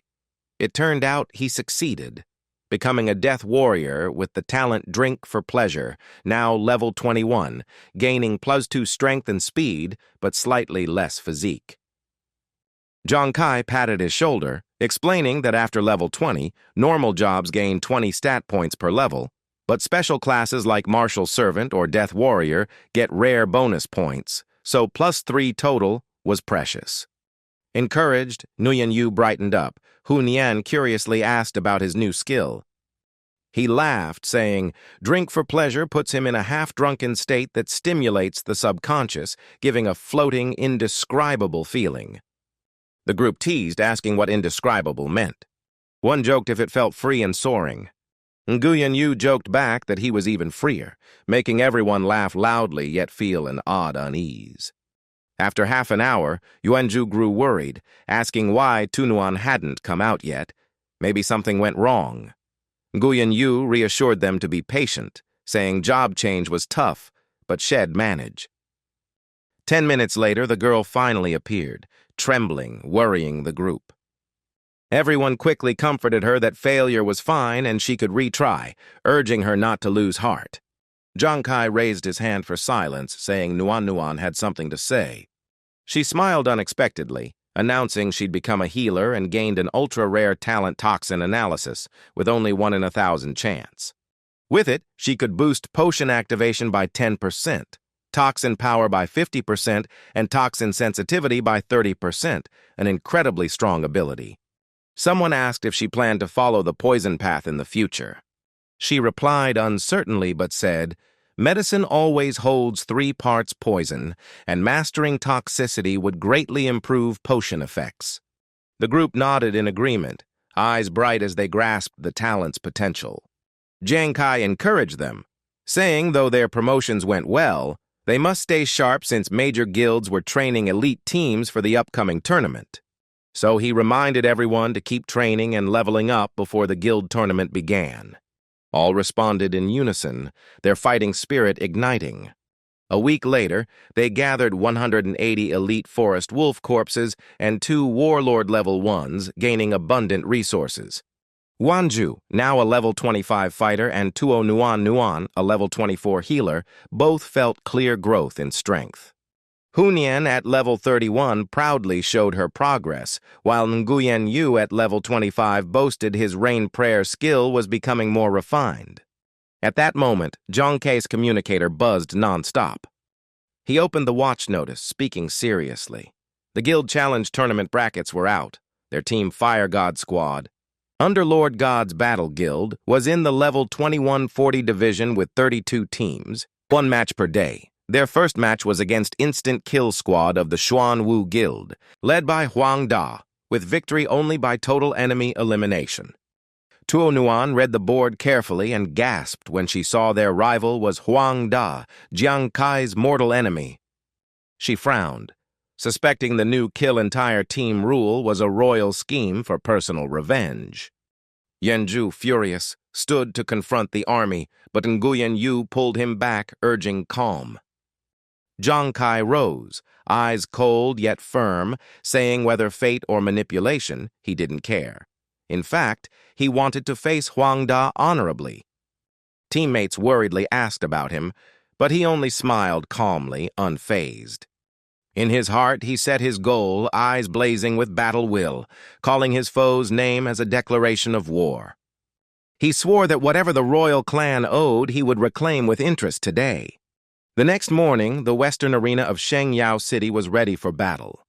The stands were packed, cheers roaring everywhere, the air blazing hot. The pink-haired MC announced brightly that the level 2140 matches would start in 15 minutes and asked spectators to stay orderly.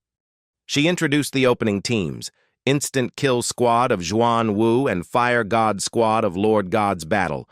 The crowd erupted like thunder. Huang Wei led the Instant Kill Squad forward, brimming with aura, The crowd shouted for Xuan Wu, confident they'd dominate and make history. At the same time, Xia Dao's team arrived to watch, a group of rookies led by a strong blue-haired girl. She told them to observe closely, stay humble, and learn real combat from veteran teams.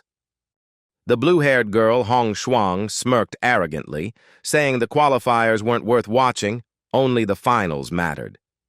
Xia Dao smiled coldly, reminding her that though Hong Shuang topped the rookie trials, today's match featured someone who broke Shengyao City's 30-year record. Hearing that, everyone's attitude changed instantly. One girl's eyes lit up, eagerly saying the person mentioned was him. In the arena, the rival team mocked and taunted, asking whether their opponents had arrived and belittling their honor.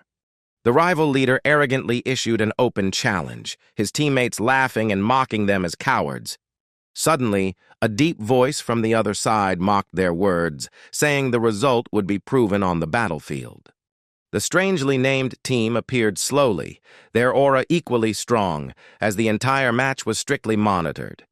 Medical gear and safety systems were fully checked and ready.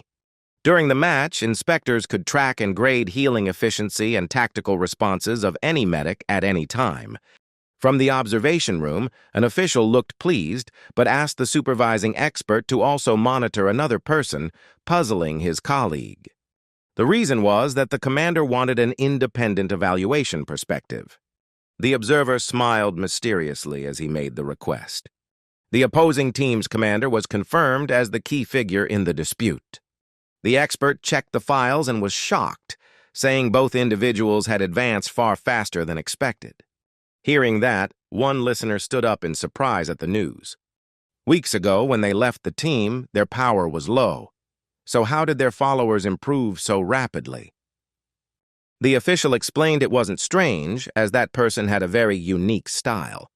The arena atmosphere reignited when the female announcer raised her hand and explained the contestant rules. By law, once the match began, neither side could leave. Only surrender, defeat, or total elimination decided victory. Both sides confirmed understanding the rules. Then, the referee officially declared the battle begun. The rival leader immediately ordered an all-out attack to annihilate the opponents. His 4 arrogant teammates charged forward without hesitation. Their leader here quickly assigned roles, 2 to advance, 1 to guard the rest, and 1 to handle medical support. All obeyed instantly and took combat positions. The enemies advanced, grinning wickedly, eager to crush them with brute force. Juzi signaled the enemy's approach. Jiang Kai calmly reassured him and told everyone to await his command. Li Bin encouraged Juzi not to be timid anymore, warning that without progress, he might lose his place. He secretly worried that Juzi's fearful nature could cause another breakdown. Suddenly, someone gasped at Juzi's strange action. Juzi tilted his head back, chugging wine as his eyes flared fiercely. The crowd roared, confused why he was drinking mid-battle. Juzi shouted back at the mockery, dismissing their jeers. He bellowed drunkenly, calling himself an unrivaled war god and challenging anyone insulting his comrades, turning the fight chaotic. The enemies froze, stunned by his insane behavior. Suddenly, he unleashed a thunderous strike, aiming to finish the fight quickly. The powerful blow terrified the foes, who murmured in shock that the once coward had become a berserker. Juzi shouted and swung his sword, his aura surging like a storm. Jiang Kai exhaled, realizing he couldn't stop his drunken teammate, only hoping the others stayed rational. Suddenly, another figure dashed out from behind. The girl in the team screamed as Nguyen Yu also rushed into battle. Nguyen Yu shouted proudly, claiming he was no weaker than anyone, challenging fiercely with arrogance. The enemy grew angry, thinking another lunatic appeared, deciding to kill him first. Their leader mocked him crudely, spouting obscene taunts to provoke Nguyen Yu.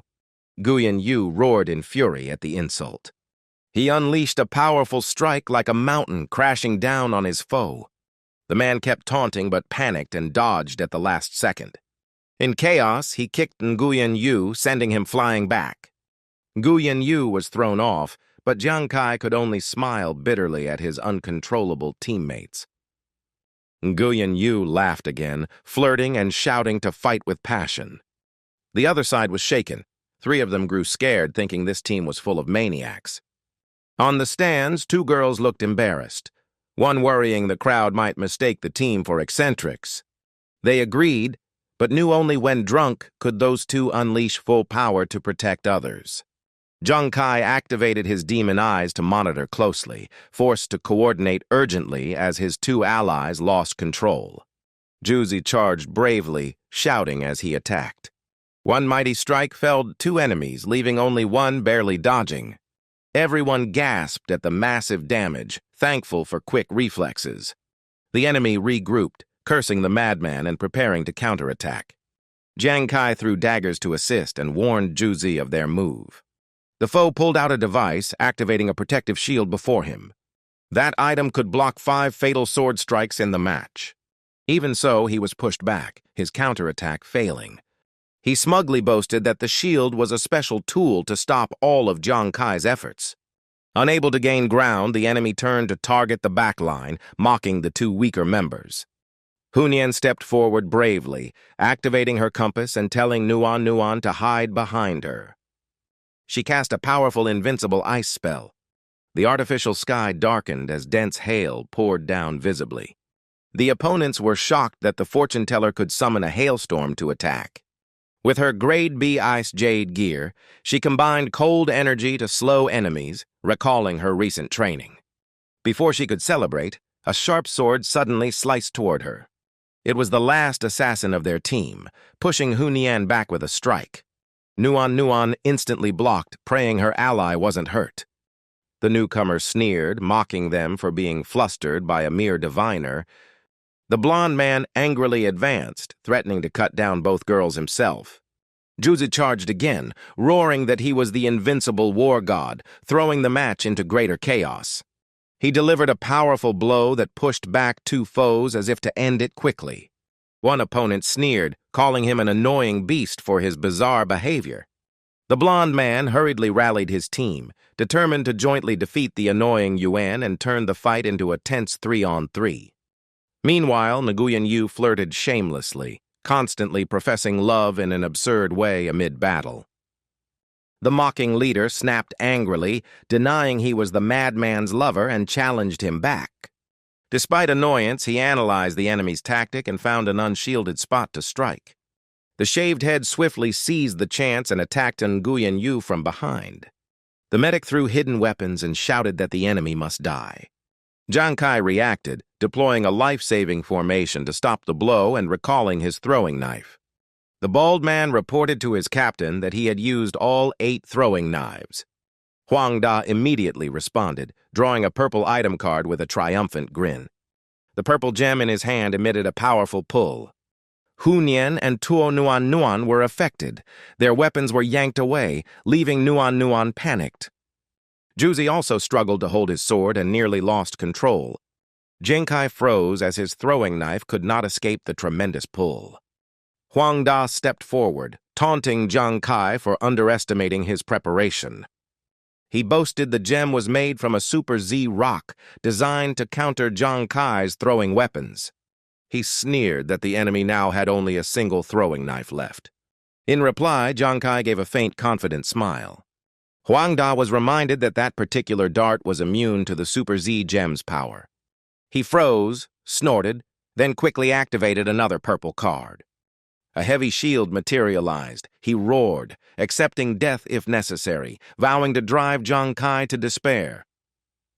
Lo Tuan watched the screen in horror, warning Jiang Kai was about to fall because that shield was the Titan Great Shield with extreme defense.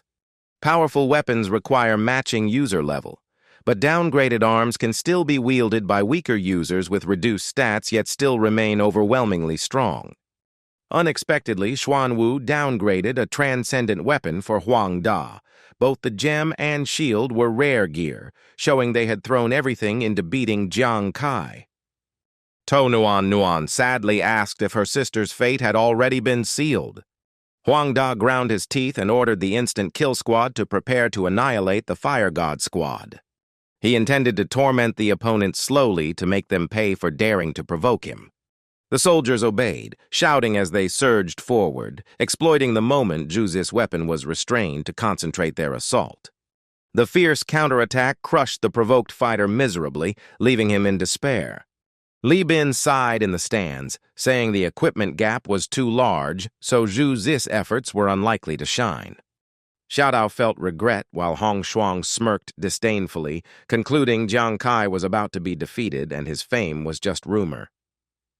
Confident in their two overpowering items, Huang Da bragged his team wore force-resistant armor, declaring all resistance hopeless. Huang Da advanced, roaring that Jiang Kai must die and suffer 100-fold for what he had done to his clan. He wanted the enemy to realize their life was worthless and to kneel begging for mercy.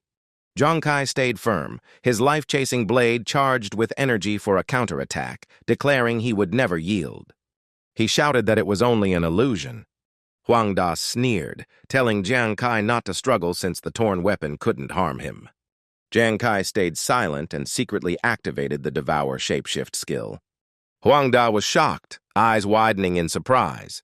Xiaodao jumped up from the stands, confused about what just happened. Tu Lin was stunned by the screen, not understanding why Jiang Kai's tribulation life-chasing blade turned into a card. Lu Jun beside her lost composure, sensing the killing intent rise and realizing it was a weapon with its own aura field. Everyone reacted, realizing this wasn't a normal life-chasing blade, but a unique weapon for card players. Activated at midnight through the intelligence card, the divine card reached SSS rank, far beyond ordinary items in Kuixing. The grading system goes from F to S. Above S are SS and SSS, with divine cards being the SSS peak. Everyone was stunned to learn it was an SSS-level weapon. Moreover, the card carried unique deck effects unlike any other. First effect, each card of the same type added increases base stats by 10% and penetration resistance by 50% for the whole deck. Second effect, Devour shapeshift, allowing it to consume thrown weapons and inherit all their stats. Before the match, the death card underwent Devour shapeshift, turning into a supernatural life-chasing form immune to the super crystal's suppression. Jiang Kai looked straight at Huang Da, smiling and warning that now the one to kneel and beg would be him. He said the opponent's plea wouldn't be for mercy but for a swift death. Jiang Kai's pressure left Huang Da confused, wondering what he was planning. Jiang Kai threw the card. 1,000 gods roared as it tore through the air in a burst of energy. It pierced Huang Da's shield, forcing him back and cracking the Titan barrier, astonishing everyone that a mere card could pierce it.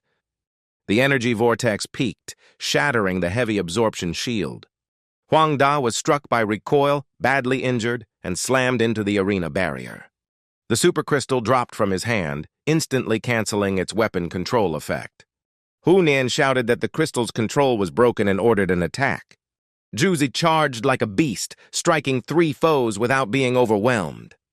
The enemy team was stunned, wondering why Zhu was so powerful. On the other side, Nguyen Yu kept clinging to the bald opponent.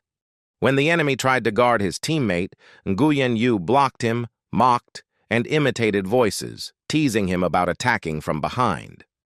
He resisted while enduring those flirtatious antics, growing furious. The audience was shocked that a thin card pierced a solid shield. What power did Jiang Kai possess? Huang Da writhed, tried to stand but collapsed, enraged at losing to a weaker foe. His team panicked, rushing to call for help for their fallen leader. However, the escape route was completely blocked by Zhu and Nguyen Yu. The commander shouted that Takuma was the real opponent, and chasing him only fueled his excitement. Now the two captains faced each other in perfect balance. The death card returned to Jiang Kai's hand. He smiled coldly, declaring the real game had just begun. Huang Da turned pale, slashed across the chest, blood spurting as he screamed in pain. He roared madly, vowing to kill his opponent no matter what. Tu Lin was horrified. The speed was too fast to see, and Huang Da suffered wound after wound. Amid the despair, Jiang Kai remained calm, warning that the nightmare wasn't over yet. The death card activated its cruel trait. launching endless attacks that caused agony without death. Huang Da's body bled profusely, pain tearing through his entire being. His screams echoed across the arena, chilling everyone. Jiang Kai spoke coldly, scolding him for being used to killing and now tasting repeated fear of death. Huang Da trembled, begging for mercy. The torment of death effect triggered, striking the dying man's mind until the caster was drained. Jiang Kai recited the incantation, his voice icy. Huang Da froze, falling into an endless illusion of torture. He felt his body sliced apart, every cut ripping his flesh. Hallucinations showed creatures devouring his organs and crushing his body. Thousands of blades pierced his heart as he screamed helplessly in despair. His consciousness drowned in a nightmare of death. Weak pleas and pitiful cries filled the air. Jiang Kai said coldly the pain was nothing compared to what Huang Da had done. Huang Da went insane, begging for death to end the torment. Seeing his broken foe, Jiang Kai realized the two effects destroyed both body and soul, leaving Huang Da rolling in blood and madness. Tu Lin was stunned by the screen. Huang Da still lived past the death point. Lu Jun predicted he might be crippled. He pondered, puzzled by Jiang Kai's secret weapon even he couldn't understand.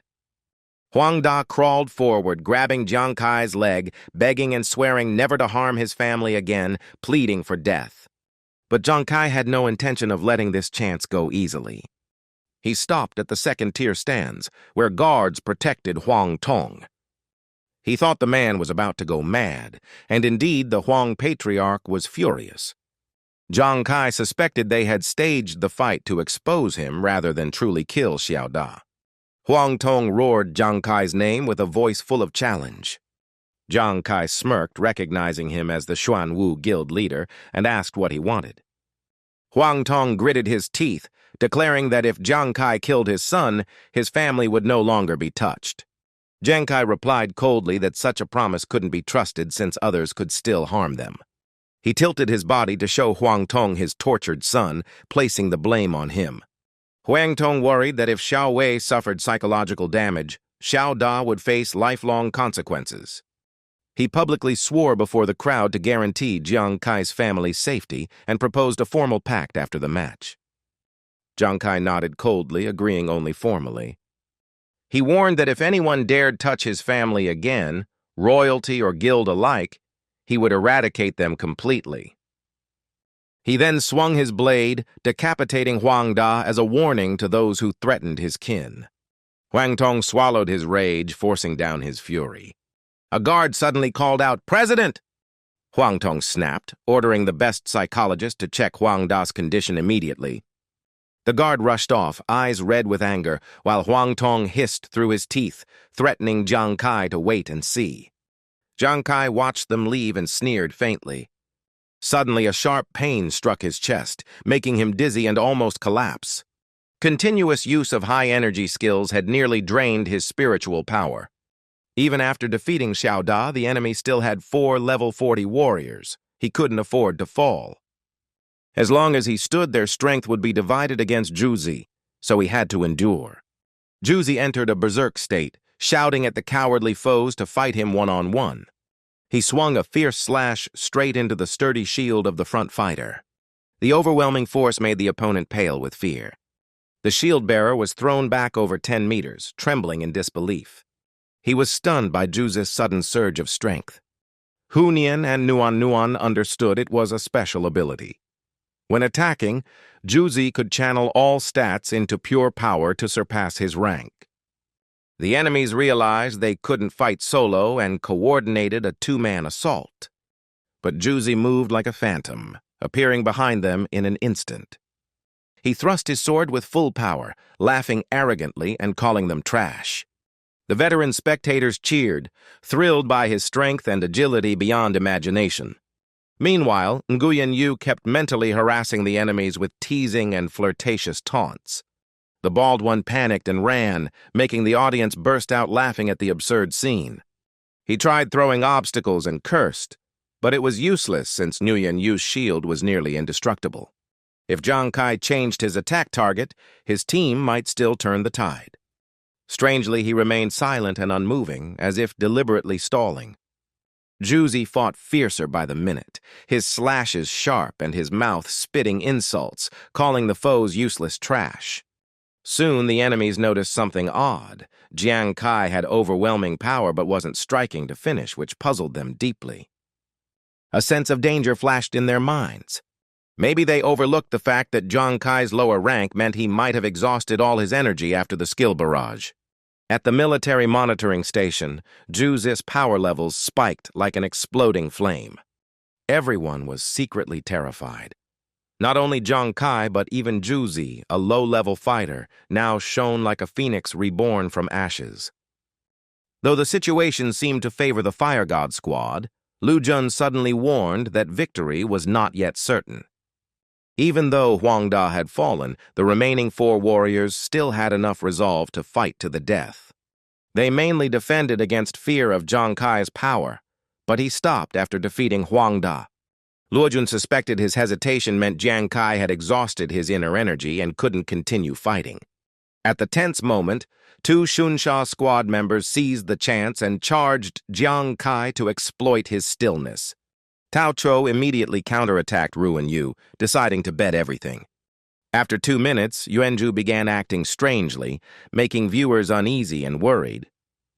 The enemy analyzed that Yuanzhu's power fluctuated. When strength spiked, speed noticeably fell. They guessed Yuanzhu had a talent to change attributes, revealing a weakness if struck during transformation. They looked at Jiang Kai still motionless and assumed he had run out of spirit energy and couldn't intervene. A Xunsha member jeered a challenge, declaring they would fight it out if Jiang Kai didn't act. Yuanzhu roared, shifting into attack power while lowering defenses, signaling readiness to resist. 2701. When he boosted attack power, his speed dropped, creating an opening for enemies to slip behind and land a killing blow before handling Jiang Kai. Li Bin's group feared Juzi would fall, but an unexpected event was about to reverse the situation.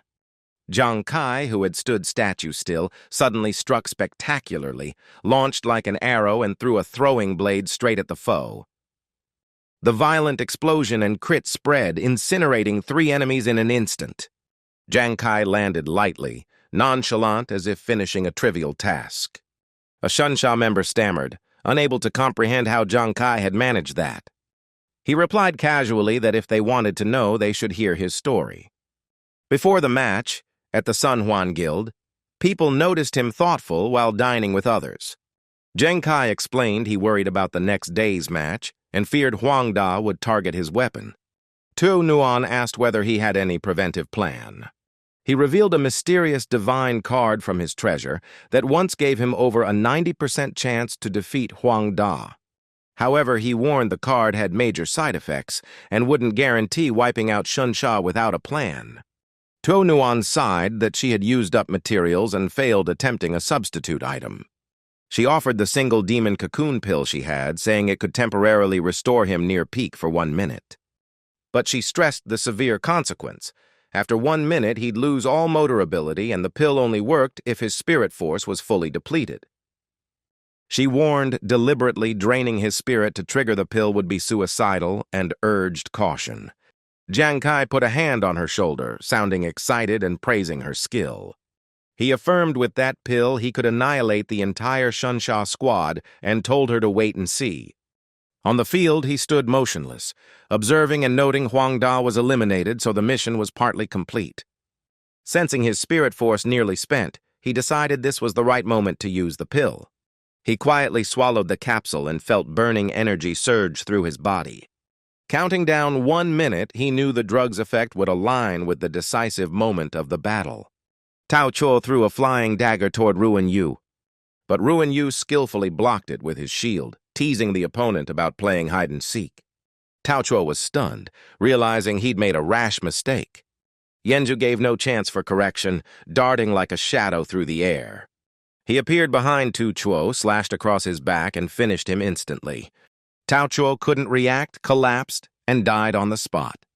Yuanzhu proudly declared that dying under the sword of a war god like him was life's greatest honor. Ruan Yu rushed forward, hugging Tu Chuo's body, crying bitterly. He screamed tragically, asking why his treasure was taken from him. Then his tone turned sinister, sneering that he himself was the killer, the #1 war god under heaven. In the next instant, he turned to another, eyes wild, demanding a kiss to replace his lost treasure. A green mist enveloped Ruan Yu right after those words. He grew dizzy and fell, recognizing the familiar scent of a sedative drug clouding his mind. Jiang Kai sighed in relief, thinking he was glad he'd prepared a tranquilizer in case Ruan Yu went mad drunk. Hunyan and Nuan ran over, worriedly asking about the captain's condition. Jiang Kai smiled softly, reassuring them he was perfectly fine. Looking around, the Shunsha squad was completely destroyed. The female MC stepped into the arena, loudly announcing the results. Wenju suddenly approached her fiercely, asking if she wanted to challenge him. The MC froze, utterly confused and terrified. His teammates rushed in to stop him, fearing he might lose control again in front of everyone. They quickly calmed him, saying everyone already recognized him as the war god, no more fighting needed. The MC trembled as she declared Fire God Squad the winners and announced the schedule for round 2. After speaking, she ran off in fear of being struck, while Yuanju shouted proudly that he would protect Jiang Kai. Nuan dragged Hunyan off the field, grumbling and dodging Yuanju's spit, while Ruan Yu drunkenly shouted he was the undefeated war god. Luo Jun was stunned. Fire God Squad, once unknown, had defeated a notorious rival gloriously. The stands erupted in cheers. Spectators were amazed by the drunkard's power and wondered who Jiang Kai truly was and what that black card could be to defy the heavens. One spectator turned to his friend, eyes bright, saying he now understood why they were brought to watch Fire God Squad's match. Tuonuan and Luo Jun stared at the screen, astonished by Jiang Kai's victory and his go-like tactical precision. They guessed the commander was now awaiting the team's new rank evaluation. The rating board appeared. Yuanju reached SS rank, while Tuonuan remained at C due to her unshown special ability. The crowd was amazed. Few in Zhangzhong had ever reached SS rank before surpassing level 40. If Yuanju kept this pace, by level 60 his chances of joining the reserve team of the Holy War God Temple would be very high. To face the beast tide, nations established the War God Temple system and reserve teams to train exceptional talents. The first path to entry was to display outstanding combat ability through local qualification rounds. The second, rarer path, was direct military recommendation, after passing extremely strict professional standards. In the entire Holy Yao nation, few achieved this yearly, so Yuanju's potential shocked everyone like witnessing a new star's birth. Professor Li suddenly spoke in a deep tone, asking about Jiang Kai's rank, saying it was still undetermined. Everyone was stunned, as if struck by lightning. The professor explained Jiang Kai's data was extremely contradictory, level 20, yet his attributes far exceeded limits. Though his base stats were below level 40 elites, his attack power was monstrously destructive. In the latest measurement, his attack coefficient reached 24,000, a terrifying, absurd number. He stared at Jiang Kai's card, noting it was an unprecedented weapon type that disrupted the measurement system itself. Although victorious, the professor remarked Jiang Kai had overexerted himself too early and led the team loosely, letting teammates act beyond his control. For now, they temporarily assigned him a low rank, causing several people to gasp as if hearing bad news. One member said they'd forward the report to superiors and thanked them. The girl beside her looked displeased, thinking his position underrated his true ability. The man slumped down and murmured a quiet truth. Clearly, that man was not among the weak. But the girl asked in surprise why he'd stayed silent earlier. He explained the issue lay in the evaluation system. It learned from precedent data and couldn't predict pioneers. Using that tool to judge him would certainly be inaccurate. Both the man and the command unit carried many people's hopes. He expressed strong anticipation for the subject's next performance.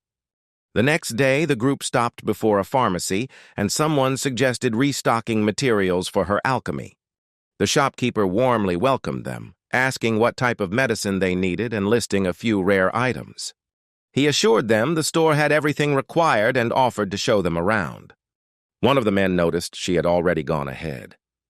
She stood before a shelf full of jars and test tubes, eyes gleaming like a researcher discovering treasure. It turned out the place also preserved valuable crafting formulas. She picked up a vial curiously, but realized the recipes were mostly toxic types, puzzled since she hadn't seen some of those names in her archive. The shopkeeper eagerly explained that the substance was extremely rare, from a mutated creature recently hunted at a famous lake. Someone in the group was stunned, asking if anyone actually dared go there to hunt that beast. The man smiled, saying the ascetic profession had long been tied to dangerous expeditions in the wild. The shopkeeper sternly warned that its toxin was extremely potent and activation conditions harsh, like wielding an uncontrollable blade. He added the crafting process easily poisoned the handler, and even if completed, use remained risky, making it a rare, hard-to-sell item. She expressed curiosity and asked the shopkeeper to describe the poison's nature in detail. He recounted oral lore that it was a deadly substance able to corrode armor and cling to skin, but required the victim to be fully submerged in water to activate. When hearing water, both their eyes lit up as they exclaimed excitedly together. The shopkeeper confirmed the poison only worked when the target was immersed in water. The two immediately grasped the key to their plan, though he reminded them that finding a battlefield with water wasn't easy. Zhang Kai grinned, declaring their team had plenty of water, enthusiastically insisting on buying it, which made Tuo Nuan happily agree. The shopkeeper, puzzled by their excitement, was nonetheless glad for the sale. By day's end, the group owned an extremely lethal bioweapon. The scene shifted to Xuanwu Private Hospital in Jiangzhong, where Huang Da sat blankly, eyes hollow as if soulless. His father, Huang Tong, watched from outside, heavy with worry. Top specialists shook their heads, stating the eldest son's psyche had collapsed badly, far worse than what his younger brother endured. Doctors advised urgent therapy and temporarily forbade his return to training. Huang Tong grew furious, pounding the wall and growling that both his sons had fallen, blaming Zhang Kai entirely and vowing revenge in the unfinished tournament. A dual-blade fighter approached, asking the guild leader about the meeting, seemingly related to the upcoming matches. In the following days, rounds proceeded smoothly, flowing like an endless stream. Several teams, witnessing Zhang Kai's power in defeating Huang Da, were so terrified they surrendered before fighting. Those daring to face them were swiftly wiped out by the Fire God's squad. Under Zhang Kai's command, the team advanced powerfully into the top 16 with a blazing, unstoppable winning streak. Someone informed Zhang Kai about details of the next battle. Tonuan handed him the guild's notice, confirming they'd reached the top 16, and their next opponents were the Xuanwu Guild's Eagle Hunters, led by Zhu Feichang. Hearing the name, Zhang Kai frowned, trying to recall where he'd heard that familiar name before. Hunyan agreed, revealing that the leader Zhu Feichang commanded the Eagle Hunters they'd met during the Duan Lac Corp's King Hunt. At the mention, Yuan Zhu's blood boiled, his eyes flashing in recognition. Hunyan warned that the Eagle Hunters' 4th unit was among Xuanwu's finest, far more battle-hardened than Xun Sha. They possessed superior resources and gear, but more terrifying was their team of veteran warriors whose reactions and tactics were razor-sharp. Tu Feichang moves as fast as wind, elusive and unpredictable. Su Nuan cautiously warns Hai to stay alert. "Got it," he replies. The next day, the stands are packed early. The Hunting Hawk team of Xuanwu versus the Fire God team of the Divine Guild promises to be the highlight, exciting the crowd. Everyone knows the feud between Zhang Kai and Xuanwu, so the tension feels ready to snap. Rumor says Tu Feichang taunted that he's Zhang Kai's nemesis, heating the atmosphere further. On stage, Tu Feichang faces Zhang Kai coldly, repeating his vow of revenge and threatening to cut off Zhang's arm. Yuanzhu roars like a provoked beast, recalling Huang Da's case as a warning, cursing the reckless rival. Zhang Kai restrains Yuanzhu, calm like a commander, telling Tu Fei Chang to shut up and let strength decide. The pink-haired host excitedly announces the 36th Guild Geo Battle, round of 16 countdown begins. The audience's eyes lock onto the arena, thrilled as the fight is about to start. Su Lam anxiously whispers about Nuan facing such power, hoping Zhang Kai can perform another miracle. A former teammate loudly cheers Yuanzhu, shouting that the team and leader will stand together. Who won? The signal sounds and the match begins. The Hunting Hawk squad instantly forms a flawless formation, Tu Fei Chang leading a full-scale assault. The Fire God team defends their two rear girls, warning each other as enemies close in. Zhang Kai rushes forward, throwing a rain of sharp flying daggers to open the attack. Hu Nian smirks confidently, boasting their relentless assault, daring Zhang Kai's team to withstand it. Even with daggers flying, Tu Fei Chang stands motionless. He smirks, clearly having predicted Zhang Kai's move. Two teammates rush up, blocking all incoming attacks. The scar-faced man activates his gear, shouting a challenge to Zhang Kai's team coordination. Yuanzhu is shocked as two massive shields rise, blocking all blades like an iron wall. Su Nuan and Nguyen Nu stare wide-eyed at the enemy's lightning reflexes. The Hunting Hawk team attacks fiercely, then instantly rebuilds a solid defense, nullifying Zhang Kai's strike.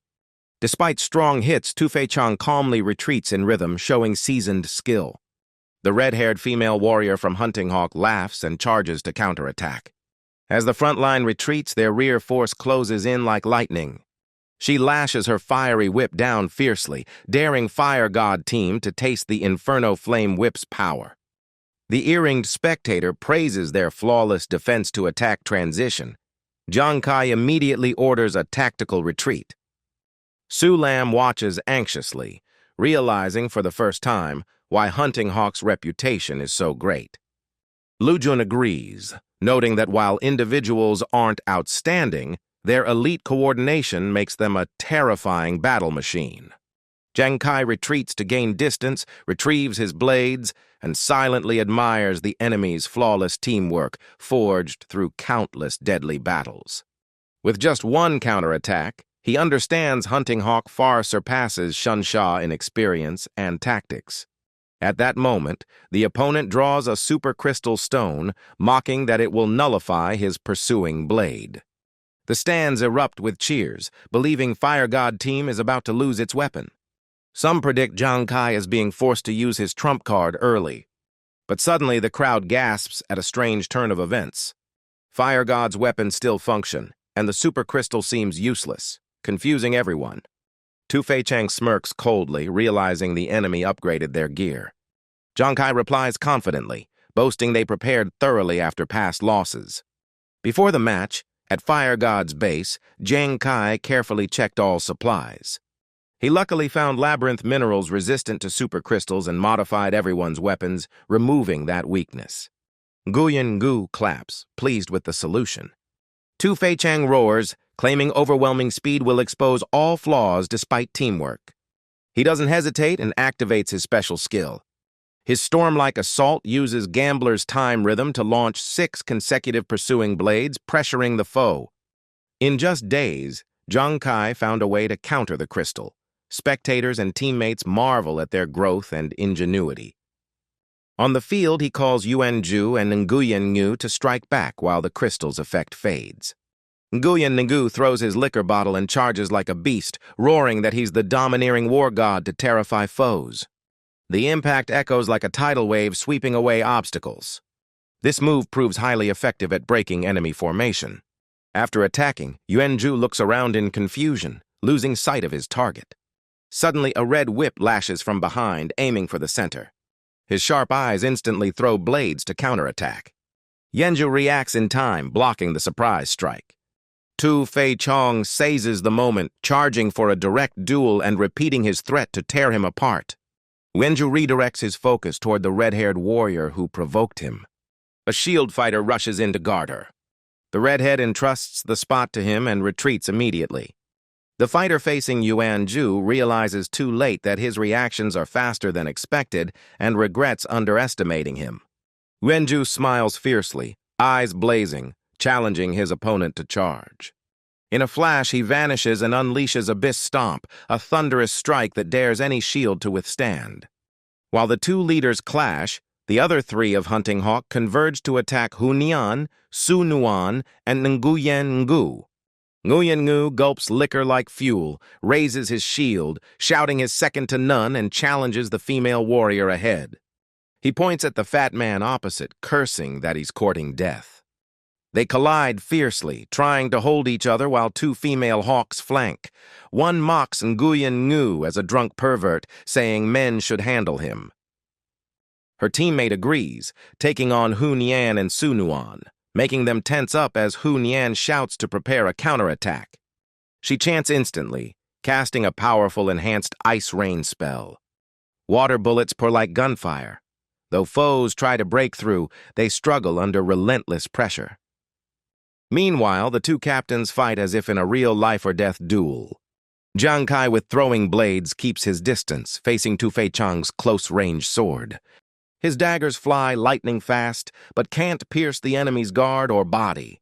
Tu Fei Chang sneers, mocking that no one has ever beaten him in speed. Two more blades shoot out, but Tu Fei Chang dodges easily, leaving only a blur. Jiang Kai stiffens slightly, admitting the foe is too unpredictable. The crowd leaps up in shock. No one's ever dodged daggers from such close range. They all agree only Tu Fei Chang, swift as wind, could do it. His evasive moves look like a deadly dance, perfectly nullifying every pursuing blade. Su Lam gasps as he twists midair, using inertia to flash toward Jiang Kai. Lu Jun frowns, noting Tu Fei Chang's base agility exceeds 300. With gear, it's at least 350, over 100 more than Jiang Kai, making him a natural counter. Dual swords in hand, Tu Fei Chang closes in and shouts that this fight will make Jiang Kai regret for life. He spins midair, unleashing full wind slash like a storm of blades. The sharp wind blades surge forward, forcing Jiang Kai to leap aside. But with his keen demon eyes, Jiang Kai spots something off in the foe's movement. Though Tu Fei Chang seems to slash once, his other hand gathers force for a killing blow. Full wind slash hides a second attack within the first. At this speed, dodging alone leaves Jiang Kai no time to block the follow-up. He reacts instantly, launching 8 pursuing blades at once. Tu Fei Chang laughs darkly, believing Jiang Kai has fallen into his trap. He steps back lightly, purple lightning flashing around him like a coming storm.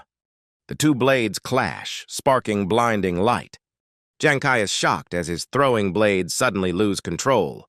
Tu Fei Chang grins proudly, revealing his dual swords were upgraded to nullify pursuing blades at close range without super crystals. Jiang Kai grits his teeth, realizing the enemy planned this to make him waste his blades. Tu Fei Chang smirks, mocking that Jiang Kai still stays calm enough to question him. He glances around, noticing something interesting on Jiang Kai. He guesses Jiang Kai has only one last dart left, or it's a hidden trump card. Then he laughs, confirming his deduction is right. His eyes turn icy as he scornfully asks what trick Jiang Kai plans next. He declares the true power of Hunting Hawk Squad lies in discipline and never underestimating foes. That's why he rewatched the entire Fire God vs. Shunsha match to dissect their tactics. From analysis, he found Jiang Kai defeated Huang Da with a hidden skill in his darts. But after that strike, Jiang Kai froze and didn't support his team, raising suspicion. Reviewing the footage, Tu Fei Chang saw not confidence but fatigue or exhaustion. He deduced the trump skill is powerful, yet drains so much energy that Jiang Kai is paralyzed for about a minute after use. Hearing this, Jiang Kai stiffens, realizing his secret is exposed. Tu Fei Chang laughs loudly, saying if Jiang Kai uses it now, he might kill him like Huang Da, but then Fire God team would be wiped out, and Jiang Kai would fall too. Meanwhile, the 4 female warriors still clash fiercely. Fire God's support line is overwhelmed as Su Nuan shouts for Nuan Nuan to retreat so she can heal allies. Jiang Kai narrows his eyes, his mind racing through tactical options. At another corner, Yuanju keeps roaring like a war god, challenging any foe. He swings a powerful strike, but the enemy dodges swiftly behind him. Yuanju spins around to chase, refusing to let the enemy escape. The foe takes advantage of a brief gap, countering and taunting him with insults. Their swords clash, sparks flying like fireworks. Yuanju exerts force, slams the opponent down, and roars in defiance of all who underestimate his strength. The earringed observer notes that the enemy finally stopped direct combat with Yuanju and now acts like a lurking predator. He realizes they're probing Yuanju's elemental adaptability to wear him down and force mistakes. That's Hunting Hawk's sharp tactic, practical, ruthless, and cunning. Teammates urge Yuanju to hold his will amid the chaos. Nguyen drains his liquor, eyes gleaming wildly, still shouting provocations. The enemy uses wind-like speed to dash behind and stab Nguyen in the right flank. The attacker sneers that both Nguyen's skills and life are worthless. Nguyen staggers, clearly gravely wounded. The four teammates panic and shout for Sunuan to assist. Sunuan rushes over but is blocked by the red-haired woman's fiery whip. Hunyan raises a crystal shield and yells for Nuan to fall back so she can cover her. The other female member of Hunting Hawk throws a razor-sharp fan at Hunyan to stop them. The strike launches with deadly speed and accuracy, aimed straight at Hunyan. The redhead mocks them as frauds and useless healers, saying their team can't save anyone in time. Yuanju charges in to protect the two women, roaring thunderously at any who dare advance.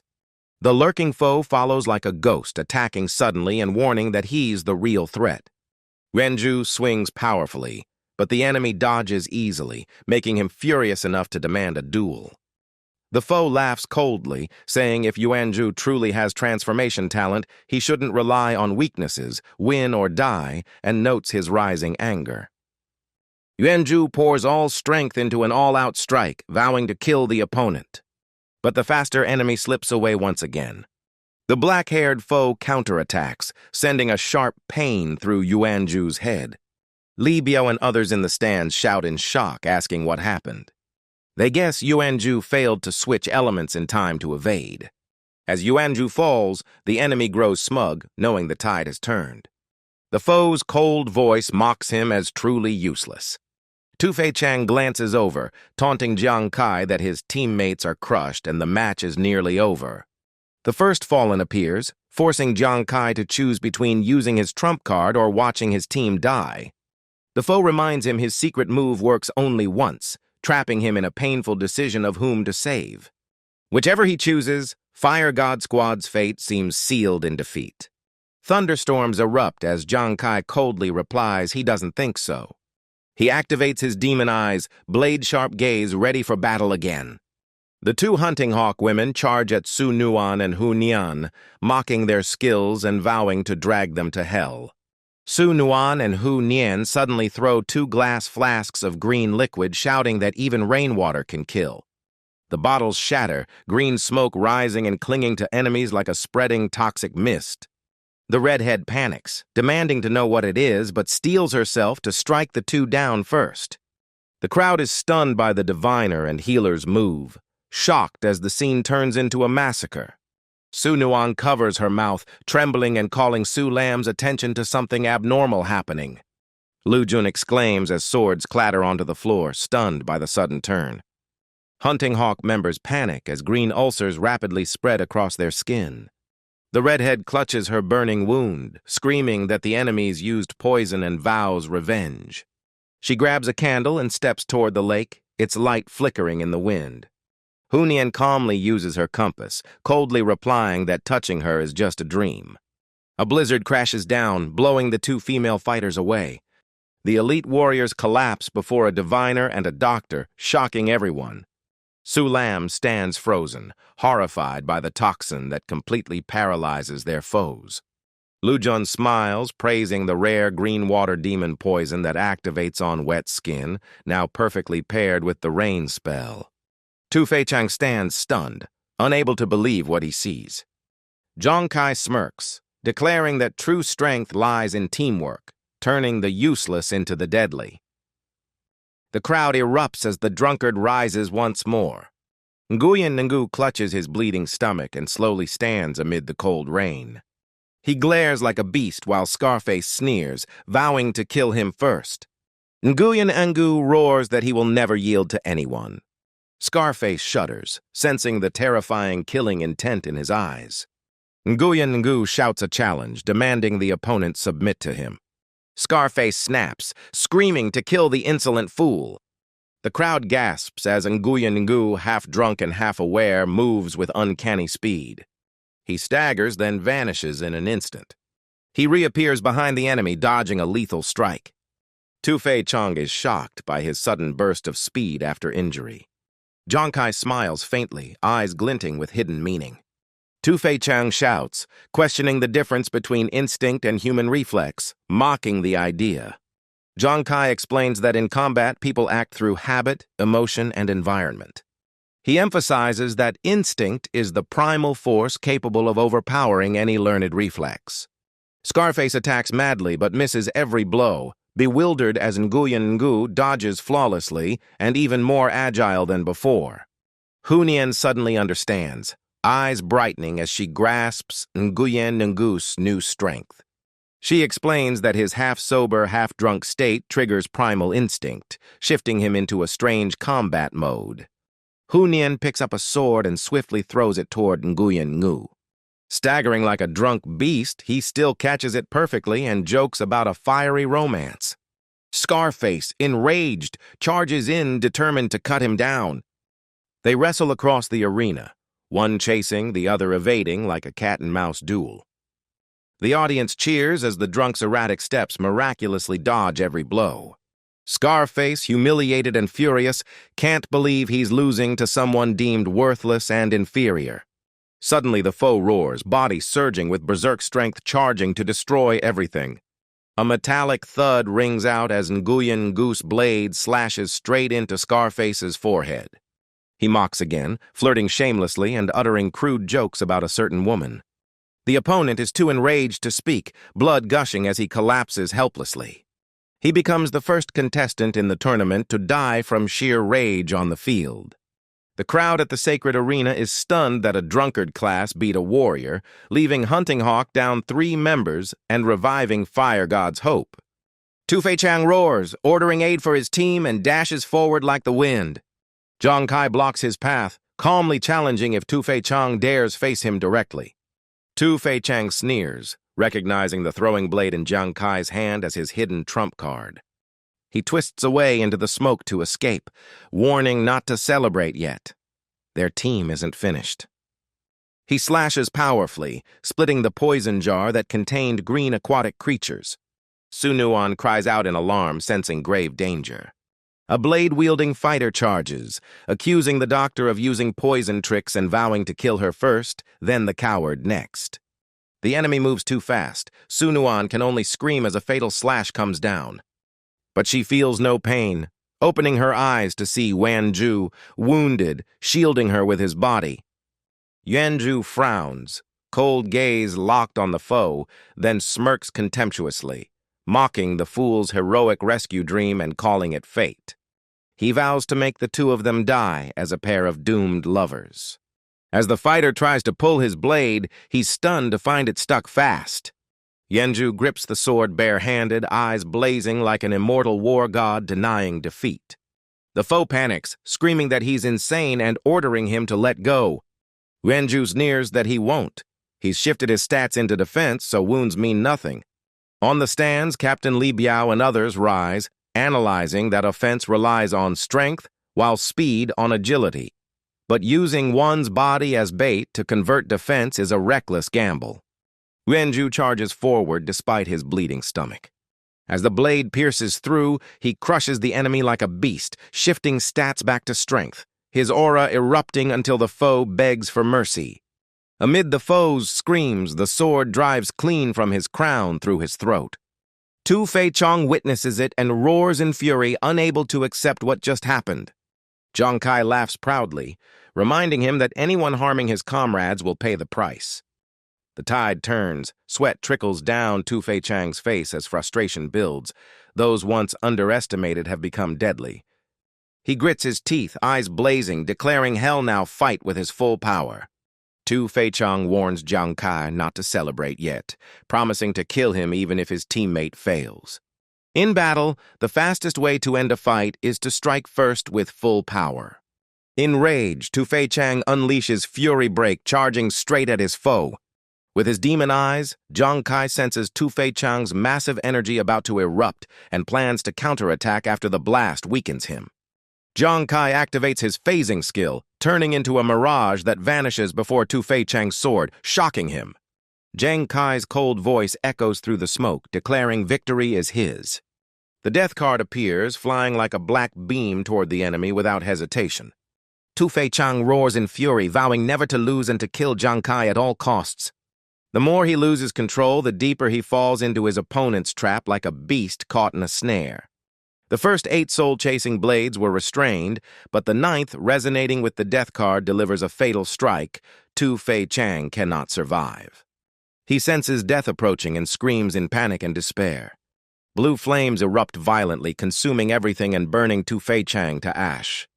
Zhang Kai calmly retrieves his blades, his icy gaze affirming victory. The arena falls silent for a moment, then erupts in thunderous cheers. Team Huoshen wins again, defeating 2 elite Xuanwu Guild teams and making history. The Huoshen members smile triumphantly, exuding the aura of survivors. Tu Lam remains stunned while Lu Jun nods in praise of the fiery match and the performances of Jiang Kai, Yuanzhu, and Tu Nuan. They remark that Tu Nuan is rare, both healer and poison expert, controlling the green water demon skillfully and showing great potential. A regretful voice notes that if the professor's evaluation weren't pending, her performance might have earned an A rank. Nguyen Ngu hugs the scarred teammate's corpse, crying out his beloved's name in sorrow. Hunan rushes over, sprays sedative to knock him out, then proudly claims only she can maintain order. A female fighter from the Li Ying team trembles back, fearfully asking Yuanzhu what he intends to do. Yuanzhu strides forward with his sword and overwhelming aura, challenging the opponent to admit defeat as teammates stop him to calm down. Zhang Kai sighs and shakes his head, lamenting how hard it's become to manage the team. The rescued female MC steps on stage to announce the match belongs to the fire team, prompting the crowd to cheer in unison. Zhang Kai basks in the victor's glory, feeling a quiet, indescribable joy. Songs celebrating the fire team echo everywhere as he leisurely fades into the rejoicing crowd. A mysterious figure watches the entire event silently from the audience. A few days later, the atmosphere at the guild headquarters becomes lively again. 2 members excitedly call out to their captain, and Zhang Kai looks up calmly to ask why. They report that promotion materials for Ju Chong and Feng Shui Xiansheng have surged in price and sold out. Bai cheerfully explains this proves their professions aren't useless, and Nguyen Ngu feels proud. Zhang Kai agrees, praising their impressive performance in battle, but reminds them that talent and luck differ for everyone. Pleased by the praise, they smile proudly and joke their rare goods, with Bai confidently declaring it. The guild leader laughs heartily, affirming their squad is no ordinary team. Suddenly, the wall screen updates. Team Li Bao faced Wolong, and though Li Bao dominated, Wolong's captain counterattacked and wiped them out. All 4 in the room stand up at once, visibly shocked. Zhang Kai frowns, recalling Li Bao was under Xuanwu management and powerful, wondering who Wolong's captain truly is. Nan Nan warns not to underestimate Wolong's captain and orders a thorough investigation. Everyone agrees. Zhang Kai happily announces that due to heavy losses among other teams, theirs advances straight to the finals without more matches. A joyful voice boasts they're the only team still fully intact. Everyone praises Kai's leadership, eyes shining with pride. Zhang Kai smiles modestly, saying victory came from teamwork and the glory belongs to all. He gently tells them to rest before the finals. Someone eagerly shouts about visiting home. In Jiangzhong City, his luxurious villa feels warm and peaceful. His younger sister advises the eldest brother not to overwork, but he insists on training more to help Kai. As he finishes speaking, the eldest coughs violently, worrying his sister, who rushes to comfort him. Zhang Kai puts a coat on his elder brother, scolding that if he catches a cold, he can't help anyone. Anza asks why his brother returned so suddenly. Zhang Kai feels deeply warmed by the family's warm welcome. Before him lies a table full of delicious dishes, astonishing him with his family's thoughtfulness. He asks why they haven't started eating. Perhaps the food isn't to their taste. Anzi tries to cook something else, but the eldest stops her with a laugh. Jiang Kai jokes she worries because he looks thinner. Anzi softly asks if he can stay longer this time, and the eldest advises him to rest instead of risking himself again. Jiang Kai smiles reassuringly, saying he still has work but lives well and only wants to see how they're doing. Anzi responds gently, while the eldest adds that no royals disturb them anymore and the villa is well protected. Hearing that, Jiang Kai smiles with relief, praises Brother Liu, and promises to thank whoever helped his family. Jiang Kai chats happily with his sister, asking about school life. Anzi smiles brightly, saying she's made many new friends. He praises her kindness and charm, though his eyes show a trace of concern. He notices hidden sadness on her face and feels an ominous premonition. The next day, Jiang Kai returns to Team Huoshen to prepare for pre-final training. Their sparring target is an elite tusked boar, level 20. With one swift slash, the beast is easily cut in half. The feat means little to Jiang Kai, who smiles as teammates boast excitedly. Hez satisfied that the team's coordination has improved, proving the training plan effective. A sudden shout interrupts, announcing news about the finals. The notice confirms Team Huoshen will face Wolong of the Qinglong Guild tomorrow morning. Jiang Kai frowns warily at the name Wolong as teammates report they've identified its captain. The man is Di Zheng, a level 40 fighter wielding a silver longsword, recently joined Qinglong. Di Zheng quickly formed Wolong and made it a powerful team within half a year. Unlike the arrogant Li Ying team, Wolong is silent and mysterious, with only a few battle videos. His move Ghost Shadow Vanish Slash is so fast it almost kills in one strike. Jiang Kai compares him to the swift Tu Fei Chang, judging Di Zheng to be even stronger. A strange sound comes from the bushes behind, signaling someone's approach. Jiang Kai reacts instantly, spinning to grab the wrist of the masked assailant. The stranger is stunned by Kai's reflexes exceeding expectations. Even ambushed, Kai stays calm, eyes locking coldly on his foe. The attacker quickly jumps back, sheathing his sword and staying alert. He exclaims in surprise, admitting the Huoshen captain's reputation is well-deserved. The Huoshen teammates surround him angrily, demanding a fair fight instead of ambush. Tu Nun senses something familiar in the masked man's stance. She reacts fiercely, about to strike, but Kai stops her. Jiang Kai calmly says the man just wanted to test them and correctly guesses Hez Di Zheng. The masked man laughs, amused, admitting his identity's been exposed. He removes his scarf, revealing a sharp, confident face. Yuanzhu immediately recognizes him as Di Zheng, leader of Wolong. Di Zheng steps forward, eyes sharp, speaking mockingly to Kai. Yuanzhu snaps back in anger, threatening to teach him a lesson. Di Zheng smiles gently, saying he only came to negotiate. Jiang Kai, suspicious, directly asks the purpose of this negotiation. Di Zheng praises Team Huoshen's strength, especially Kai's. He admits Kai's trump card makes him uneasy before the finals. Kai coldly asks for his real intention. Di Zheng proposes deciding the finals outcome with a solo duel, no trump cards or secondary weapons allowed. Yuanzhu furiously objects, calling the condition insane and unfair. Tu Nuan pulls Kai away, but Di Zheng remains calm and refuses further discussion. Di Zheng hints that Kai doesn't yet know the materials needed for his next promotion. He suggests his guild can provide coordinates to a secret realm that could solve the issue. Jiang Kai suddenly stops, eyes focused at the mention of secret realm.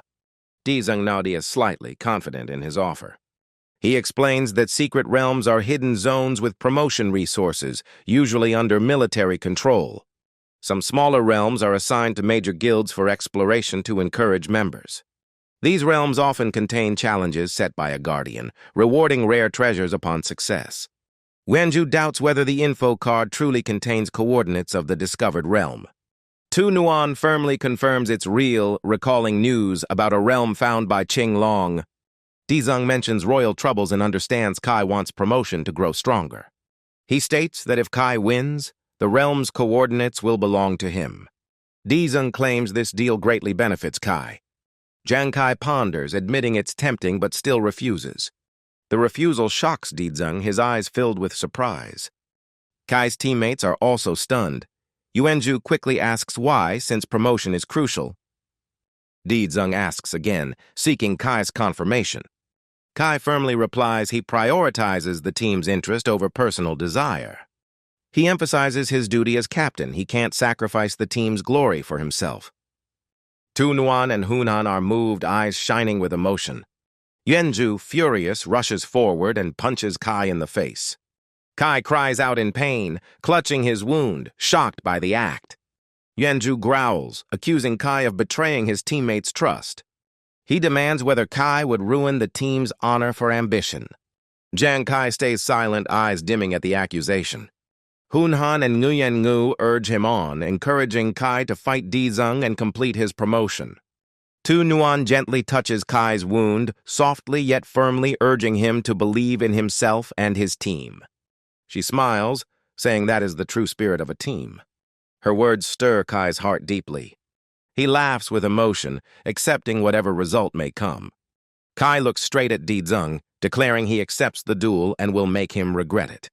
Dizeng smiles eagerly, eyes gleaming with anticipation.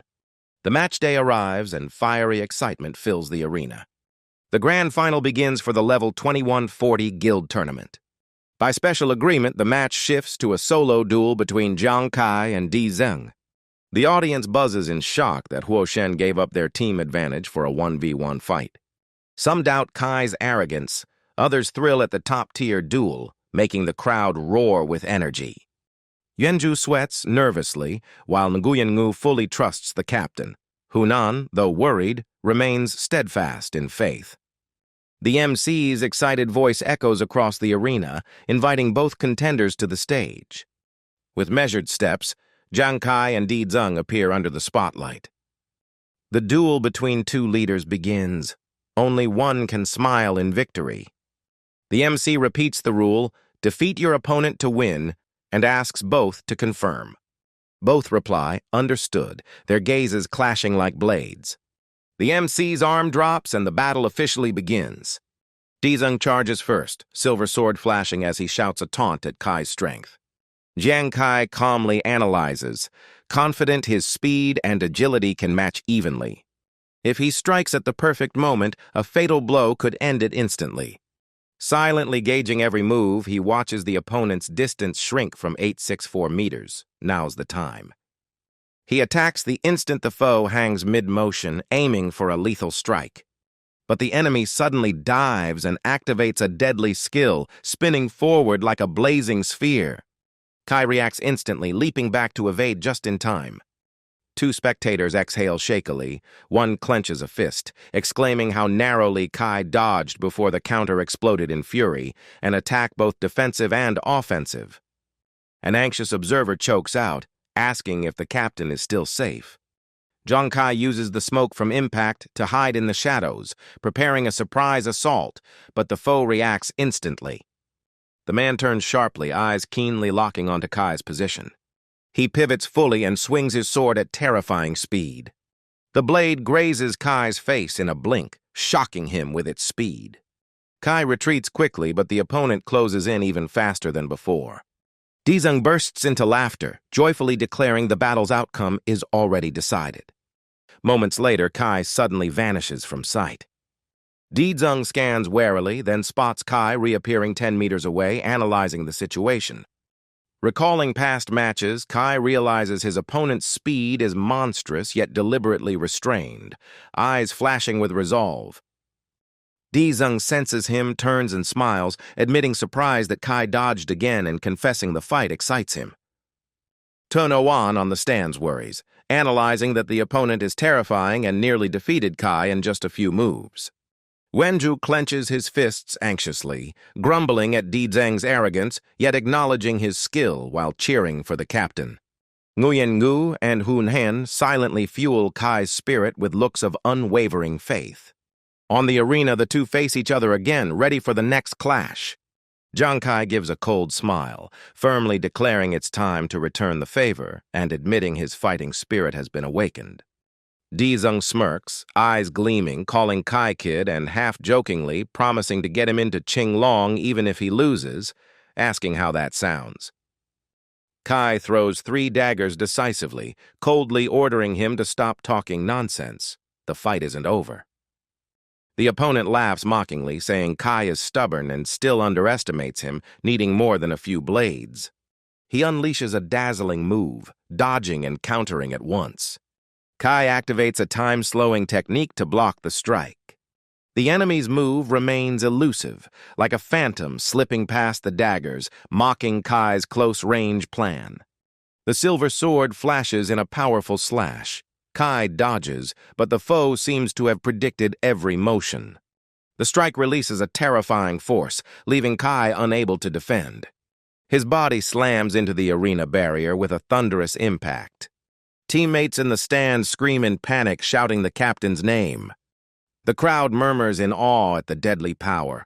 Its shockwave alone causes severe injury. A direct hit could be fatal. Kai staggers, blood dripping onto his uniform as he clenches his teeth through dizziness. How did this happen?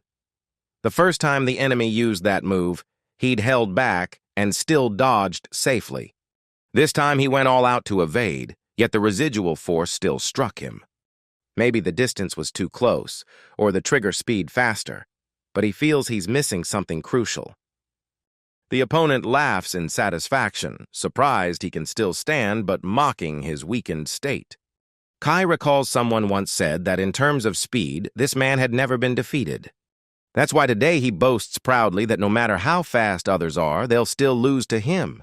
He claims that facing stronger foes only makes him stronger. The arrogant words ignite Kai's fury and frustration. He grips his small weapons tightly, channels energy, and throws them with defiance, vowing he hasn't surrendered. The opponent laughs again, amused by Kai's resilience, yet promises no mercy. He strikes once more, his cold blade piercing Kai's shoulder, mocking the predictable defense. He sneers that with Kai's current speed, he can't even touch his sleeve. He urges Kai to surrender, warning the next blow will leave no chance. The battle turns completely one-sided, with Dizeng overwhelming Jiang Kai. The whole team falls silent. Yuanzhu fears the captain is in danger. Tu Nuan trembles, heart aching as she watches Kai being dominated. Hunan worries, blaming Kai's reckless choice of solo battle, unable to grasp his intent. The crowd murmurs mockingly, claiming Kai just got lucky and deserves to lose in shame. Hearing the jeers, Yuanzhu explodes in anger, unable to hold back. He lunges forward, grabbing the heckler's collar and daring him to repeat it. Tu Nuan stops him, urging not to stoop to the level of cowards, with Hunan agreeing. The rude man grows worse, shouting that Kai deserves death. He keeps provoking, comparing Yuanzhu to a dog guarding its master. Yuanzhu trembles with rage, about to strike when guards arrive. A commanding voice orders the troublemaker expelled from the stands. Tu Lam, the guard commander, coldly gives the order. Tun On softly reports that Jiang Kai is dueling Dizeng. She feared chaos might erupt, so she called Lam to supervise. Tu Lam glances at the agitators, guessing they're Xuan Wu Guild members seeking revenge. Yuanzhu spits disdainfully, cursing them as filthy scum. Tun Oan turns her gaze to the arena, silently praying for Kai's safety. On the stage, Dizeng stands strong and unscathed, while Kai bleeds but remains resolute. Exhausted, yet unyielding, Kai controls his throwing blades, eyes blazing with fighting spirit. Dizeng mocks him, advising surrender and an offer to join Qinglong to keep his future. Jiang Kai grits his teeth, eyes icy as he rejects the offer. He growls that he still has strength and challenges to continue the fight. Dizeng is surprised by the calm yet defiant gaze of the nearly spent fighter. He grips his sword tighter, voice cold, confirming Kai refuses to yield. He resolves to crush Kai's will, unleashing his ultimate skill, Ghost Shadow Vanish Slash. Dizeng darts forward like a phantom, wind howling across the arena. Hunan gasps in horror, shocked that Kai doesn't dodge. Tu Nuan covers her eyes in fear, praying nothing tragic happens. Jiang Kai remains still, waiting for the perfect counter moment. When it comes, he activates Ignite Backfire, releasing 9 lightning-like blades. Di Zeng shudders, feeling a chilling numbness. Has stunned, he can no longer track Kai's movements. In a flash, one blade precisely knocks his sword aside. Di Zeng stiffens in dread, realizing Kai has finally unleashed his true power. Kai follows up relentlessly, the remaining blades piercing into his foe. Flames erupt violently, the explosion blasting Di Zeng backward. He struggles to rise, body burned and blood spreading across him. The final blade halts before his eyes as Kai coldly declares victory. The stands erupt in cheers, everyone stunned in disbelief. Spectators buzz in awe, unable to grasp how Kai turned the battle around. Team Huo Shen cheers in joy, eyes glowing with pride. Yuanzhu weeps with emotion, believing Kai will never fall. Even defeated, Di Zeng admires Kai and asks when he noticed the flaw. Kai smiles faintly, saying it was Di Zeng's own words that revealed the key to victory. Di Zeng frowns, puzzled by the meaning behind those words. Kai recalls his moment of despair when he realized the vital clue he'd missed. He remembers Di Zeng's boast about unmatched speed, which sparked his counterattack idea. That very boast enlightened Kai, teaching him how to face a truly powerful opponent. He understands the truth of hard meets hard, confidently affirming his own path. Before the exam, Jiang Kai watched countless recordings of his opponent to grasp his moves. He realized he focused only on maximum attack rhythm, neglecting the foe's flexible speed changes. A victory-hungry fighter often tests with the first move if not going all out. Once seeing a chance, the opponent unleashes full speed to finish decisively. Jiang Kai recalls a previous duel where the enemy showed destructive speed against a swift rival. That lightning-fast strike once felled his opponent in a single blow. But the opponent's calmness after pressing his target made Jiang Kai uneasy. He suddenly suspected the foe could predict his movements with a shadow-like sword style. Instead of waiting, Jiang Kai changed distance and attack rhythm to test his theory. While fighting, he noticed the opponent's behavior pattern repeated identically. The move Ghost Shadow Vanishing Slash didn't deal real damage but left a shockwave injury. Jiang Kai concluded the foe preferred victory at all costs rather than deception. He guessed the opponent used mental technology to foresee attacks as his true trick. Moreover, that skill might read muscle tension and airflow to predict and counter strikes. Once understanding it, Jiang Kai decided to disrupt that mental prediction, even briefly. Di Zeng doubted it, warning such guesses could be risky. Jiang Kai firmly argued the opponent was the arrogant one hiding power behind flashy names. He pointed out the foe's strength wasn't mental, his biggest weakness. Di Zeng fell silent, eyes dimming, realizing Jiang Kai was gambling everything. Jiang Kai nodded, confident his judgment was right. The rival failed due to pride and blind faith.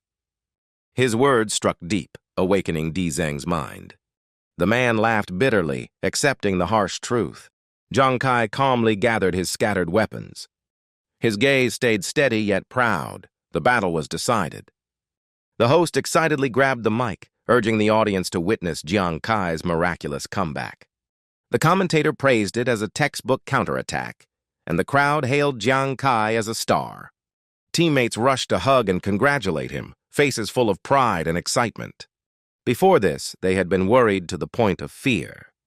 Tu Nuan hugged Jiang Kai, eyes shining as she declared herself his biggest fan. Others cheered non-stop. Wenju shouted for a full celebration, while Sun Wan suggested treating Jiang Kai's wounds as he recalled unfinished business. But his teammates dragged him off before he could think, so lively that the MC reminded them results weren't yet announced. Finally, the MC solemnly declared the champion, Jiang Kai of Team Heshen. The crowd erupted, cheers shaking the arena. His team members beamed, sharing in complete triumph. From afar, Tu Lam quietly watched, eyes full of admiration for Jiang Kai's miracle. The next day at the guild headquarters, excitement rose as Yuanzhu announced the army would deliver rewards. In Jiang Kai's hand was a small golden box radiating value. Nguyen Ngu frowned, wondering what such a tiny box could hold, calling the reward stingy. Hunan laughed loudly, suggesting opening it right away to see inside. When the box opened, dazzling white light filled the room, releasing countless flying cards. They moved in order as if pre-programmed. Then they hovered right before each member. Tu Nuan gasped in surprise, realizing the rewards were given as cards. Jiang Kai immediately reached out and took his card. His face lit up, unable to hide his joy. The card displayed a message. Congratulations, received 9 Tribulation Pursuing Fate, S1 upgrade version. The weapon greatly boosted stats and had stacking critical effects. Jiang Kai shouted with joy at this upgraded Pursuing Fate. He was amazed that this rare S-rank gear even had multiple upgrade forms. After calculating, Jiang Kai found its critical and armor-breaking abilities far superior, ideal against tough monsters. Suddenly another card appeared before him, sparking curiosity about what it was. Nguyen Nu stepped forward, explaining it was a mother-child stone combining 2 stones to create a special attraction. When attached to his gloves and pursuing fate, it nullified interference from other weapons. Hunan was also happy, receiving materials to advance as a high-level spirit communicator. Nguyen Ngu proudly showed a gourd that enhanced liquor potency and strongly reduced drunkenness. Everyone felt the rewards seemed tailored to each of them. Jiang Kai asked if Yuanju and Nuan Nuan had received theirs. Yuanju waved and laughed, saying theirs had been sent separately through Captain Li Biao. He confirmed this time the prizes matched each person's combat style, truly generous. Tu Nuan added that the deliverer was a subordinate of Officer Liu, and all gifts were specially approved by the commander. Jiang Kai was surprised, eyes glowing with gratitude for the commander's direct care. Yuanju laughed, teasing that it was thanks to Captain Jiang Kai's great fame. Hun Han agreed. Jiang Kai smiled, silently thankful to the commander and Officer Liu, deciding to thank them personally next time. Tu Nuan asked about the bet with the Qinglong Guild, and he confirmed they'd hand over the Secret Realm card within 3 days. Hunan teased Tu Nuan for worrying too much, making her blush as everyone laughed together. Seeing everyone happy, Jiang Kai also smiled warmly. The scene shifted to Jiangzhong City. Jiang Kai returned to visit his sister, Jiang Yingzi. He worried because she'd seemed gloomy lately, planning to bring her home to talk. At school's end, students poured out the gate, chatting cheerfully. The kids buzzed about outings, while some fretted over tomorrow's test. Jiang Kai waited a long time but didn't see his sister. He entered the classroom, asking if Jiang Yingzi was inside. A nervous girl replied that Yingzi had just been called away, confirming Jiang Kai was her brother. Jiang Kai nodded, unease rising, and asked if a teacher had called her. The girl shook her head, admitting some senior boys had been eyeing Yingzi lately. Realizing trouble, Jiang Kai's tone turned cold as he pressed for details. She said the group's leader was Zhao Lei, son of a powerful man, known for bullying at school. Yingzi had been dragged off by 2 girls close to Zhao Lei, just as another student ran in with urgent news. Before he could speak, he was kicked from afar and fell hard to the ground. The thug roared, scolding him for disobeying orders. A nearby girl panicked, trying to intervene. She quickly pleaded with Zhao Lei to stop. He sneered coldly, ready to strike with vicious eyes. But his punch was easily caught by Jiang Kai, who demanded to know if he was Zhao Lei and related to Huang Wei. Zhao Lei cursed angrily, arrogantly threatening anyone daring to interfere. Jiang Kai sternly declared himself Jiang Yingzi's brother and demanded to know where she was taken. Zhao Lei scoffed, mocking Jiang Kai's name and refusing to answer, citing Huang Wei's power. He taunted that only if Jiang Kai knelt and begged would he consider responding. He warned Jiang Kai he couldn't withstand his schemes. Jiang Kai gritted his teeth, eyes blazing with determination. He coldly stated they'd handle this their own way. Curious students cheered, eager to watch the coming fight. The aggressors rushed in fast, but still slower than their opponent. Jiang Kai dodged gracefully, movements fluid as flowing water. The henchmen were stunned, eyes wide in disbelief. In a flash, Jiang Kai shifted position with agile turns. One precise strike from him sent several crashing down. They clutched their bodies, groaning in pain on the ground. Zhao Lei hissed furiously, vowing to teach them the rules of survival here. Meanwhile, the scene shifted to the sports field where it began. Sounds of blows echoed sharply, heightening the tension. Two girls surrounded Yingzi, mocking how she picked up the ball and teasing her looks. Yingzi held her wound, softly apologizing in a weak voice. They cruelly rummaged through her bag, mocking her belongings. One girl picked up a photo, eyes flashing with curiosity. It was a picture of the three siblings baking a cake on a past birthday, making Yingzi uneasy. She panicked and rushed forward, demanding the photo back. But the two girls held it tight, smirking provocatively. They threatened to tear the photo if Yingzi resisted further. At that moment, a girl's phone rang amid the chaos. She answered irritably, saying someone named Jiang Kai was looking for his sister and causing trouble. Hearing that, Yingzi immediately realized her brother had arrived. Without hesitation, she bit hard into the hand restraining her, making the girl scream. The bitten girl shouted angrily, calling her crazy. Despite the words, Yingzi ran straight toward the classroom, burning with worry. She urged everyone to hurry out, fearing the danger from the crowd. When she arrived, she was stunned. The henchman lay flattened, only Zhao Lei remained standing. Jiang Kai turned, his cold gaze falling on his sister. Saying her bruised body, he gasped as if breath left him. A pang twisted inside him, a surge of pain and pity. He called Yingzi's name, voice choked, anger flashing as his eyes hardened toward the attacker. The thug seized the chance to rush in, yelling that it was too late for mercy. Yingzi cried out in alarm, warning those behind her of danger. Jiang Kai lifted his leg, a slow but powerful motion.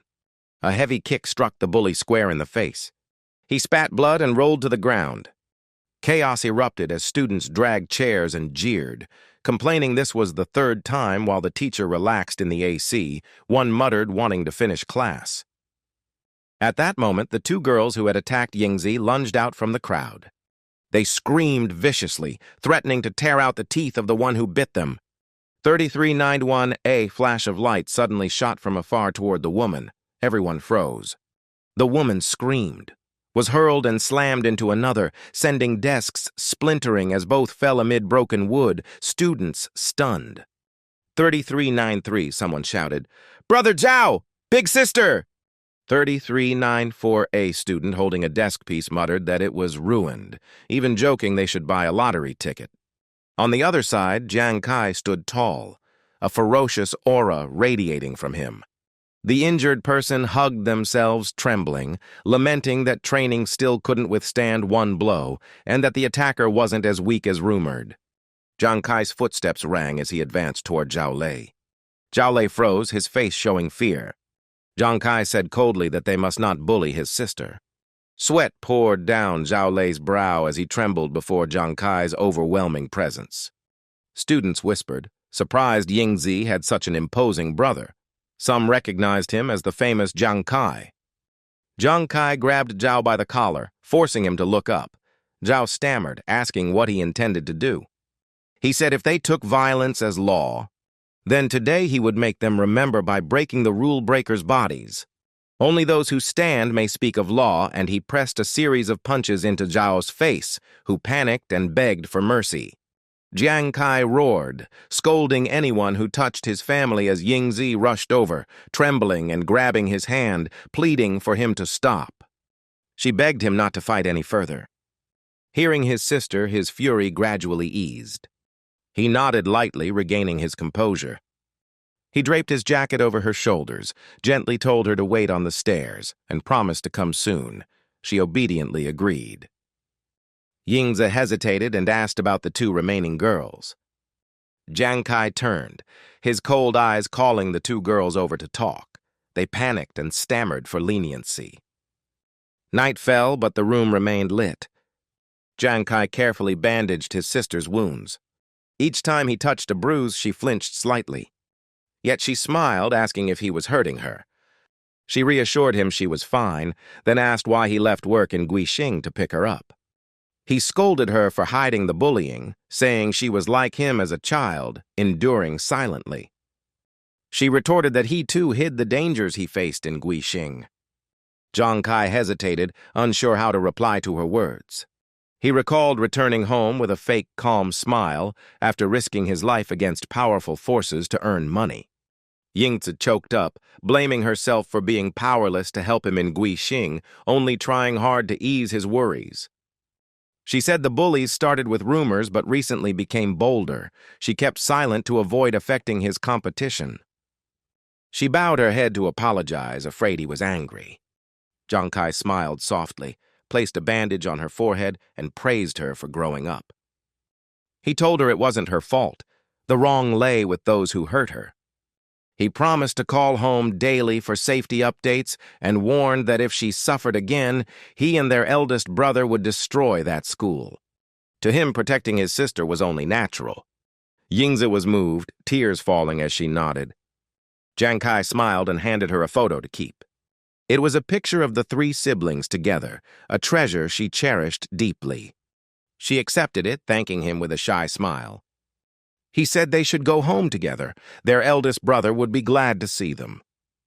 A few days later, the scene shifted to Guixing. The captain stood before an old wooden house, observing carefully and questioning if it was a secret gateway left by enemies. He shook his head, pointing beside the table, affirming it wasn't a fake. He explained that although the exterior looked shabby, the interior was unusually tidy, proving it had been thoroughly searched. In the yard, the soil showed signs of being dug and refilled, indicating the Qinglong Guild had sought an entrance there. He remarked that arrogant types like them wouldn't resort to deception after failure.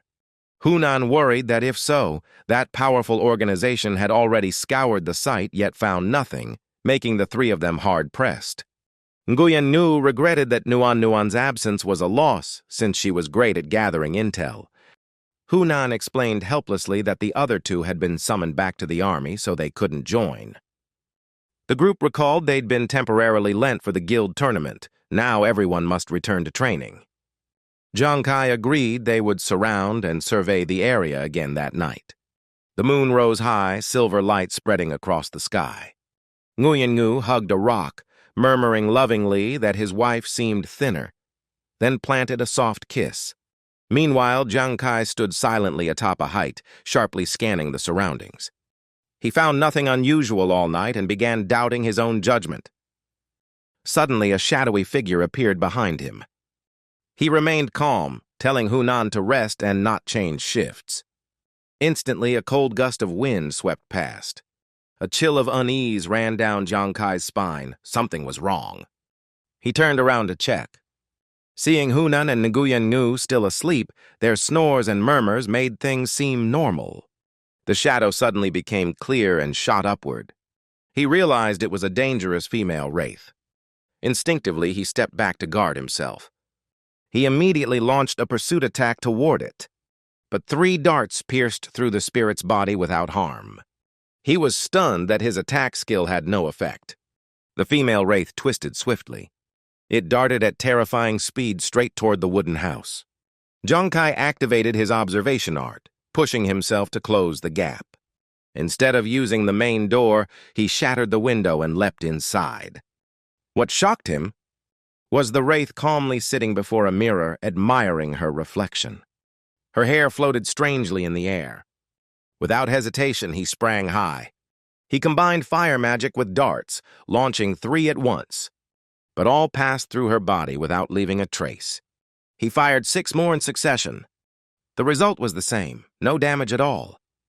Even after hitting vital points, he couldn't harm her, suspicion rising inside. Outside, dawn's first light began to appear. Zhang Kai gripped the spell card tightly. He decided to use his final move. As the dart shot toward the wraith's head, morning sunlight streamed through the window. The spell card struck the table, and the wraith's body instantly dissolved like smoke. He stood stunned, muttering in disbelief. Hunan and Nguyen Nu awoke. After hearing the story, they anxiously questioned the spirit. He nodded, saying everything happened too fast. The wraith didn't attack, but ran into the wooden house and sat before the mirror, brushing her hair. Hunan pondered, guessing the creature might be tied to this secret realm. Zhang Kai agreed, saying all attacks were useless and only daylight made it vanish. All three felt the creature was highly abnormal. Suddenly, from afar came an arrogant voice laughing that he hadn't expected them to find it so soon. Nguyen Ngu turned and demanded the stranger's identity. The man introduced himself as Nao Wu, captain of the Teng Long squad from the Qing Long Guild, in charge of exploring this secret realm. Hunan coldly accused them of hiding information about the female wraith, clearly plotting something. Nao Wu frowned at the words. Then he burst out laughing, admitting the guild indeed had its own purpose. They just wanted to test the Huo Shen team's strength. He praised Jiang Kai as a rare man worthy of respect and proposed cooperation. Jiang Kai firmly refused to work with an untrustworthy person. He signaled his teammates to leave. Nao Wu sneered, calling the kid arrogant. His subordinates mocked that the Huo Shen team wasn't so great, even letting a wraith slip by unnoticed. Nao Wu smirked, saying he still wanted to see how Jiang Kai would handle things. When night fell again, darkness spread across the forest. The female wraith's silhouette reappeared, faint under the dim moonlight. The commander gave a steady order for everyone to follow the plan and storm through the entrance. Outside, Nao Wu's team stood afar, observing from a high vantage point.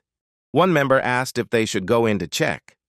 Nao Wu tilted his chin calmly, saying there was no need to rush, let the rivals handle it alone. Inside, Nguyen Ngu activated his skill, charging in playfully as if greeting his wife after long days apart. But the impact sent him crashing into the wooden wall and sprawling on the floor, making Hunan rush over in worry. The creature before the mirror smiled wickedly, hair cascading like a sinister web. Hunan sighed that her spell and Nguyen Ngu's strike were useless, just as the captain had warned. The situation became extremely hard to resolve. The key question was where the real clue lay. Suddenly, Jiang Kai noticed something strange moving in the creature's eyes. He felt as if something had just flashed across while Hunan still forced her teammate to drink sobering medicine. Jiang Kai stood still as stone, eyes fixed on the figure before the mirror. He asked if anyone noticed anything odd in its eyes. Hunan and Nguyen Ngu both shook their heads, saying they saw nothing unusual. Jiang Kai insisted his sharp sight wasn't mistaken and suspected something hidden had flickered there. At that moment, he clearly thought a tiny symbol had just appeared. He kept watching closely, noticing the monster's gaze hadn't stopped. This time, the symbol shown was the number 4. Then what symbol would come next? Hunan interrupted, skeptically asking what nonsense Jiang Kai was talking about. Suddenly, Jiang Kai read aloud 4 words. Terrorcraft. As soon as he finished, the creature before the mirror twisted its neck backward in a horrifying motion. A chilling voice accused them of being unworthy, and a surge of black energy rushed toward Jiang Kai. He was sucked away, vanishing from his teammate's sight in an instant. Hunan and Nguyen Ngu screamed his name in panic. They cursed and demanded their commander be returned. Hunan lunged forward, but the wraith had vanished, leaving her striking empty air. Outside, Nao Wu's team heard the noise and quickly stormed in. They broke the door open, shouting to know what was happening. They were stunned to see the two frantically swinging at an empty mirror as Hunan screamed, asking where the mirror had taken Jiang Kai. Nao Wu turned pale, his voice trembling as he tried to keep the situation under control. 2 subordinates rushed to restrain Hunan and Nguyen Ngu, stopping them from causing more chaos. Hunan struggled and screamed to be released, insisting the mirror might be the key to the secret and must not be destroyed, while Nao Wu coldly demanded they explain what had happened. Nao Wu frowned, wondering where their captain was and why the wraith vanished before dawn. Hunan pointed at the mirror, face blank with shock, saying Jiang Kai had been sucked inside it. Nao Wu was horrified, unable to believe his ears. At that moment, the entire room shook violently as if about to collapse. Strange words appeared on the mirror's surface. A cold voice announced, "Personal secret realm, terror craft activated. Whether the player lives or dies, this place will vanish forever." Nao Wu turned pale, shocked by the words "vanish forever." The mirror became the mirror of revelation, showing battle progress inside the realm. The screen displayed Progress $1,000. Time used 0 seconds. Inside, Jiang Kai was swallowed by darkness, wondering if he had truly been pulled into the mirror. A system voice welcomed him to Level 3 Secret Realm, Terrorcraft. The mission was to kill all creatures in 30 minutes for the mirror's answer. Failure meant losing the right. Completion would grant an S-rank weapon. He frowned, questioning what the Mirror of Revelation was and what those terrifying creatures truly were. The ground shook violently, signaling the start of the trial. He instantly drew the chasing life sword and activated his fire aura. Flames surrounded him as he held a defensive stance in the pitch-black void. The system warned fire aura still had power, but light was nullified. He must fight unseen foes, making his heart tense to the limit. Suddenly, countless red dots appeared, horrifying eyes staring from the darkness. Focusing, he saw giant silhouettes approaching. It was a swarm of enormous spiders. The first monsters had arrived. He took a deep breath, deciding to strike first and think later. His chasing life blades flew, felling spiders one by one as system messages showed rising experience points. Even as the spiders died in droves, more poured out endlessly. He landed lightly, preparing for the next round. Sweat beaded on his forehead as he wondered if this was just the first stage. It seemed too easy. But as he exhaled, a sea of spiders surged forth, far denser than before. He realized something was terribly wrong. The swarm's numbers far exceeded anything normal. In the thick darkness, he couldn't count his enemies. Jiang Kai activated the skill gambler's time, retreating to gain distance. He launched another volley of chasing life blades, mixing in blazing fire attacks. Explosions and the shrieks of burning spiders echoed around. Yet for each spider slain, 2 more crawled out, multiplying endlessly, flooding the dark. He panicked, heart racing, forcing himself to strike faster. Outside, the Mirror of Revelation showed 77 1,000,000. Time elapsed, 44 seconds. Hunan stared wide-eyed, horrified that he had killed 77 monsters in 44 seconds, proving their strength was immense. Ngao Wu froze, saying the numbers meant there were 1,000,000 creatures inside, truly a terror craft where survival was impossible. Hunan trembled, heart burning, unable to believe such a monstrous count. She recalled the Yongdong Island battle that took hundreds of thousands together. Yet now Jiang Kai faced an army alone. Unable to bear it, she rushed to the mirror, screaming to enter and save her captain. Ngao Wu stopped her, saying heavily that she couldn't enter. She froze and asked why. He sighed, saying it was a personal secret realm. He explained that this type allowed only one participant, with great rewards but multiplied difficulty and no possible assistance. Ngao Wu shook his head slightly, believing Jiang Kai had little chance to survive. Hearing that, Hunhan's eyes filled with tears, while Nguyen Ngu clenched her fists anxiously. Inside the realm, the number of monsters grew beyond count. Zhanga kept unleashing relentless attacks, chasing life and fire arts sweeping through waves of spiders. But soon they surrounded him completely, leaving no footing as exhaustion and pain took over. He gritted his teeth, cursing inwardly, wondering if he would truly fall here. Pressed by these low-tier creatures, he refused to collapse so easily. At that desperate instant, a card on his body shone brightly, rising like a savior. The system announced, exclusive weapon of the gambler, death card, hidden effect activated, Wheel of Fate. He froze, wondering what that voice meant, heart pounding. Light burst dazzlingly from the card. Reflexively, he opened the ghost eye to see clearly. He saw the system operating around the glowing card. The system continued, hidden effect of death card, Wheel of Fate activated upon near death. It randomly grants reward or punishment. He was stunned. The card held such dangerous power. The system added each result had dual sides, doubled by the gambler's talent, usable once per month, and refusal also triggered it. A cold message sounded. Do you wish to spin the Wheel of Fate? Without hesitation, Jiang Kai commanded to proceed firmly. Light swirled around the card, forming the Wheel of Fate at its core. His body began transforming strangely.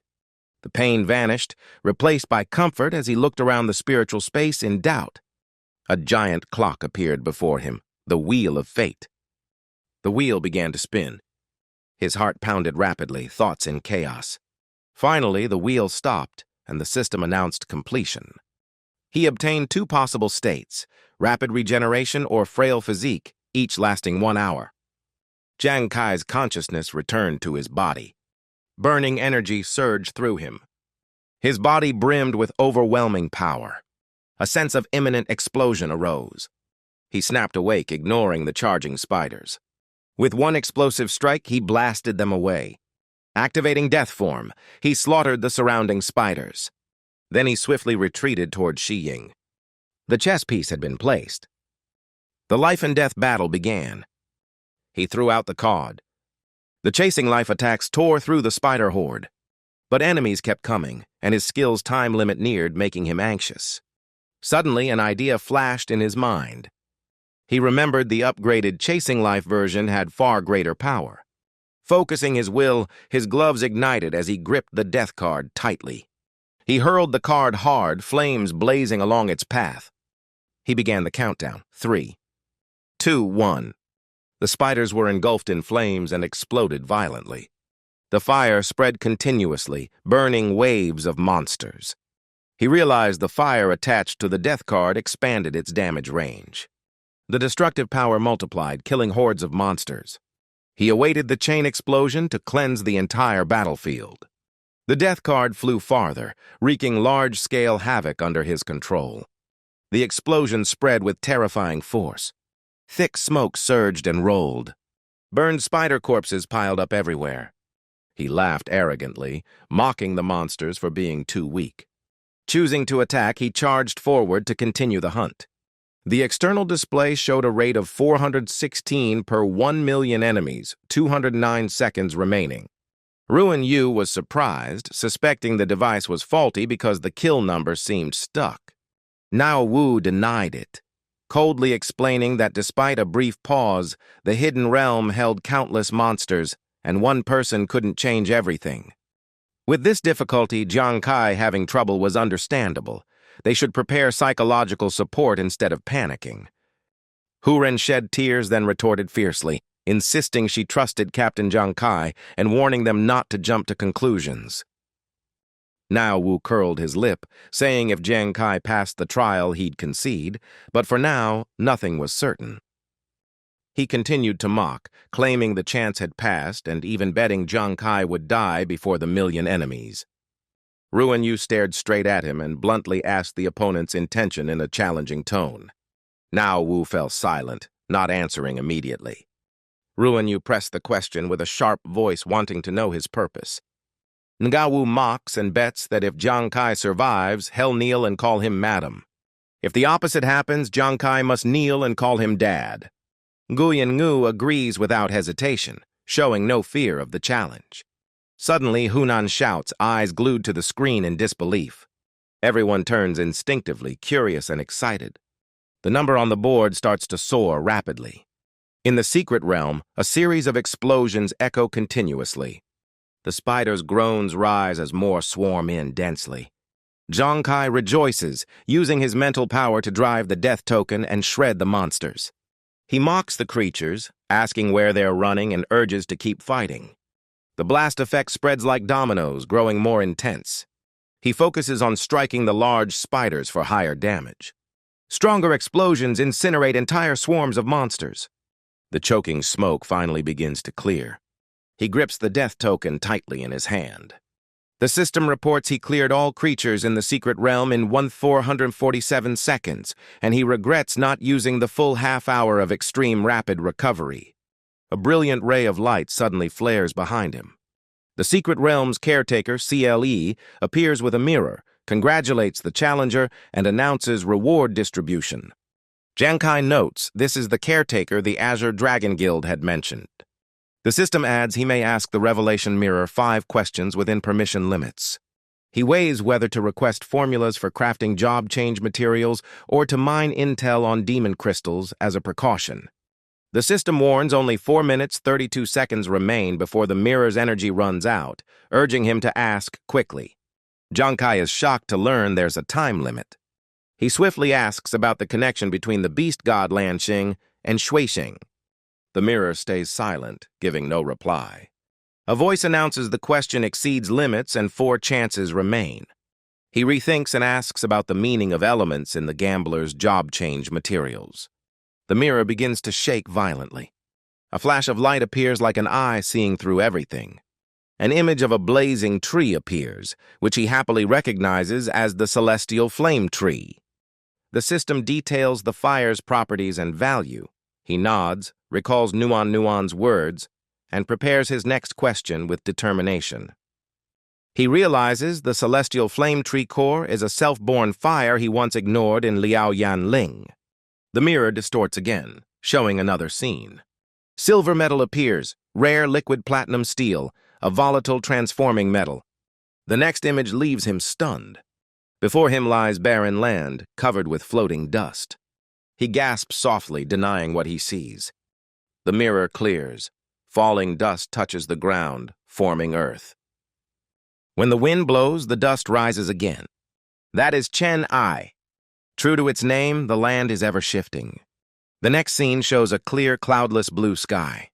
Hez puzzled, seeing nothing tied to still wind. Then he realizes the existence there is air itself. The mirror's cold voice announces the 5 questions are complete. He understands the 4 materials are basic elements. The key lies in transcendent thinking. He infers the water cycle refers to rain falling from the sky. With the truth clear, his eyes gleam, thrilled by the gambler's new potential. CLE solemnly declares the second reward belongs to him. A glowing shell appears, an S-rank weapon, the Holy Radiance Crystal. Jiang Kai takes it and studies the artifact's data. An SS rank item, mind-controlled, creating a purifying halo that resists and cleanses mental effects. Hez amazed it can protect both himself and allies, as practical and deadly as the death token.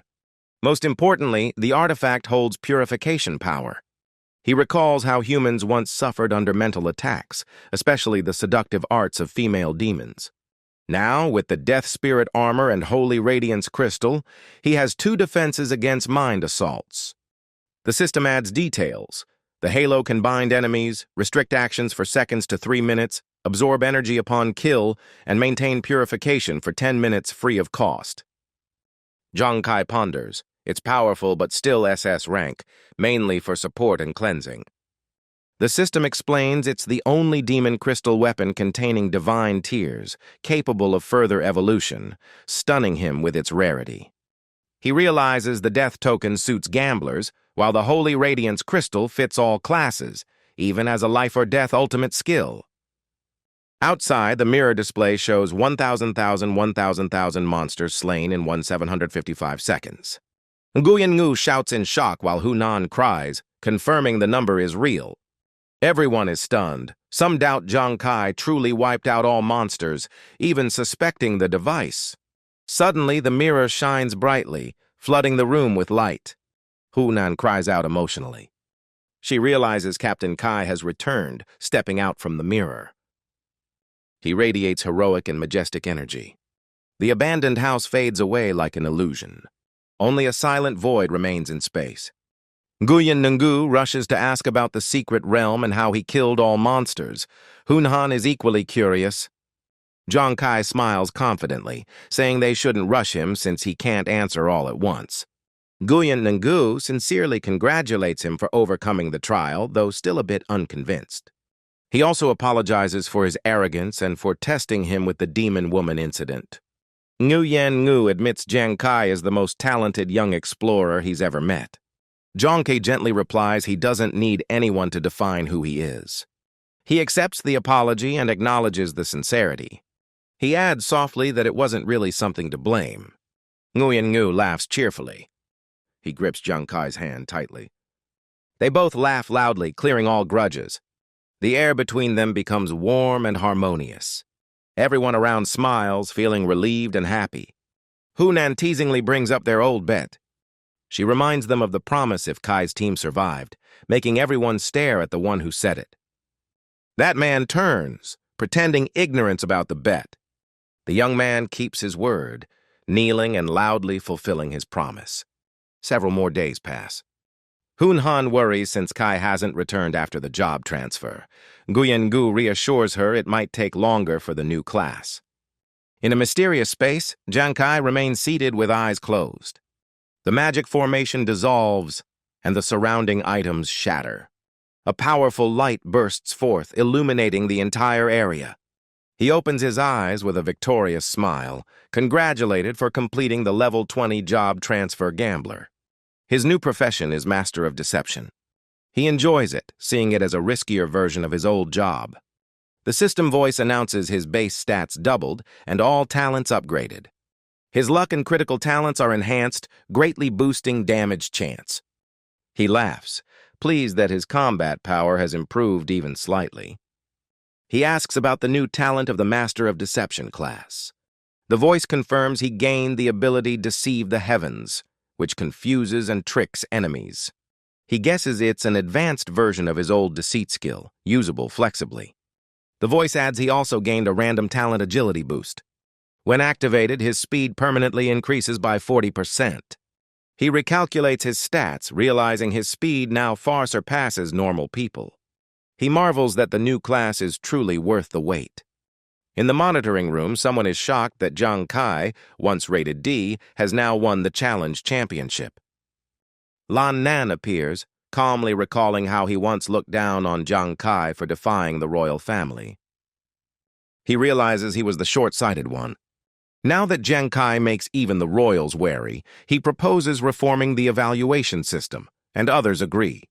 He hands over data about the Delak sanctuary found in 55 nations, asking for a shared pattern analysis. The other man frowns, lamenting that long research has yielded no results and time is running out. Lan Nan softly replies, eyes brightening with a hunch the answer is near. The scene shifts to the forest.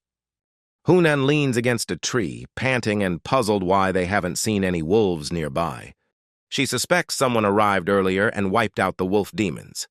Jiang Kai denies it, explaining that the moon-howling wolf fiends are evolved wolves with intelligence and superior agility. He adds that small guilds wouldn't dare touch them, and if big ones had, news would have spread. Hunan draws a divination lot, muttering fearfully under the red moonlight. Jiang Kai asks what's wrong. She panics, saying tonight is the blood moon, when the wolf clan awakens and transforms, gaining immense strength and intellect. She explains that's why they're hiding today, waiting for the right moment. Hunan sternly warns that there are at least 100 wolves here, each as strong as an armored war general after transforming. Nguyen-ngu frowns, confirming the situation is extremely dangerous. She asks if they should retreat immediately. Jiang Kai refuses, saying it's already too late. The blood moon rises, crimson light flooding the dark forest. The wind howls coldly, making Hunan drop her magic artifact. The compass falls and rolls away. She panics and shouts, chasing after the rolling item. In the bushes, feral eyes glimmer, watching. Unaware of the looming danger, she keeps chasing the compass. A black shadow suddenly darts out at incredible speed. Its erratic movement stuns Hunan, leaving her unable to react. Jiang Kai shouts from afar, hurling the life-chasing weapon as firelight bursts through the night. Hunan freezes, eyes full of astonishment. She's holding a small wolf in her hands. The creature looks innocent, eyes sparkling, mouth still gripping the compass. She grits her teeth, trying to bargain and force it to release the item. The wolf smiles playfully. Its expression clearly shows no intent to return it. Hun-han yells angrily, while Jiang Kai tells her to calm down. Suddenly, fierce howls echo from deep within the forest, one after another. Jiang Kai instantly turns, sensing imminent danger. He sees wolves standing upright, their numbers growing rapidly. He declares they are mutated moon-howling wolf fiends and orders everyone to prepare for battle. Nguyen-ngu gulps down his wine bottle. His drunken eyes glaze over as he laughs wildly, calling himself the Wolf King among beauties. Before he can unleash his power, he charges with a shield, prompting Jiang Kai to shout that such a weapon can't stop the wolves. He orders Hun Han to support Nguyen Ngu, and she immediately complies. The pack of wolves charges straight toward Nguyen Ngu. Jiang keeps launching life-chasing weapons, realizing the foes hit hard but defend weakly, so he opts for ranged attacks. In moments, his weapons pierce through the wolves' bodies. Explosions thunder as 5 level 45 mutated wolf fiends fall amid fire and smoke. Nguyen Ngu shouts regretfully, mourning that his beauties were killed. Jiang Kai frowns, sensing something off. Why aren't they attacking all at once? He instantly understands the pack is testing their strength. Sure enough, dense movement sounds echo from deep within the woods. Another swarm of moon-howling wolf fiends emerges, even more crowded. Jiang Kai clenches his jaw and fires a barrage of life-chasing shots. Fire and explosions engulf the forest, wolves falling within the blaze. Smoke rises thick, obscuring all vision. But the mutated wolf fiends keep coming, their numbers ever growing. Hunan panics, reporting that even strong critical hits only fell a few among dozens. Jiang Kai realizes the enemies have scattered to lessen area damage, making them harder to kill. Hunan suddenly spots a strange shadow silently forming behind Jiang Kai. A sharp cry warns of danger approaching from their rear. A mutant wolf with razor claws leaps out after stalking them. Jiang Kai spins instantly, reacting at lightning speed. He activates a special ability, his body accelerating beyond the beast's speed. In mid-air, he coldly says the foe sees only illusions he allows, then orders death upon it. 3 lethal projectiles fly straight into the attacking wolf. A deafening blast erupts, killing the level 55 mutant wolf. On the other side, Nguyen Ngu charges 3 other wolves, laughing and calling himself the Overlord. Before he realizes it, 3 of Jiang Kai's life-chasing shots streak past. They strike each target, downing all 3 level 55 mutant wolves. Nguyen Ngu screams that without Captain Kai's timely help, his lover would have died. Hunan hugs the little fox tightly, threatening to throw it to the wolves if it won't release the compass, while it stays innocent-faced. At that moment, roars from the forest grow ever louder. The 3 suddenly realize they're surrounded, and Hunan panics, shouting direction 4 o'clock. As she turns her head, a wolf lunges in, closing the distance. Its sharp claws slash across her shoulder. Hun Han falls, bleeding but still clutching the fox at all costs. Suddenly, the wolf fiends halt, losing their ferocity. Fear flickers in their eyes as if something terrifying is suppressing them. All gazes lock onto Hunan. She lies wounded on the ground while the fox in her arms rises, eyes blazing with fury. Jiang Kai instinctively throws a life-chasing shot to protect his teammate. Strangely, the weapon freezes mid-air, blocked by an invisible force. The fox suddenly lifts Hunan and makes her float upward. Jiang Kai shouts her name in shock. From the fox body bursts a blinding light, spreading violently. A transparent barrier forms, completely isolating the space inside. Within the shield, Hunan writhes in pain. She forces her eyes open, trembling as she asks the fox's true identity. A girl with beast ears and alluring aura appears within the light. She approaches, gently stroking Hunan's cheek, remarking slyly that the girl is tougher than expected. She mocks Hunan for being weak yet pretending to be strong. The girl's hand touches Hun Han's bleeding shoulder wound. She softly confirms that this is indeed her real body. Then with a wave, she extracts the poison from the wound. She continues, extending her healing power to other injuries. The girl leans down and licks the still bleeding wounds. Hun Han groans in pain, gritting her teeth while the woman smiles and hums gently. Outside the barrier, Jiang Kai furiously bombards the shield, making it tremble. The impact sound startles the woman, surprise flashing across her face. She silently praises Hunan for staying conscious under pressure, finding her quite interesting. Deciding to play further, she gathers a bright energy orb and hurls it outward. The orb strikes Jiang Kai, stunning him before he can react. He cries out in shock, unable to understand what's happening. When he regains awareness, everything has changed. Jiang Kai finds himself standing in a completely unfamiliar scene. Around him is Lan Xing, but now it's a wasteland of withered trees and gloomy skies. Hez confused, realizing he was just in the Guixing forest and wondering about his teammates and the fox. Shouting the names Hunhan and Nguyen Nagu, he hears only the wind whistling through ruins. Suddenly, a desperate scream for help echoes as the ground quakes under an approaching giant. A frightened group rushes toward him, chased by roaring giant monsters. Looking closely, his heart tightens. They're colossal divine beasts. The massive fanged creatures target the fleeing civilians below. He panics, exclaiming in disbelief at the madness before him. Trying to summon his skills, he finds his hands empty. No power activates. He wonders if it's a system fault or if he was teleported to Lan Xing.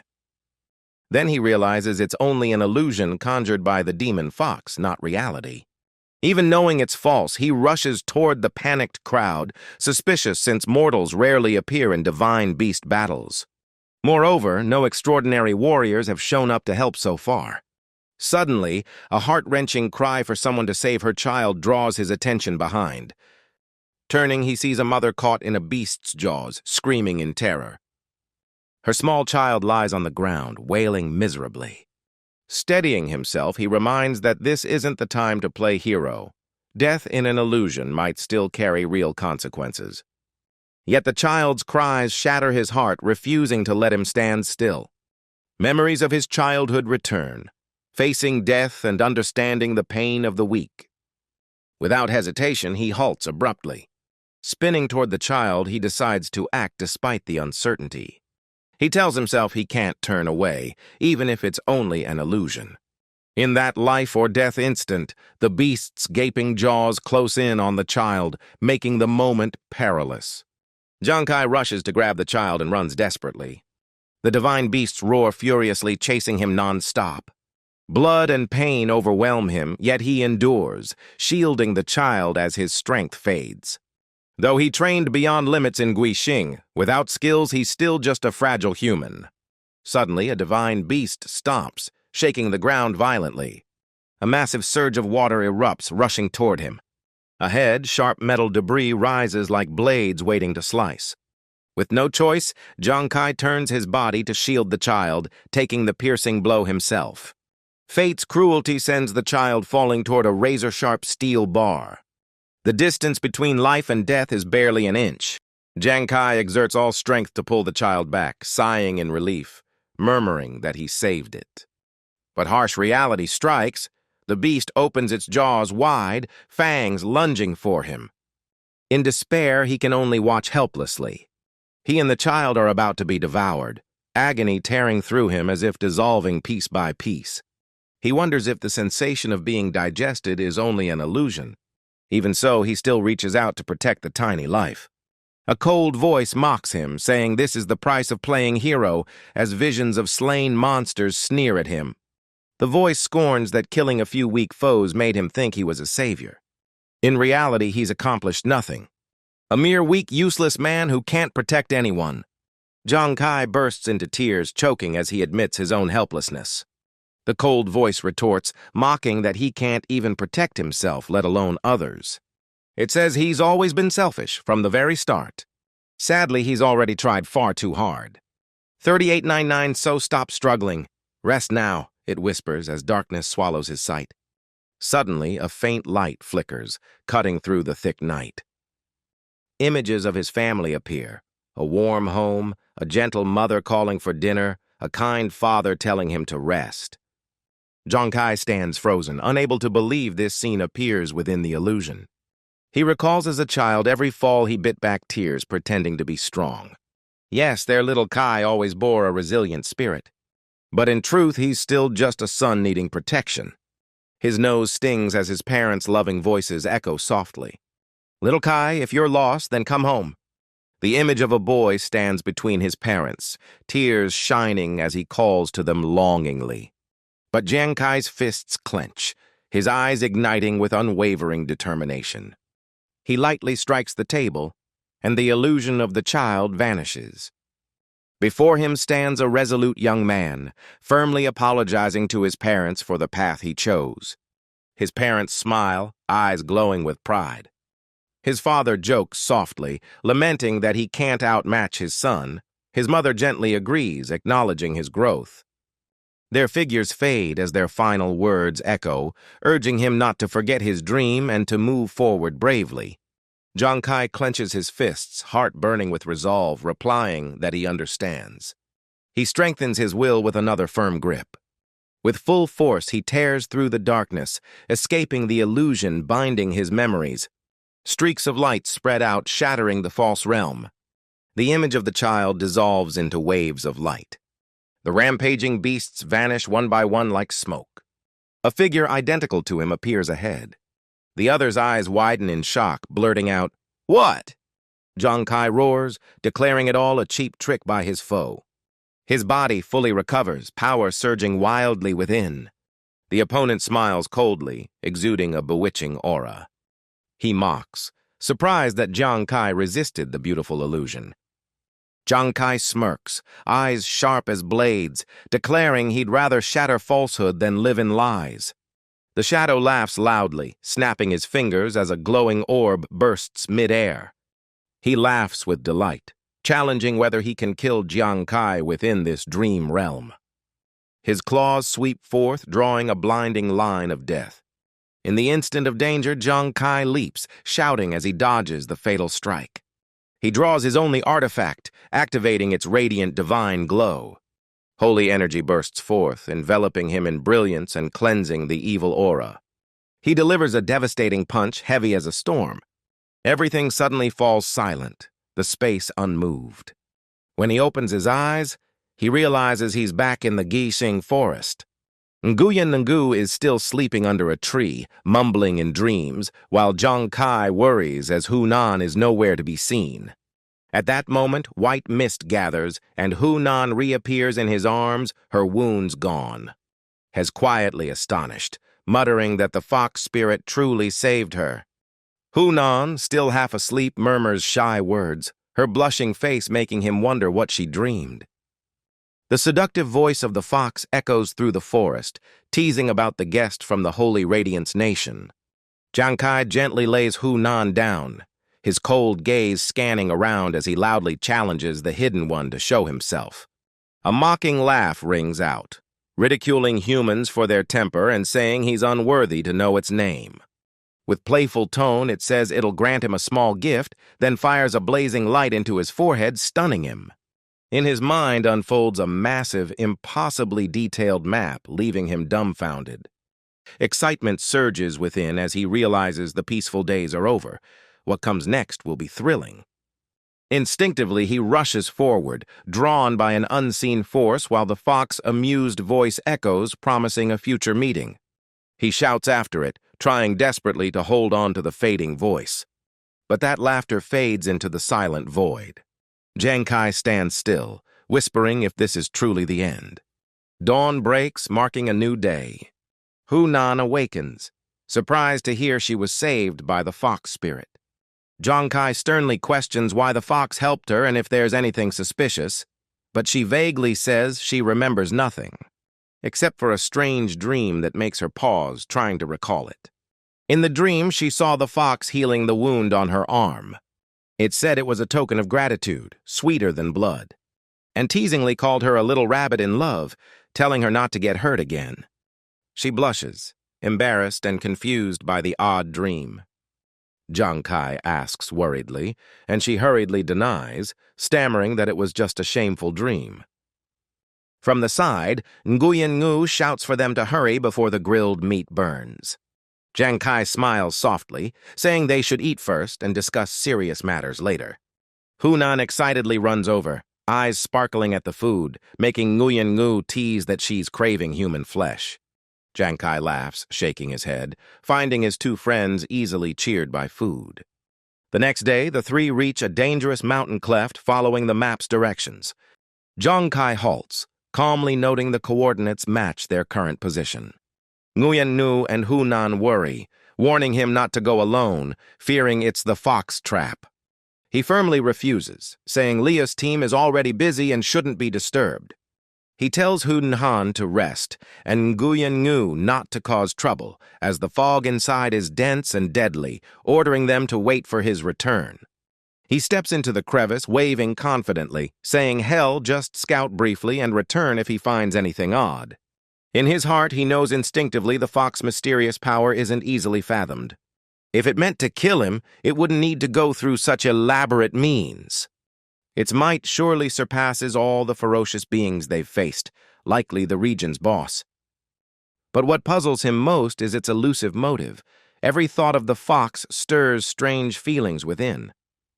20 minutes later, he reaches the end of the ravine and steps out of the stone forest. His eyes widen in astonishment. Before him lies a crystal-clear lake shimmering under dim light. Though seemingly ordinary, unease lingers in his heart. He kicks a small rock forward, letting it roll away. The stone falls into the lake, making no sound as expected. It dissolves into nothingness, eerily silent. He frowns, murmuring in confusion. This lake is truly strange. He wonders what it really is. From the depths rises a chilling, poisonous mist, radiating sinister intent. The surface ripples, waves surging violently as if foretelling disaster. His heart pounds as he curses, realizing he might have stepped into a trap. Instinct urges him to turn and flee immediately. But just as he's about to run, a strange sensation washes over him, making him hesitate. Fear spread through him, consuming nearly all his emotions. He recalled his early days on Guixing, facing monsters and sensing death close by. Inside, he still held anger, regret, and unwillingness to yield.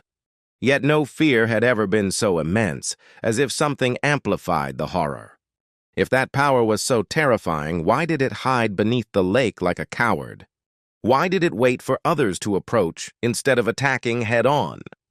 That question made Jiang Kai suddenly stop. His eyes lit up with calm and clarity. He concluded it was likely just an act to conceal its true nature, creating false mystery.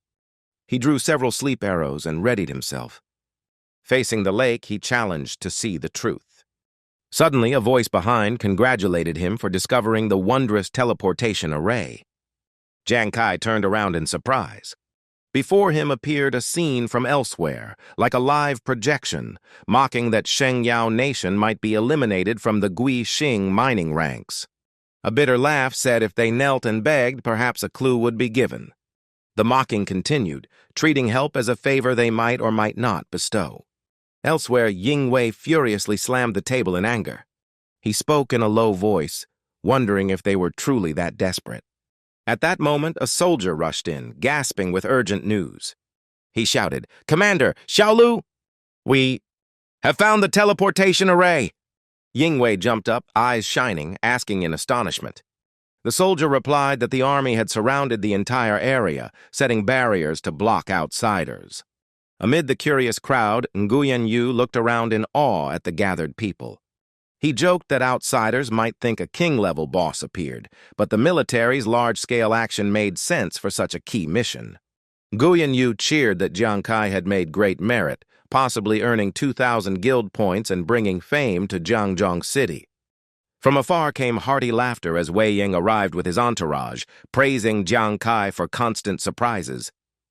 Jiang Kai smiled and bowed respectfully to the commander. Hu Yan gazed at him with shining admiration, realizing this was the legendary general guarding Jiangzhong. Nguyen Yu quickly pulled her back, whispering not to call the commander's name so casually.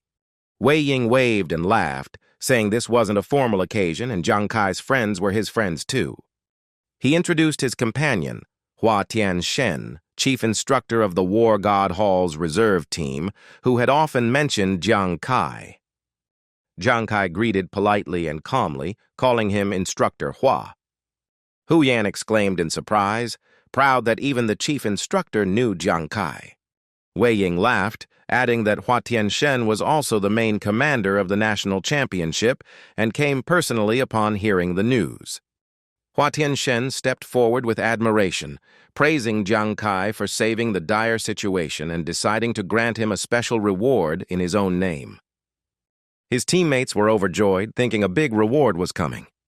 But Jiang Kai calmly shook his head, firmly refusing the prize. Everyone gasped in surprise, asking why. Jiang Kai looked straight at Wei Ying, sincerely saying he was just an ordinary man once oppressed and despised by the royal family and major guilds. He spoke emotionally that Wei Ying and Brother Lu had always protected him and his family, a debt he would never forget. Hearing this, Wei Ying was briefly stunned, his eyes filled with surprise. He sternly advised Jiang Kai not to act on emotion, reminding him that willpower alone couldn't ensure survival on Guixing. Jiang Kai smiled confidently, recalling Wei Ying's words during a match between a transcendent and a divine beast.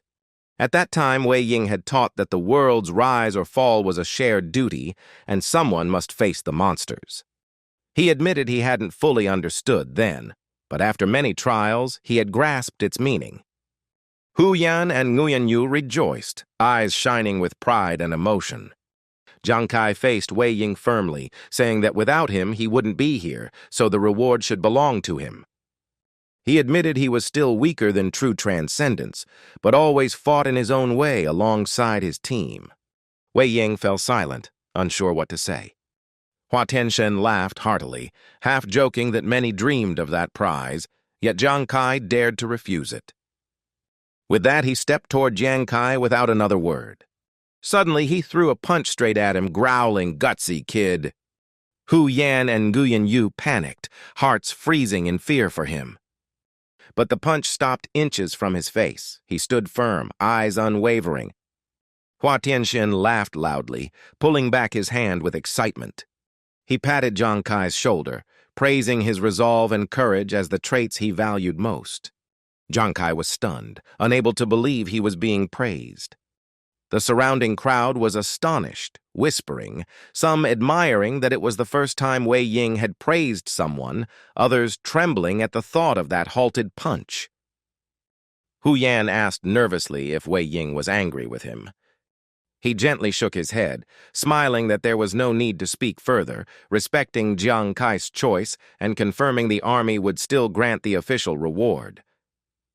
Jiang Kai nodded happily, inviting everyone to move on with him. Wei Ying led the group back to the ravine, his gaze still filled with respect. He sighed that though he had passed this place many times, no one expected the teleportation array to hide so deep under the lake. He placed his hand on the rocky ground and focused his power. The skill Divine Might / activated, unleashing intense holy energy. The surrounding rocks exploded, disintegrating into fine dust. The spot he touched turned into a massive crater. Jiang Kai widened his eyes in disbelief that the mountain collapsed with a single strike. Wei Ying laughed, explaining that only St. Yao Nation's martial masters could comprehend primal energy, granting them mastery over unique power. Primal energy was a mysterious force born with the creation of the planet Lan Xing. Jiang Kai pondered, recalling Zhuzi's talent heart of the martialist, which emitted sword aura using primal energy. Seeing it in action now amazed him. As the rocks shattered, warriors followed soldiers' guidance into the teleportation zone. Wei Ying told Jiang Kai that although martial combat ranked only 6th globally, he believed Sheng Yao, with its millennia of heritage and primal energy, was second to none. He added that with the new generation like Jiang Kai, Sheng Yao would soon regain its prestige. Jiang Kai replied with a firm smile and eyes full of agreement.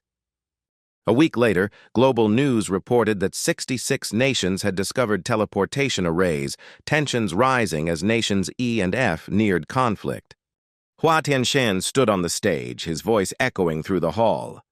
He announced intelligence results and field analysis, summarizing data about the ruins. Rule 1. Participants must not exceed level 60. Rule 2. Each person may enter only once. Dying or leaving means losing re-entry rights. Rule 3. The array operates by teams of up to 5, 3 entries per day, 3 minutes apart. Rule 4. Regardless of entry point, all landings occur at 4 fixed coordinates. Rule 5. The major powers had occupied those 4 sites, blocking other nations' access. After hearing this, everyone felt heavy, worry visible on their faces. Hua Tianxian continued, saying that eliminating rivals increased their odds, so major powers had allied to blockade. What was worse was yet to come. He reported that all 21 Sheng Yao teams had been wiped out or withdrawn. 2 weeks later, explosions echoed through Guixing's forest. Jiang Kai repeatedly received notifications for slaying multiple moonwolf beasts and leveling up to rank 21. He exhaled in relief, smiling brightly for finally reaching level 21. The system confirmed his level officially rose to 21. A new skill unlocked, Ignition Substitute activated. Level 1 allowed creating up to 3 clones while his real body entered stealth. Jiang Kai rejoiced at discovering it was a clone skill, his eyes gleaming. This skill mirrored all actions and abilities of the user, but its attacks were illusions causing no harm. He frowned, thinking a non-damaging skill would be a disadvantage in combat. However, the system explained the clones could absorb opponents' stamina and spirit, then return that energy when recalled. Jiang Kai understood, delighted to realize it was a disguised energy drain skill, both defensive and exhausting foes. The system added, clones lasted 10 minutes, ranged up to 30 meters, could be used together or separately. Every 500 spirit points restored 1 clone, it would upgrade at level 30. He estimated the spirit cost was high, but with his current ability, full recovery would take about 3 days. He grew curious what skill the system would grant next with his doubled innate talent. The system immediately activated the double talent effect. He gained a new skill, fishing in troubled waters, which boosted stats and critical rate based on enemy stamina lost. It could be upgraded at level 30. Jiang Kai laughed excitedly, realizing the weaker his foe became, the stronger he grew, eager to test it against similar professions. Suddenly, his wristband vibrated, showing a message from Zhu Zi. Zhu asked what he was doing. Jiang Kai replied he was leveling up, surprised Zhu had free time during training. Zhu chuckled, saying he just wanted to hear Jiang Kai's voice, making him laugh and tease about the sudden cheesiness. Zhu admitted he was joking, saying training exhaustion made him think nonsense. Jiang Kai half joked, half suspiciously asked if Zhu had something to say. Zhu kept smiling, said it was nothing, then quickly ended the call. Jiang Kai called back but only heard a disconnect tone. Nuan looked toward Zhu with doubtful eyes. She wondered why Zhu didn't talk to Jiang Kai more. He replied sadly he feared Jiang Kai would notice something off. He explained in a low tone that he didn't want to trouble Jiang Kai. Nuan watched him closely, curious. She asked how it felt for those who were killed and lost connection. Zhu gave a faint smile, saying perhaps they felt nothing anymore, and the thought oddly eased him. Nuan fell silent, heart tangled, sensing Zhu was struggling inside. 3 days earlier, the captains of 3 major squads gathered in the military hall. Everyone was full of excitement. Hua Tianxian, the commander, reminded them to hurry as time was short. A video played, showing an aggressive young man kicking another. He laughed mockingly, challenging the weak to win or be humiliated. That was Clemente Huokai Man, a level 50 explorer of the barbarian class. His teammates filmed and jeered, making the victim a laughingstock. The repeated footage ignited fury throughout the room. One person shouted angrily that they must avenge them. Hua Tianxian raised her hand, explaining that Zhen An had live-streamed the footage from the Melee domain, so despite the delay, they had real-time updates. She reported that in the past 15 days, over 50 teams, 200 elite warriors of Sheng Yao, had been slaughtered and disconnected. She stressed their sacrifice yielded vital intel. She pointed to the screen. This was the Mila domain map reconstructed from intelligence, showing detailed locations. She said everyone present likely understood the meeting's purpose. After 27 selection rounds, the best squads were chosen. In 3 days, they would break through enemy lines again. Everyone responded in unison that they understood. Hua Tianxian continued. Mila domain had 4 entry-exit points, A, B, C, and D, and teams entering through the same array in a day would respawn at the same coordinate. She instructed them to memorize the coordinates. When the time came, teams must fight while retreating to that point and plant Sheng Yao's flag, the key objective. One captain frowned skeptically, saying if the goal was only to plant a flag, the enemy would surely pursue relentlessly. Hua Tianxin nodded, explaining the plan was to break the siege, not a suicide charge, and it was a secret strategy drafted by high command. 4125 someone else blurted that it was indeed a secret plan. 4126 she affirmed 73 nations had found the teleportation arrays, 42 of which seized the early advantage to block entry points. 4127 in that situation, relying on only 3 armies to break the blockade was nearly impossible. 4128, that meant 30 countries, including ours, were isolated. 4129 Hua Tianxin said they allied with a few other states. 3 days later, each would send 3 elite teams at dawn to form a temporary force to enter the Mila Domain. 4130, the operation's codename was Dawn. 4131A, Captain quietly repeated the name as if committing it to memory. 4132 Hua Tianxin explained the first team would break through and plant a flag as bait, while the others waited for the signal to jointly seize the 4 teleportation points. 4133, when the enemy was drawn to the flag area, the entry defenses would weaken, creating a chance to counterattack. 4134, she swept her gaze around and sternly warned that the Shengyao teams would bear the heaviest pressure. 4135, slamming the table like thunder, she stressed only the Mila Domain could break the global deadlock. 4136, she shouted, assigning them a national mission, ordering them to keep their honor and fight to their last breath, even if only one remained. 4137, everyone roared in unison, spirits blazing, pledged to fight to the death. 4138, the scene cut to Zhu Zi's team standing before the teleportation gate.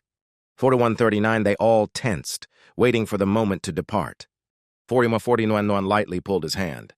4141, she spoke softly but firmly, expressing her belief they would succeed. 4142, Zhu nodded, his expression softening, replying quietly. 4143, at that moment, an announcement reported that the Tianhang and Reihuo teams had successfully broken the siege. 4144, Li Biao shouted orders, commanding the whole team not to retreat and to complete the mission even in death. 4145, he bellowed, "Follow me! All charge!" 4146, 2 days later, at the Guild Capital Hall. 4147, Zhang Kai sat brooding, recalling his conversation with Zhu Zi and laughing at his own cheesiness, thinking exhaustion had made him say it.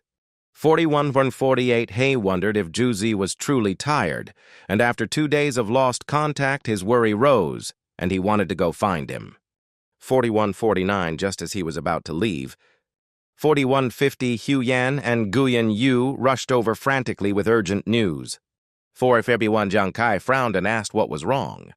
4152, Hu Yan panted that a video circulating on the forum showed Zhu Zi and Nuan in danger. 4153, he cried out in horror. 4154, Hu Yan hurriedly explained the clip had been removed by the Shengyao government, but she had saved it and played it for him. 4155, a mocking voice in the video dared Shengyao to save them under the world's gaze. 4156, the footage showed Nuan captured and Zhu Zi badly wounded, the leader demanding a commander kneel to beg for their lives. 4157, he sneered that if they admitted weakness, they need not be rescued. 4158, the man ordered his subordinates to hang the 2 hostages. 4159, he declared he would drain their blood until it ran dry. Zhang Kai clenched his fists in fury. His eyes burned as he demanded answers from Huo Kai Man. The story rewound to 2 days earlier in the Mila Domain. As the 5 entered the gate, the system announced their arrival and auto-translated languages. Before them lay a brutal battlefield strewn with blood and shattered blades. With no guards in sight, one member grew suspicious. Some guessed the 2 elite teams had lured enemies away under the alliance plan. Li Biao checked the coordinates, asking if they should head southeast. Hua Tianxin urgently transmitted that the plan was exposed and the 2 teams had fallen into an ambush. Many figures burst from the dense forest. They were surrounded on all sides. A proud laugh echoed as a man mocked the newcomers for walking to their deaths. Huokai Man's voice dripped contempt as he smugly declared all would die like their comrades. As he finished, a soldier collapsed, blood soaking the ground. Yelling screamed in rage, swinging her swords and charging. Li Biao shouted to stop her reckless move. She lunged forward, striking fiercely at Huokai Man. The twin blades were useless against his solid armor. He sneered, mocking that her weak slash only tickled. He said unless they knelt immediately, each wound would only make him evolve further. Yanling was stunned, unable to grasp what had just happened. Huokai Man grabbed her head in a flash, then reached for Zhu Zis. He crushed with terrifying force, Yue Ling's head compressing, her eyes turning blood red. In an instant, blood burst forth and her head shattered. Zhu Zis' comrades stood frozen in horror and trembling shock. Chen Si stepped forward in a deep voice as Huokai Man warned that scaring his prey bored him. This man was a level 50 explorer specialized as a swordsman. Beside him, Christina impatiently urged them to shut up and finish quickly. Chen mocked, arguing with another teammate over who owned the prey and calling Huo greedy. Zhu Zi trembled, but his eyes stayed firm, determined to resist the three overwhelming foes. He ordered Li Biao to advance and open a path so they could break the encirclement together. He told them to protect Nuan above all else. Zhu Zi charged forward like a holy warrior, shouting slogans to challenge and inspire. His gathered skill flared in midair with thunderous might. A powerful strike hit the ground, shattering rocks and forcing enemies back. Huokai Man mocked his title, suggesting they settle it in real combat. He made clear his intent to crush his opponent's skull with brute strength. Li Biao leapt with his sword raised, shouting he would be the one to face him directly. Li fiercely vowed to kill his foe with the blade in his hand. Zhu Zi roared, proclaiming his title as war god and refusing to fall. Their swords clashed with tremendous force, shaking the air.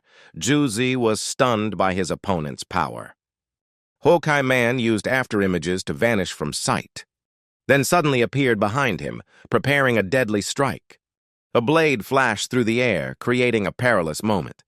The sword strike shot forward at lightning speed. Zhu Zi quickly retreated but couldn't dodge completely. A deep wound opened on his neck, too swift for his eyes to follow. Huokai Man reappeared, coldly insulting and ordering the weak to die. He attacked from above, unleashing a deadly strike. Blood splattered, but Li Biao suddenly rushed in to help. He blocked with his shield, though the blade pierced through him.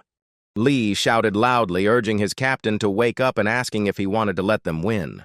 He ordered them to take Nuan and flee while he held the line. Huokai Man mocked him, grabbing Li Biao's head and repeating his challenge. He couldn't understand why Li had come here. He crushed down, Li Biao's head exploding before Zhu Zis' eyes. Christina scoffed that Huokai Man was useless. He laughed, saying it was just carelessness. Zhu Zi recalled Li Biao's words of admiration and encouragement, admitting only Li had awakened their potential. Li Biao had given everything to protect Zhu Zi to his last breath, fulfilling his promise of sacrifice. In the distance, Christina coldly slaughtered the other teammates without mercy. She looked disdainful, declaring they had overestimated themselves.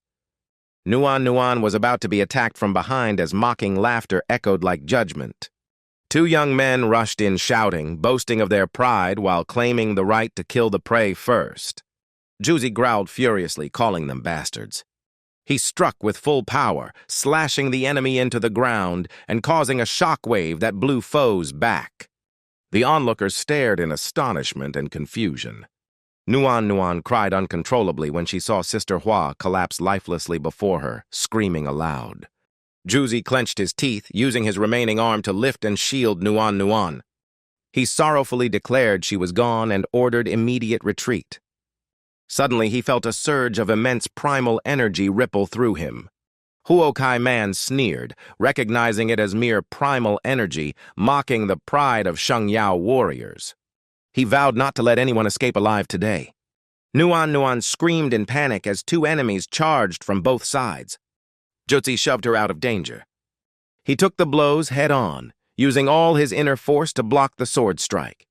The foe coldly mocked that his primal power was too weak and promised to show true strength. Juze's sword shattered in half.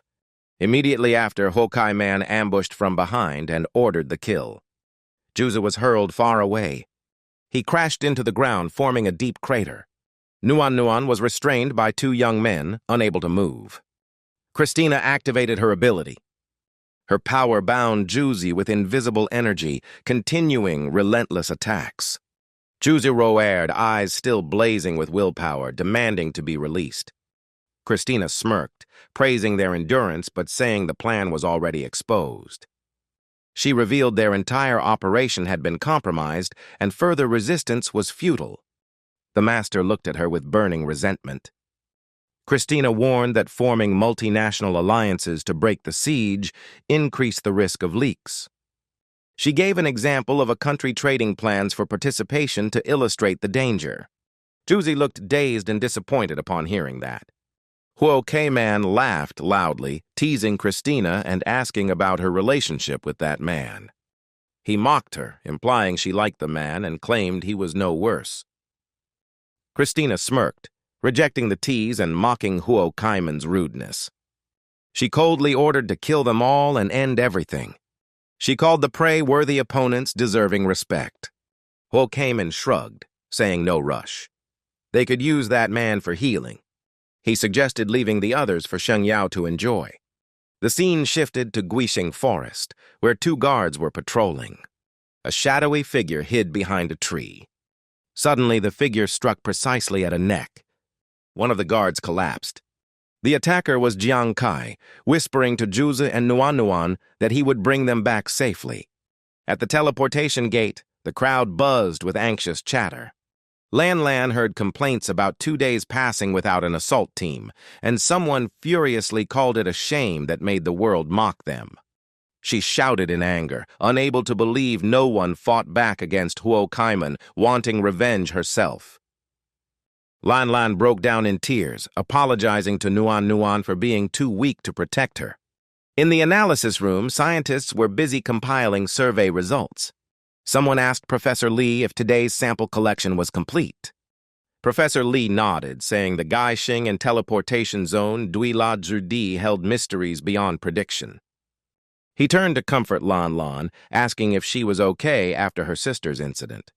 Lan cut him off, trying to appear strong, saying she understood the army's strategy and was proud of her sister's courage. Professor Lee nodded, reminding her that as part of the army she must see the bigger picture. Lan gave a faint smile and asked to leave. He agreed. But her gaze froze on a man disguised as a soldier sneaking into a restricted area, startling her. The man revealed himself. It was Jiang Kai. At the same time, a patrol soldier found his comrade stripped of gear and shouted for help. Everyone immediately tried to block the intruders, turning toward the sound. But Jiang Kai didn't stay still. He dashed like lightning, someone shouting to catch him. As he passed by, Jiang Kai flashed a subtle signal. His eyes conveyed a clear message. He then threw an eyeball bomb for cover. Smoke burst out, completely blocking vision. A soldier coughed in confusion, not understanding what was happening. In the smoke, Lan softly prayed that Nuan would be safe thanks to him. She pulled out another smoke bomb to support Jiang Kai's move. He nodded in thanks and rushed through the teleportation gate.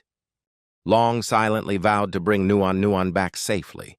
On the other side of Duila Jidi, enemies mocked those emerging from the entry point. They shouted fiercely, calling to slaughter many in revenge. But only Jiang Kai stepped out, eyes cold and determined. The enemies were confused, seeing only one man, and mocked him as a loner. Jiang Kai replied coldly that they misunderstood his purpose. The foes pressed him, asking if not for negotiation, then why he came. He answered with killing intent that his goal was to annihilate them. Immediately, Jiang Kai activated the Silver Time skill. The life-chasing spear shot toward the enemies and exploded violently. The blinding light of the blast engulfed enemy ranks. The foes screamed and fell amid the storm of fire and debris. The scene shifted to the military conference room. Hua Tianxian stood before generals, seriously asking if the traitor in the alliance was identified. An officer reported that Nation He had betrayed them, canceling plans while secretly occupying 3 teams in Duilajidi. Commander of City. He slammed the table angrily, cursing the traitors and furious that Sheng Yao's soldiers were trapped there. At that moment, a soldier rushed in with urgent news that someone had entered Duilajidi alone. Hua Tianxian frowned and ordered a full report immediately. The soldier presented data. 10 minutes ago, Jiang Kai from the Huo Shen squad disguised as a patrol and infiltrated the canyon. Another general grew angry, calling Jiang Kai a reckless fool courting death. But the soldier continued, reporting that Jiang Kai took down 15 guards at Point A within 15 minutes. All officers were stunned and shouted in astonishment. Hua Tianxian calmly ordered urgent notice to all nations, declaring their forces had begun the offensive and activating Plan B in 30 minutes. One general worried Plan B could be betrayed again and asked if it should be reviewed. Hua Tianxian said there was no time. 74 nations already knew of Duilajidi, and they must seize the chance Jiang Kai created and mobilize all troops. The officers responded firmly, accepting the order. At the Zhangzhong Military Psychology Center, patients watched the breaking news. They were surprised by Jiang Kai's image, wondering who he was since they'd never heard of him. Li Biao awoke, saw the screen, recognized Jiang Kai, and someone beside asked who he was. The scene shifted to Class 253, where cadets were buzzing excitedly. One cadet shouted with excitement upon seeing the news that Jiang Kai had attacked Duilajidi alone. At Jiangzhong Center, Jiang Kai's sister stared at the giant screen. Her brother's image appeared with shocking headlines about the unknown Sheng Yao explorer charging the battlefield. In Duilajidi, the enemies still mocked, hanging Zhuzi and Nuan on trees as a joke. Nuan painfully called Zhuzi, asking if he was still conscious. She whispered fearfully, wondering if they were about to die. Zhuzi, though dying, still tried to lift his comrade's spirits.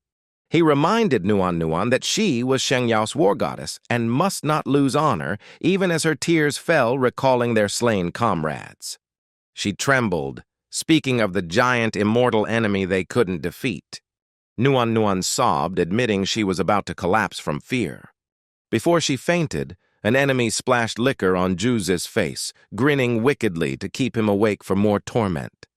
The foe kept mocking, saying their side was too cowardly to come rescue them.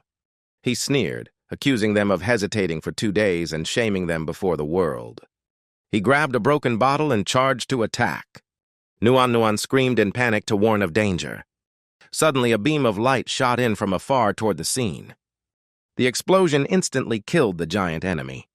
Jiang Kai appeared, retrieving his weapon and staring coldly at the foes, radiating firm resolve. Exhausted, Nuan and Zhuzi realized rescue had come and hope flared. Jiang Kai apologized for arriving late, looking at them with regret. The enemies immediately sounded the alarm and swarmed to attack him. He gripped his weapon tightly, flames igniting on his hands, speaking to the two calmly yet firmly. He apologized again, warning they would have to endure a bit longer.